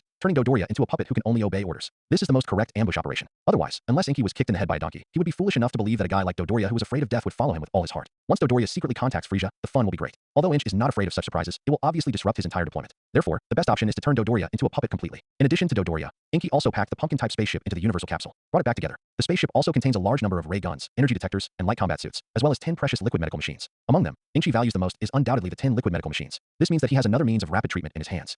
Dodoria, you go to the main console to monitor the space outside the ship. As soon as you encounter any special circumstances, you will immediately sound the alarm. After Inky's order was given, Dodoria immediately flew out of the gravity cultivation room without saying a word and went to the main control console. Watching his back disappear behind the door, Inky nodded in satisfaction. This spell is really unexpectedly good. Once used, it is equivalent to having an additional robot that can't speak, and the timeliness is also quite long. I remember that before leaving, the Crane Immortal gave him a stack of charms, and also told him that a charm can last for at least 10 years. It's quite worry-free. Subsequently, Inky began his practice again. This time, Inky did not turn on the gravity system, but only took off the 6T weight jacket that had just been changed into and replaced it with a maximum weight of 10T. After putting on this last piece of weight-bearing clothing with great effort, Inky's combat power value instantly dropped to 16906. The speed of blood consumption naturally intensified again, becoming 10 points per second. This value is undoubtedly very terrifying, which means that other martial artists of the same level only need to wear this 10T weight-bearing suit. If you don't last more than 2 minutes, you will be crushed to death. Inky estimates that this kind of self-mutilating cultivation, in this world, only a bug-level person with high blood volume and unlimited physical strength like him can do it. In a flash, 8 days passed in a hurry. The blue earth is just around the corner. Just before landing, Dodoria came to the gravity training room to inform Inky. When Inky learned about it, he stopped cultivating. After these 8 days of hard work, he has initially adapted to the 10T weight-bearing clothes on his body, and he is no longer acting like a centenarian, but has basically reached the level of a normal 7-year-old man, and he doesn't look so awkward. And the self-mutilating and squeezing cultivation brought him more than 2,100 points of combat power improvement.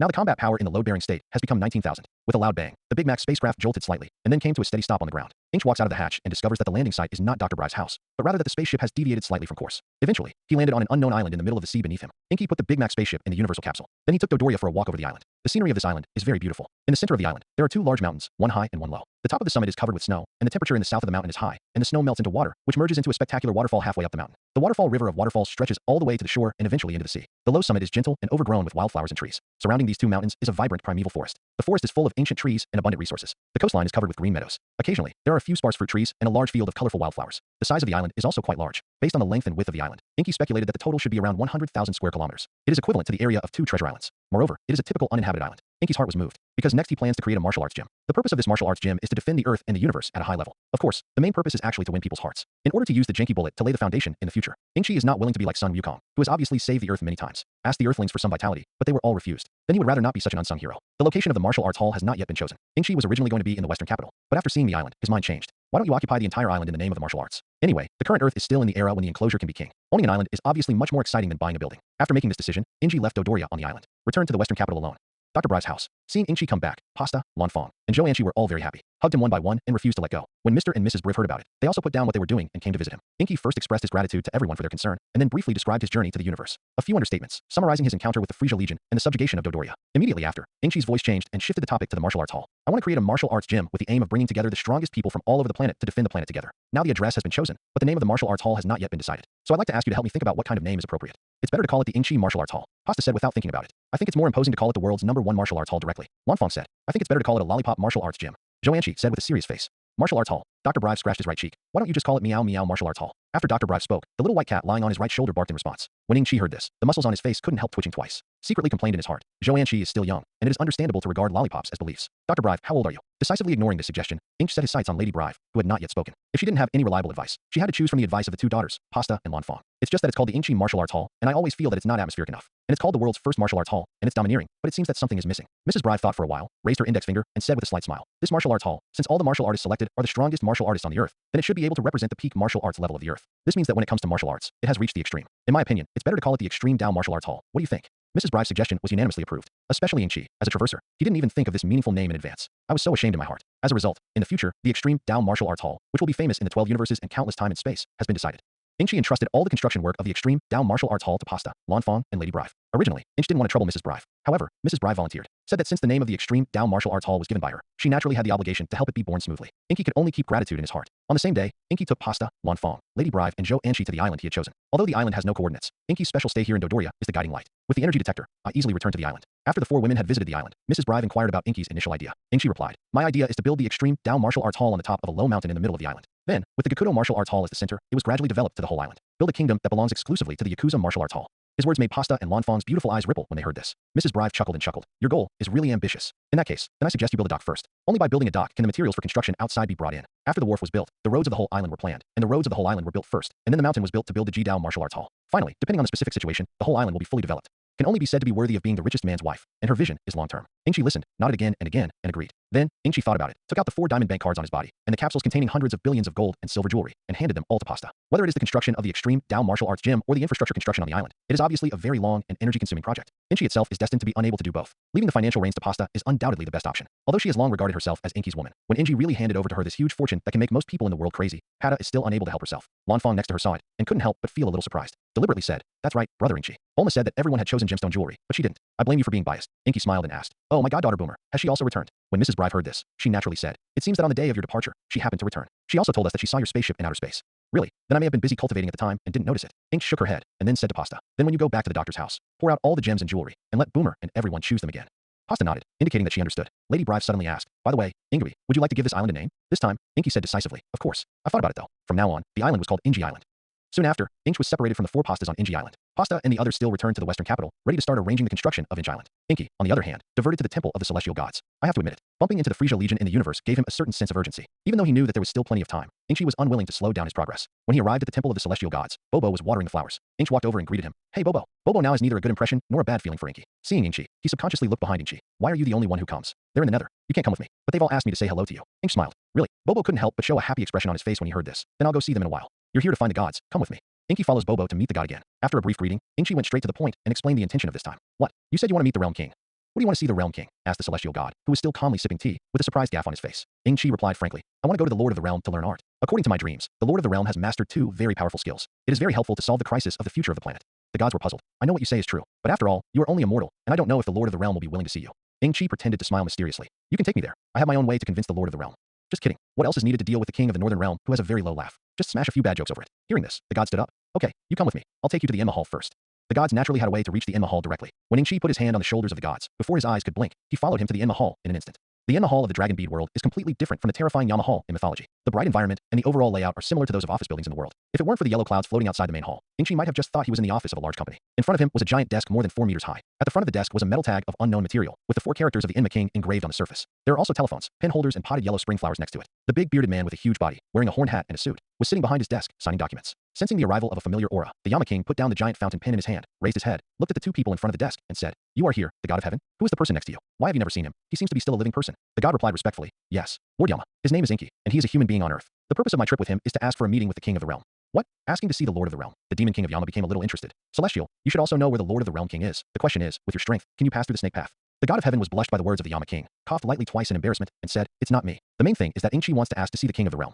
When the Yama King heard this, he couldn't help but cast his gaze on Inchi. Human, I heard that you want to challenge the snake path? Inchi nodded and said, I actually want to see Lord Realm. If you want to see the King of the Realm, you have to challenge the snake path, because the planet is at the end of the serpent's path. However, you are so weak, I advise you to give up. If you accidentally fall off the snake path, you can only stay in hell and never return to the world. King Yama tapped his fingers on the office desktop and said nonchalantly, since the first battle on Adriatic Planet, Inky has kept an extra eye. With his current strong combat power, for people who can sense breath or wear an energy detector, it is like a big light bulb in the dark, eye-catching and eye-catching. In this way, no matter what you want to do or where you are, there is no secret to speak of. This undoubtedly made him very uncomfortable. So after returning to Earth, Inchi gathered the breath of his body into his cells. Make yourself look like an ordinary person. The Yama King couldn't sense Inchi's breath, so he naturally looked away, thinking that he was a human who couldn't be weaker anymore. Inky guessed what the Yama King was thinking, but he didn't want to play any role with the Yama King pretending to be a pig and eating a tiger, and directly and clearly confessed, Lord Yama, in fact, he is very powerful. The snake path is nothing to me. Please also allow me to pass through the snake path. Inchi's words undoubtedly made the Yama King quite unhappy. Through the snake road, but the thing he is most proud of. After all, in the past 500 years, he was the only one who had successfully passed through the snake path and successfully met the king of the Northern Realm. In front of him, the Earth human who looked weak and just like an ant actually dared to say such a big thing as a snake path. Originally, with the endorsement of this colleague of the gods, the Yama King had already planned to let Inchi give it a try. But now, the Yama King suddenly stood up. Lord Realm King is not something that everyone can see casually. If you can defeat me, I'll allow you to challenge the snake path. What? What? The celestial god's expression became nervous. Lord Yama, think twice. How could Inchi be your opponent? After 2 years of getting along, the gods also have a certain affection for Inchi. Naturally, he didn't want to see Inchi get hurt. After listening to the words of the Enma King and the Celestials, Inchi's face couldn't help but become strange. If you don't even have the guts to challenge me, then you better go back as soon as possible. Don't bother me with my office anymore. The Yama King snorted coldly. This time, without waiting for the god to answer, Inchi had already preemptively said, then please ask Lord Yama. Your subordinates are merciful. I have my own measure. Come with me. The 10-meter-tall Enma King stood up like a hill, walked out of the hall with a menacing attitude. Inch smiled and followed. Seeing that, the competition was a foregone conclusion, the god sighed. They went out together. Now he only hoped that the Yama King would keep his promise and not hurt Inchi too badly. Outside the Yama Palace, there is an unusually wide stone avenue. It's not impossible to describe it as a square. Yama and Inky stood across from each other. Let's get started. I still have a lot of documents to review, said the Yama gentry. I'm ready. Inchi stood with a relaxed expression. When faced with a spirit body without a body, perhaps the Yama King is invincible. But he was not a dead man. A guy who can't even beat the king of the Northern Realm. What is it to challenge him? Isn't it self-inflicted humiliation? The Demon King's eyes froze, and the whole person quickly ran over Inchi like a heavy truck. Before the person arrived, the two big hands were already closing in the middle, trying to grasp Inky eye. Hey, the seemingly clumsy body of the Yama King, at that moment, suddenly burst out with a speed comparable to that of sound, and a pair of palms directly collided together. There was a loud bang, but to his surprise, the shot that he thought was foolproof actually failed. I've completely lost Inchi's figure in front of me. In heaven, the Yama King looked up suddenly, and the sky was empty. Behind him, he turned sharply again, still finding nothing. Left, right. The Enma King turned 720 degrees, but he never managed to find out where Inky was. The gods who were quietly watching the battle on the sidelines were about to pop out their eyes. He didn't expect that. The gap between the Yama King and Inchi is so big. The Yama King is so much weaker than Inchi. Inchi was clearly standing behind him, like a shadow, moving with his movements. But the Yama King didn't notice it at all. The Demon King couldn't find Inchi for a long time, so he couldn't help but look at the gods and said angrily, Gods, let that kid come out quickly. I don't have time to hide with him. What's the use of hiding in the light? Tenjin. As soon as the Yama King's words fell, Inchi's voice sounded behind him. I'm sorry, Lord Yama. The next moment, the Yama King felt the back of his neck hit like electricity, and under the severe pain, his eyes went black, and he didn't know anything. The gods watched the Yama King's mountain-like body collapse to the ground, and then looked at Inchi with an innocent face, and for a moment, he didn't know what to say. The god of heaven brought Inchi to a stone sculpture that was 2 meters high, resembling both a fish head and a snake head, and pointed to the open mouth of the stone sculpture and said, This is the entrance to the snake road. As long as you finish the snake path, the world star will be above the end of the snake road. Good luck. Thank you very much for your selfless help. Lord Celestial, I will contact you again when I finish my cultivation with Lord Realm King. Inky finally beckoned to the gods, turned around, and flashed into the snake path. The Celestials didn't even see the afterglow, and Inchi had already disappeared from the snake path at the front. The god stood silently in place for a long time, and suddenly sighed. This Mr. Inchi, what an unfathomable figure. Maybe the future of the earth really depends on him. Inchi was like a flash of lightning, speeding down the snake path. If the gods were looking down on the snake path at this moment, they wouldn't see anything at all, because Inchi's current speed is no longer something that ordinary powerhouses can capture. Inchi's body is now wrapped in a layer of dazzling white light, which is a characteristic that controls the amount of chi in his body at about 15,000 combat power, and is visible to the outside. Meantime, he was also secretly calculating time in his mind. After Wukong completes his cultivation on the Realm King, his full burst combat power should be around 8,000. But when he returns to Earth and passes through the snake path for the second time, it is obvious that Goku will not be able to explode in its entirety. Because Wukong is an excellent martial artist, of course he will not be unaware that it is impossible to maintain a state of full strength for too long. On the contrary, it will also exhaust the physical strength in advance. This leads to more wasted travel time. Then, Vegeta's energy detector measured his combat power of more than 5,000 at that time, and this data is quite reasonable through the snake path. Wukong has more than 5,000 combat strength, and it takes 2 days to complete the whole process of the snake path. If you convert it again, it will only take a third of the time to have a combat strength of more than 15,000. That's 16 hours. And Wukong fell into hell at a quarter of the entire length of the snake road. That is, about 250,000 kilometers of snake road. Therefore, he only needs to maintain his current speed and spend 4 hours to reach his desired destination. 4 hours passed quickly. Inky paused, staring at the golden clouds beside the snake path for a moment. Then he jumped without hesitation. This scene, it happened to fall into the eyes of the two-horned imp who was driving a cleaning car not far away, and he was surprised to pull his head out of the window and shouted, Hey, there's hell down there. After easily passing through the golden clouds, Inky decisively performed the sky dance and floated in the sky of hell. He lowered his head and looked around. In this hell, there are needle mountains, pools of blood, vast wilderness, and strangely shaped woods. Inky's gaze was constantly wandering. Finally, a huge tree with golden peaches on its branches fell into his eyes. Found it. Inky was happy in his heart. Yinqing tree. That's why he deliberately jumped down the snake path and came to the third special zone of the first realm of hell. I ate a longevity fruit that increases my strength. Having discovered the goal, Inky's heart was also settled. Look around again to find out who is on this level. The blue Oni of the Hades Lords #1 Hercules and the red Oni of Hell #1. Soon, Inky found the two working in the ghost building. The next moment, Inky flew straight over. Before coming to the window, he said hello to the two ghosts. Hey. The blue and red ghosts were visibly startled by him and fell out of their chairs. Hoo hoo. The two ghosts shouted in unison. Inchi smiled slightly. My name is Inchi, and I just fell off the snake path. I want to eat the fruit of the longevity tree. That's why I'm here to tell you. In fact, with his current strength, it is completely possible to pick all the longevity fruits without knowing it. But taking it without telling it is a thief's general behavior. After all, this longevity tree is not like those rubies under the country of germs. It is carefully cultivated and planted by people. Oh no, there are ghosts who carefully cultivate and plant. Even if he wants to take it, Ingchi must take it openly. Bull, the blue ghost and the red ghost hurriedly took an attacking stance. Those precious fruits on the Yenching tree are only qualified to be eaten by Lord Yama. No one else even thinks about it. And what if I have to? Said Inky, looking at the blue and red ghost with a smirk. Then don't blame us. You're welcome. The blue ghost and the red ghost looked at each other, their hands clasped together, and their knuckles crackled. Are you sure you want to fight? I remember just half a day ago, I fought with the supreme Lord Yama in your mind. Inky smiled slightly. How's it going? The blue ghost and the red ghost asked in unison. I was knocked unconscious by my move. Inky said honestly. What? How is that possible? Muttered the blue ghost in disbelief. Little ghost, you must be lying, right? The red ghost also looked incredulous. Inky just smiled incomprehensibly this time, and didn't say anything more. I don't believe it. I'm going to have to give it a try. Where's my mace? The blue ghost subconsciously prepared to pull out his proud weapon. Wait a minute. The red ghost looked at Inky a few more times, and hurriedly called out to the blue ghost. It leaned into the blue ghost's ear and whispered, don't you see? This is a big living man with a big body. I think it's better to let him eat the longevity fruit, lest we both be slain by him. You're stupid. You can eat one of the Yenching fruit and not be hungry for 100 days. How many fruits can he eat with his small body? If he eats too much, he will be strangled to death. The red ghost smirked. Well, I didn't think of that. The blue ghost scratched his head. The two ghosts had made a decision, so they came to Inchi and said that they had no objection to Inchi's move to eat Yenching fruit. And you can eat as many as you want. Inchi didn't expect these two ghosts who were so arrogant in front of Yukong to talk so well, and they didn't doubt him. Flew directly to the Yenching tree, picked one off, and swallowed it in 3 or 2 bites. The taste is quite delicious. It is far from being comparable to those fresh peach fruits in the world. But at the moment, Inchi's concern obviously cannot be a matter of taste. Hurriedly opened the blue screen interface to confirm the change in combat effectiveness. It turned out to be a little disappointing for him. One longevity fruit only gave him a 10-point increase. It seems that after Wukong fell into hell, he rewalked the snake path and felt that his strength had greatly improved, which was not the reason for the longevity fruit. Rather, crossing the snake path, like climbing the column tower, is a rather rare practice in itself. Think about it. And so it should be. If the effect of the Yenching fruit is really significant, then the demon king of Yama has lived for so many years and eaten for so many years, and his strength must be terrifying. It won't be enough for Frisia and Sheru to make a fuss, so they have to ask the ribs from the king of the west to come over and help. However, it is better to have an effect than not to have it. I deliberately jumped down, but I couldn't go home empty-handed, right? Come to think of it, Inch no longer hesitated and raised the efficiency to the maximum. Picking with both hands is like flying, and at the same time, 2 or 3 bites will swallow the Yenching fruit in hand. As for the satiety effect produced by the Yenching fruit, he didn't care at all. If Inky wanted to, he could eat a mountain at once. The digital body is so perverted. Seeing the longevity fruit on the longevity tree, it kept decreasing at a speed that was visible to the eye. The faces of the blue and red ghosts have already flowed into waterfall sweat. The blue ghost asked the red ghost tremblingly, didn't you say that you can only eat 1 or 2 Yenching fruits to hold on? What should I do now? The red ghost's eyes were already a little dizzy. I don't know either. During the conversation between the two, Inchi had already eaten the last Yenching fruit on the Yenching tree. A total of 100 longevity fruits, a total of 1,000 points of combat value increased for him. Inchi burped in satisfaction and smiled at the stunned red and blue ghosts. Thank you too for your hospitality. I'm full.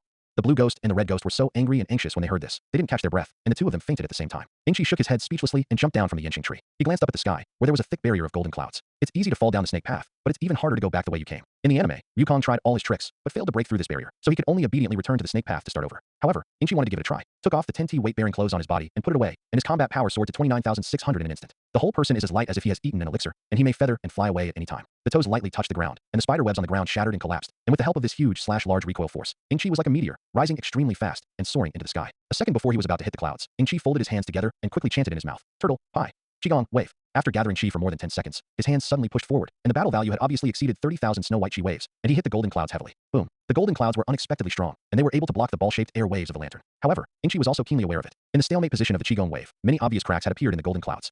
Inchi let out a roar again, and the power of the turtle sex Qigong wave skyrocketed incredibly, and the combat power instantly exceeded 60,000. This is where the turtle school Qigong wave is superior to the Qigong cannon. As long as there is physical strength in the body, it can even help the caster force the hidden potential in the body. Bang. The golden clouds could no longer hold it, and shattered like glass. The turtle sex Qigong wave was no longer blocked, and it rushed straight up and flew into the sky. After Inchi stopped, he noticed that the passage of the turtle sex Qigong wave had a tendency to gradually gather again, and he didn't dare to slack off at the moment, so he hurriedly used the dancing void technique, and flew out of hell before the golden clouds recovered again. Back on the snake road, Inchi thought about it, changed into a 1T weight-bearing suit, and then opened up all the firepower, exerting nearly 30,000 combat power, and the meteor rushed straight towards the end of the snake road. When he passed halfway through the snake path where Princess Snake Queen was, the latter could not even notice his arrival. After half a day, Inky finally reached the end of the snake path. Looking up at 100 meters high, the boundary king with a diameter of only about 2 or 3 kilometers jumped up without hesitation. The moment he landed, Inchi involuntarily fell forward. This is apparently due to tenfold gravity on Terrandial. But, in the end, Inchi has already preliminarily adapted to the weight of 10T, and after adjusting the center of gravity slightly, it easily stabilized its figure. Walking on the planet realm, Inch felt that it was no different from usual. As he walked, he surveyed his surroundings. The familiar bunker-style house, the familiar apple tree, and the familiar me-style classic car. When he walked to the square well, which was a little deep, Inchi finally saw the chubby figure who was always wearing sunglasses, with a smile on his face. Meet the Lord of the Realm. Inchi bowed respectfully to the king of the Northern Realm. Barbarous, the little gorilla next to the king of the Northern Realm, put his hands on his hands and kept making strange expressions at Inky. The grasshopper Gregley was also looking at Inchi curiously not far away. The king of the Northern Realm scratched his fat right cheek and looked at Inchi repeatedly. Who are you? Why did you come to me? My name is Inky. This time, I came to see the Lord of the Realm, and I wanted to ask the Lord of the Realm to teach me the King of the Realm fist and the Yuan Chi bullet. Inchi directly told her intentions frankly. Inchi knew very well that in the face of these immortals, it was best not to hide anything. Mind reading and telepathy can be said to be their forte. If you panic first, you will have to be tired of coping with it later. Sooner or later, they will break all their minds. It's not going to be good. Well, how do you know that? I've never told the gods about that. The king of the Northern Realm approached and stared at Inchi suspiciously. Inchi's face remained unchanged, and once again used his ability to predict dreams as a shield. Oh, is there such an incredible ability in the world? The king of the Northern Realm circled around Inchi and suddenly found the biggest question. Are you a Saiyan? Inchi nodded. Yes. Such an obvious feature is that you can't hide it if you want to. The king of the northern realm tilted his head. Then I can't teach you. I will never pass on my knowledge to the evil Scions. Isn't it clear that you're a Scion, that god? And why did you come to the upper realm in a daze? Ing-Chi calmly defended. Lord of the realm, in fact, among the Scions. If you don't believe me, you can ask Lord God of the realm, the Scions of the 6th universe, all of whom are kind. The next moment, the image that Inky wanted him to see suddenly came to his mind. Gabe the Scion, Lien saw the Scion. These are typical guys who do good deeds and don't die. It's all true. The king of the northern realm was stunned. He put his hands behind his back and paced back and forth. Suddenly, he reacted. Even if there are good Scions, that doesn't prove that you are a good Scion. Ing-Chi smiled and took out the final killer idea. I will tell jokes, lots and lots of jokes. If you are willing to teach me martial arts, then I will tell you 10 jokes every day. How? This answer almost pierced the weakness of the king of the northern realm. What? Said a look of interest on Kita's face. The king of the northern realm suddenly clenched his fists and trembled for a while before replying. I am a principled king. I will never be bought by you with just a few jokes. His statement, not to mention Barbarous and Gregley, who were familiar with his nature. Even the newcomer Ing-Chi can easily see his inner struggle and reluctance. However, this is still a refusal in the end. Ing-Chi frowned helplessly. No way, the current timeline is still too early. Even with the backing of the gods, the king of the northern realm, who knew the evil name of the Scions, still refused to trust him easily. If it's a little later, kill the great demon king of Vic, and then get rid of Raditz who came to Earth. He doesn't need to say anything, and the king of the northern realm will set up a joke at most, and it will be over. After thinking about it, Ing-Chi still made a final effort and said, Lord Realm, I won't say much about the disaster that the Earth is about to face. However, there is one thing you should know. I studied the 2 things of the Realm King Fist and the Yuan Shi Bomb, but they were linked to the life and death of the entire 7th universe. When the time comes, under the elimination of the whole king, I am afraid that you will not be spared even if it is the king of the realm. What? Will Lord Quan Wong eliminate the 7th universe in the future? The cold sweat on the forehead of the king of the northern realm burst out as soon as he brushed it. He took out a handkerchief, wiped his head, and asked tremblingly, Is this true? As a god, the king of the northern realm is of course most aware of the horror of the whole king. Inky calmly replied, What do you think? I'm just an ordinary Scion. Under normal circumstances, how could it be clear that the whole king existed? And even the whole king's tricks were known. Inchi's logic is clear. If there were no foresight dreams, an ordinary Scion would not know about the existence of the king. And if the whole king didn't do the thing of eliminating the universe in the dream realm, he would never know that the whole king had the terrible ability to eliminate it. The king of the northern realm has lived for so long, and he has long since become a human spirit. After a little thought, it is understood. Of course, the king of the northern realm knew that Inky still had the possibility of lying, but he didn't dare to gamble. The reason is simple. The Realm King Fist and the Yuan Shi Bullet are just 2 ordinary skills that he created. Compared to the safety of the entire universe, there is no comparison at all. The king of the northern realm raised his fist and coughed lightly. I understand. I'll teach you the Realm King Fist and the Jinky Bomb. Still, you're going to tell me 10 jokes a day. Bang! Babliss and Gearedly fell to the ground at the same time. No problem, said Inky delighted.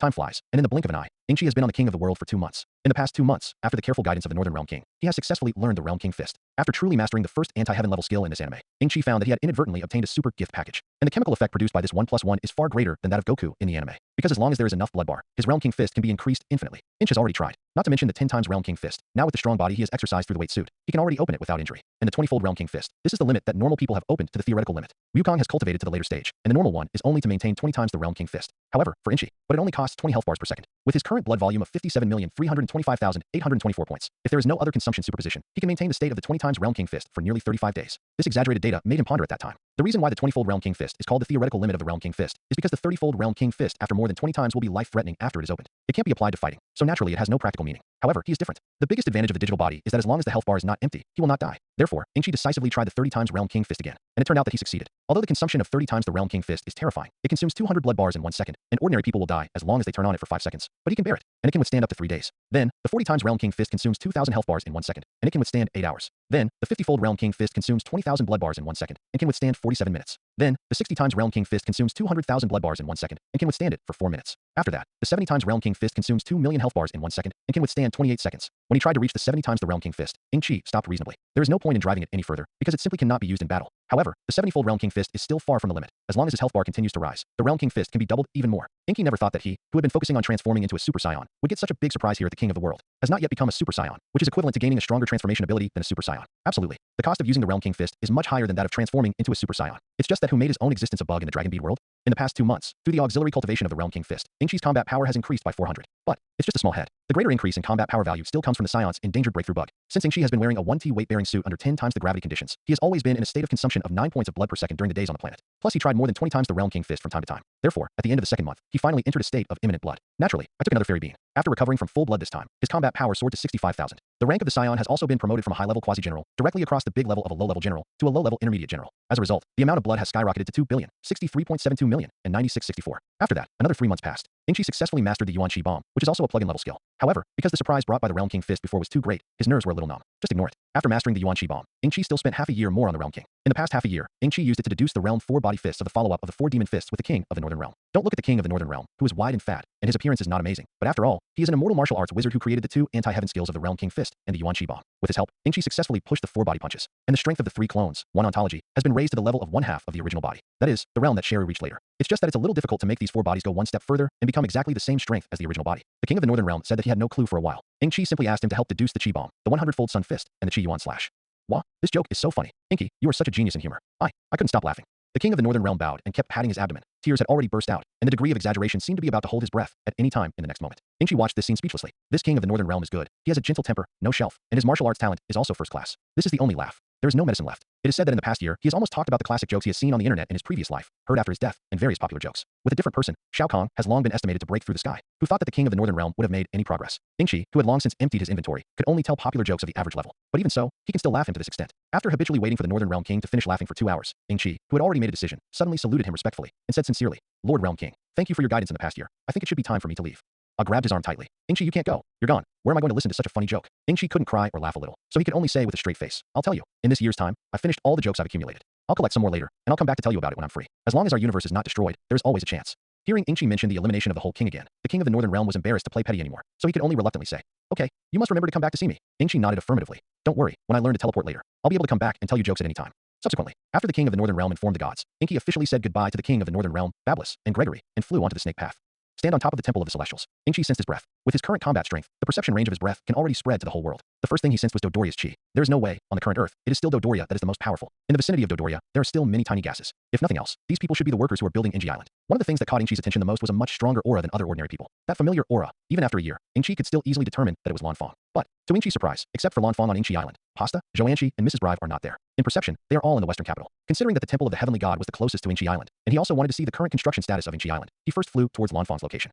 Ingchi Island, in the middle of the island, at the foot of the low mountains, Villa Mansion, in the bedroom. Ingchi smiled bitterly at Lanfang, who was still tear-stained in the corners of her eyes, and had slept sweetly, shook his head, but the thoughts slowly spread. Recently, the practice has reached a certain point, and the next step is to think of more effective ways to exercise. Looking back, when I just returned to Inky Island, the painting style was still very normal. Ingchi first overlooked the construction progress of the entire island from the high altitude of Inchi Island. The port has already been built. On the wharf, more than a dozen merchant ships were docked with all kinds of inconvenient materials such as cement, stones, steel bars, and other small materials that were inconvenient to put into the capsule. The road radiating from the center of the island to the entire island has also been largely completed. The overall road structure is a large tic-tac-toe. It divides the entire island of Inji into 9 pieces. It is located in the center of the tic-tac-toe, that is, the 2 mountains in the center of the island. In addition, 3 additional branch roads have been built around the low mountain where the Yakuza Martial Arts Hall will be built, all of which are connected to the main road. Overall, Inky is very satisfied with the achievements of the 4 pasta women in the past year. After that, I found Lanfang. Who knows, the style of painting is slowly becoming wrong. Ingchi sensed her breath, and when she came to Lanfang's location, she found that she was cultivating martial arts diligently. Seeing him appear after a long absence, Lanfang pounced happily and hung on him like a rag bear, showed dependence on him. If it was said that when he was 13 or 14 years old before, it was nothing, but now Lanfang is 17 years old. It's already a big girl. This is clearly inappropriate. When Ingchi smiled and wanted to push Lanfang away, was hugged by the latter. Lanfang actually confessed to him. Ingchi was stunned for a moment. In my mind, I couldn't concentrate and imagine the content of my cultivation. Wake up. The thought of Pasta, who had always been in love with her, gave Ingchi a headache. Before you know it, it's afternoon. Lanfang finally woke up, but she was in Ingchi's arms, refusing to move like a lazy cat. Ingchi smiled at her. "I have something to say to you." "Brother Ingchi, say it." Lanfang said with a slight squint. "Shall we not tell Pasta about today's events for a moment? I'm afraid she'll be sad." Ingchi said with some embarrassment. "I feel as if I've become a scumbag." Lanfang couldn't help but pout, revealing a heartbroken expression. "Are you afraid that she will be sad? Aren't you afraid that I will be sad?" Seeing her like this, Ingchi couldn't help but be a little crazy. He'd rather run and fight Frisia now than face the scene right now. That's not what I mean. Looking at Ingchi's awkward/cramped demeanor, Lanfang suddenly puffed and laughed. "Brother Ingchi, look at you're in a hurry. I was just teasing you. Sister Pasta is also a very cherished relative of mine. Don't worry, what happened today will only be a little secret between the 2 of us. When you get along with her completely, we'll make it public." Ingchi looked at Lanfang Jiao/gorgeous smiling face and hated it a little. It was really a female college 18 changes, and the more she changed, the more she became more and more goblins.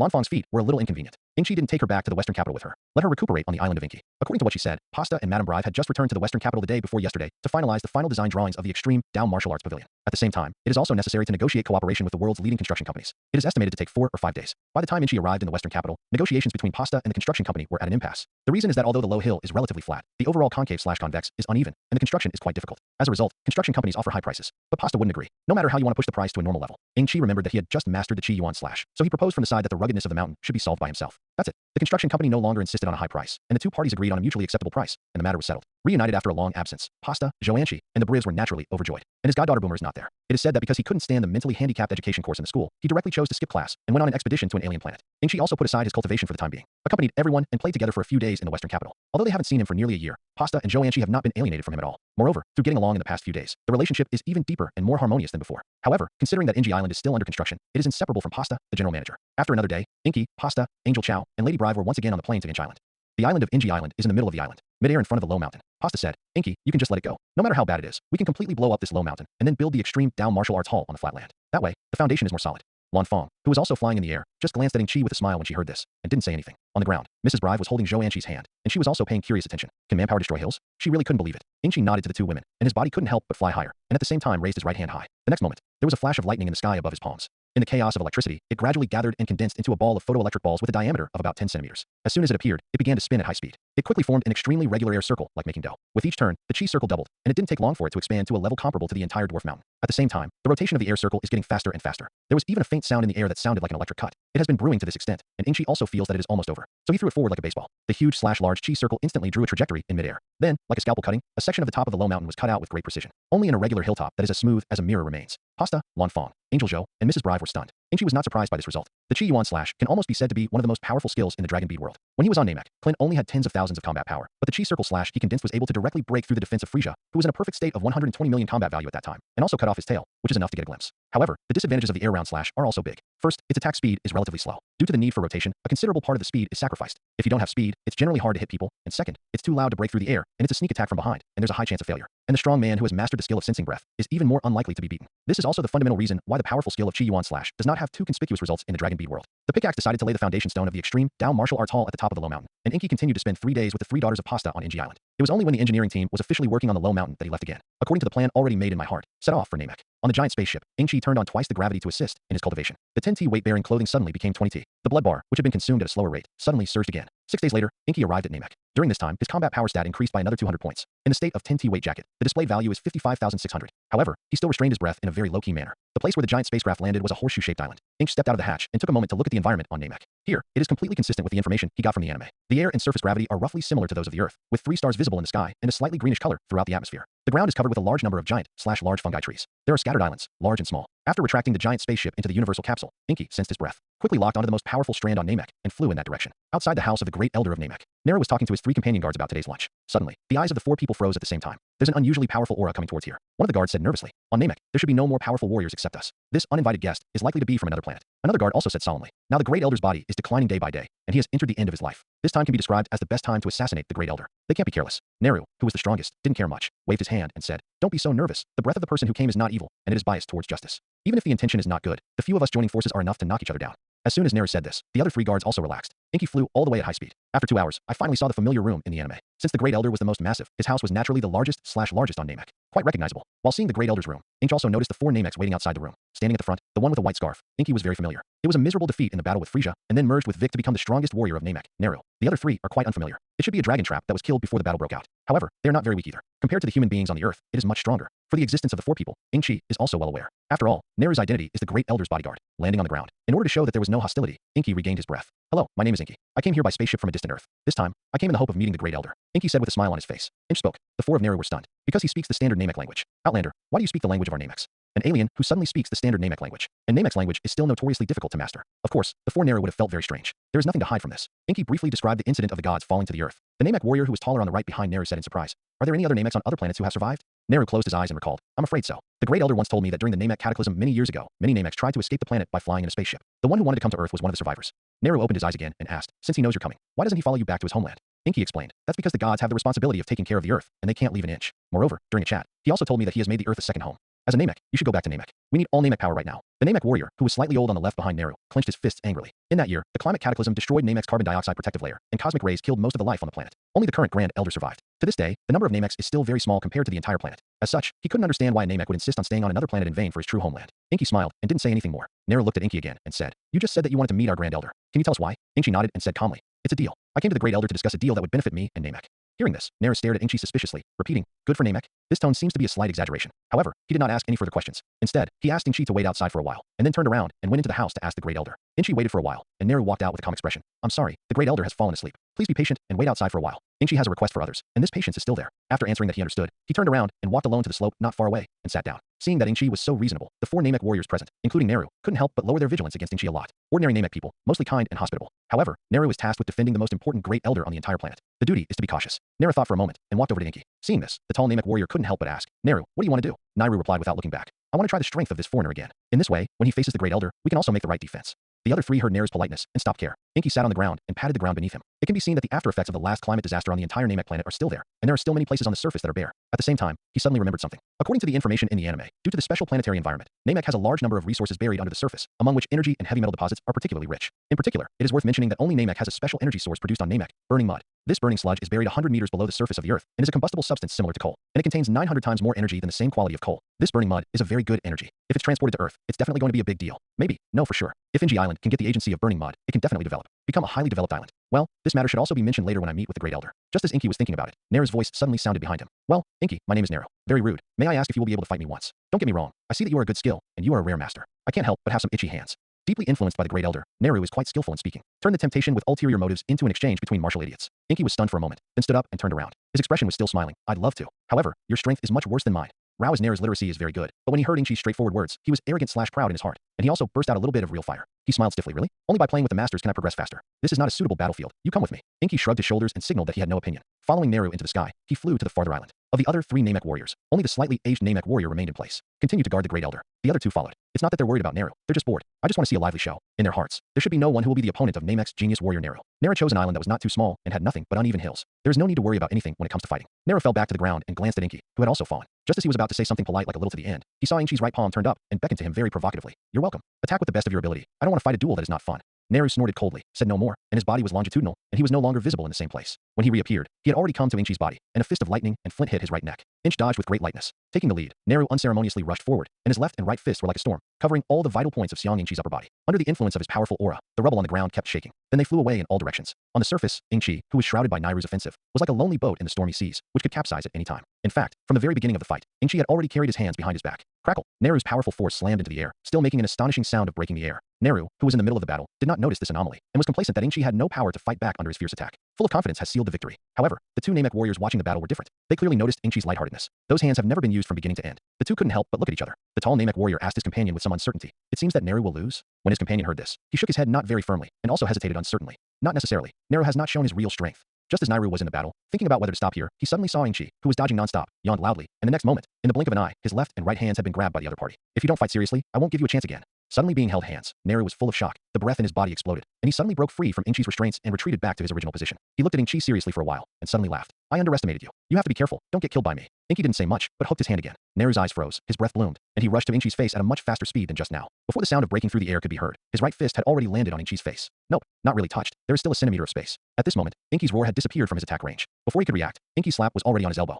The great force caused him to involuntarily turn backwards. What? Neru still can't believe what is in front of him, and the shot he was confident that he would hit just now was completely disappointed. In his confusion, he reflexively turned around with a palm, and a huge energy shockwave surged out, directly submerging Inchi's entire person. Smoke fills the air. The surrounding ground was directly blasted out of a fan-shaped crater a foot deep. Seeing this, Neru couldn't help but feel annoyed. This is not a life and death fight. Why do you kill the opponent with such a heavy hand? However, before his inner regret dissipated, just a left palm in front of him, and Inchi, who was unscathed, appeared in his eyes again. He smiled and said, is this the only thing I can do? Neru's pupils contracted suddenly. The next moment, Inchi's figure widened in his pupils. By the time he had a strong warning in his heart, he had already been punched in the abdomen. The great/large pain, like an electric shock paralysis, quickly spread throughout the body from the location of the attack. He involuntarily squirted out a large amount of saliva, desperately coughing. Inky jumped to his feet with an expressionless face, reflexively swept, and slammed his right kick directly into Neru's right cheek, ending the fight with ease. Neru's face was deformed, and he flew upside down with his eyes closed, slamming directly into a boulder, shattering it before falling back to the ground, smashing into a large crater. I couldn't get up for a long time.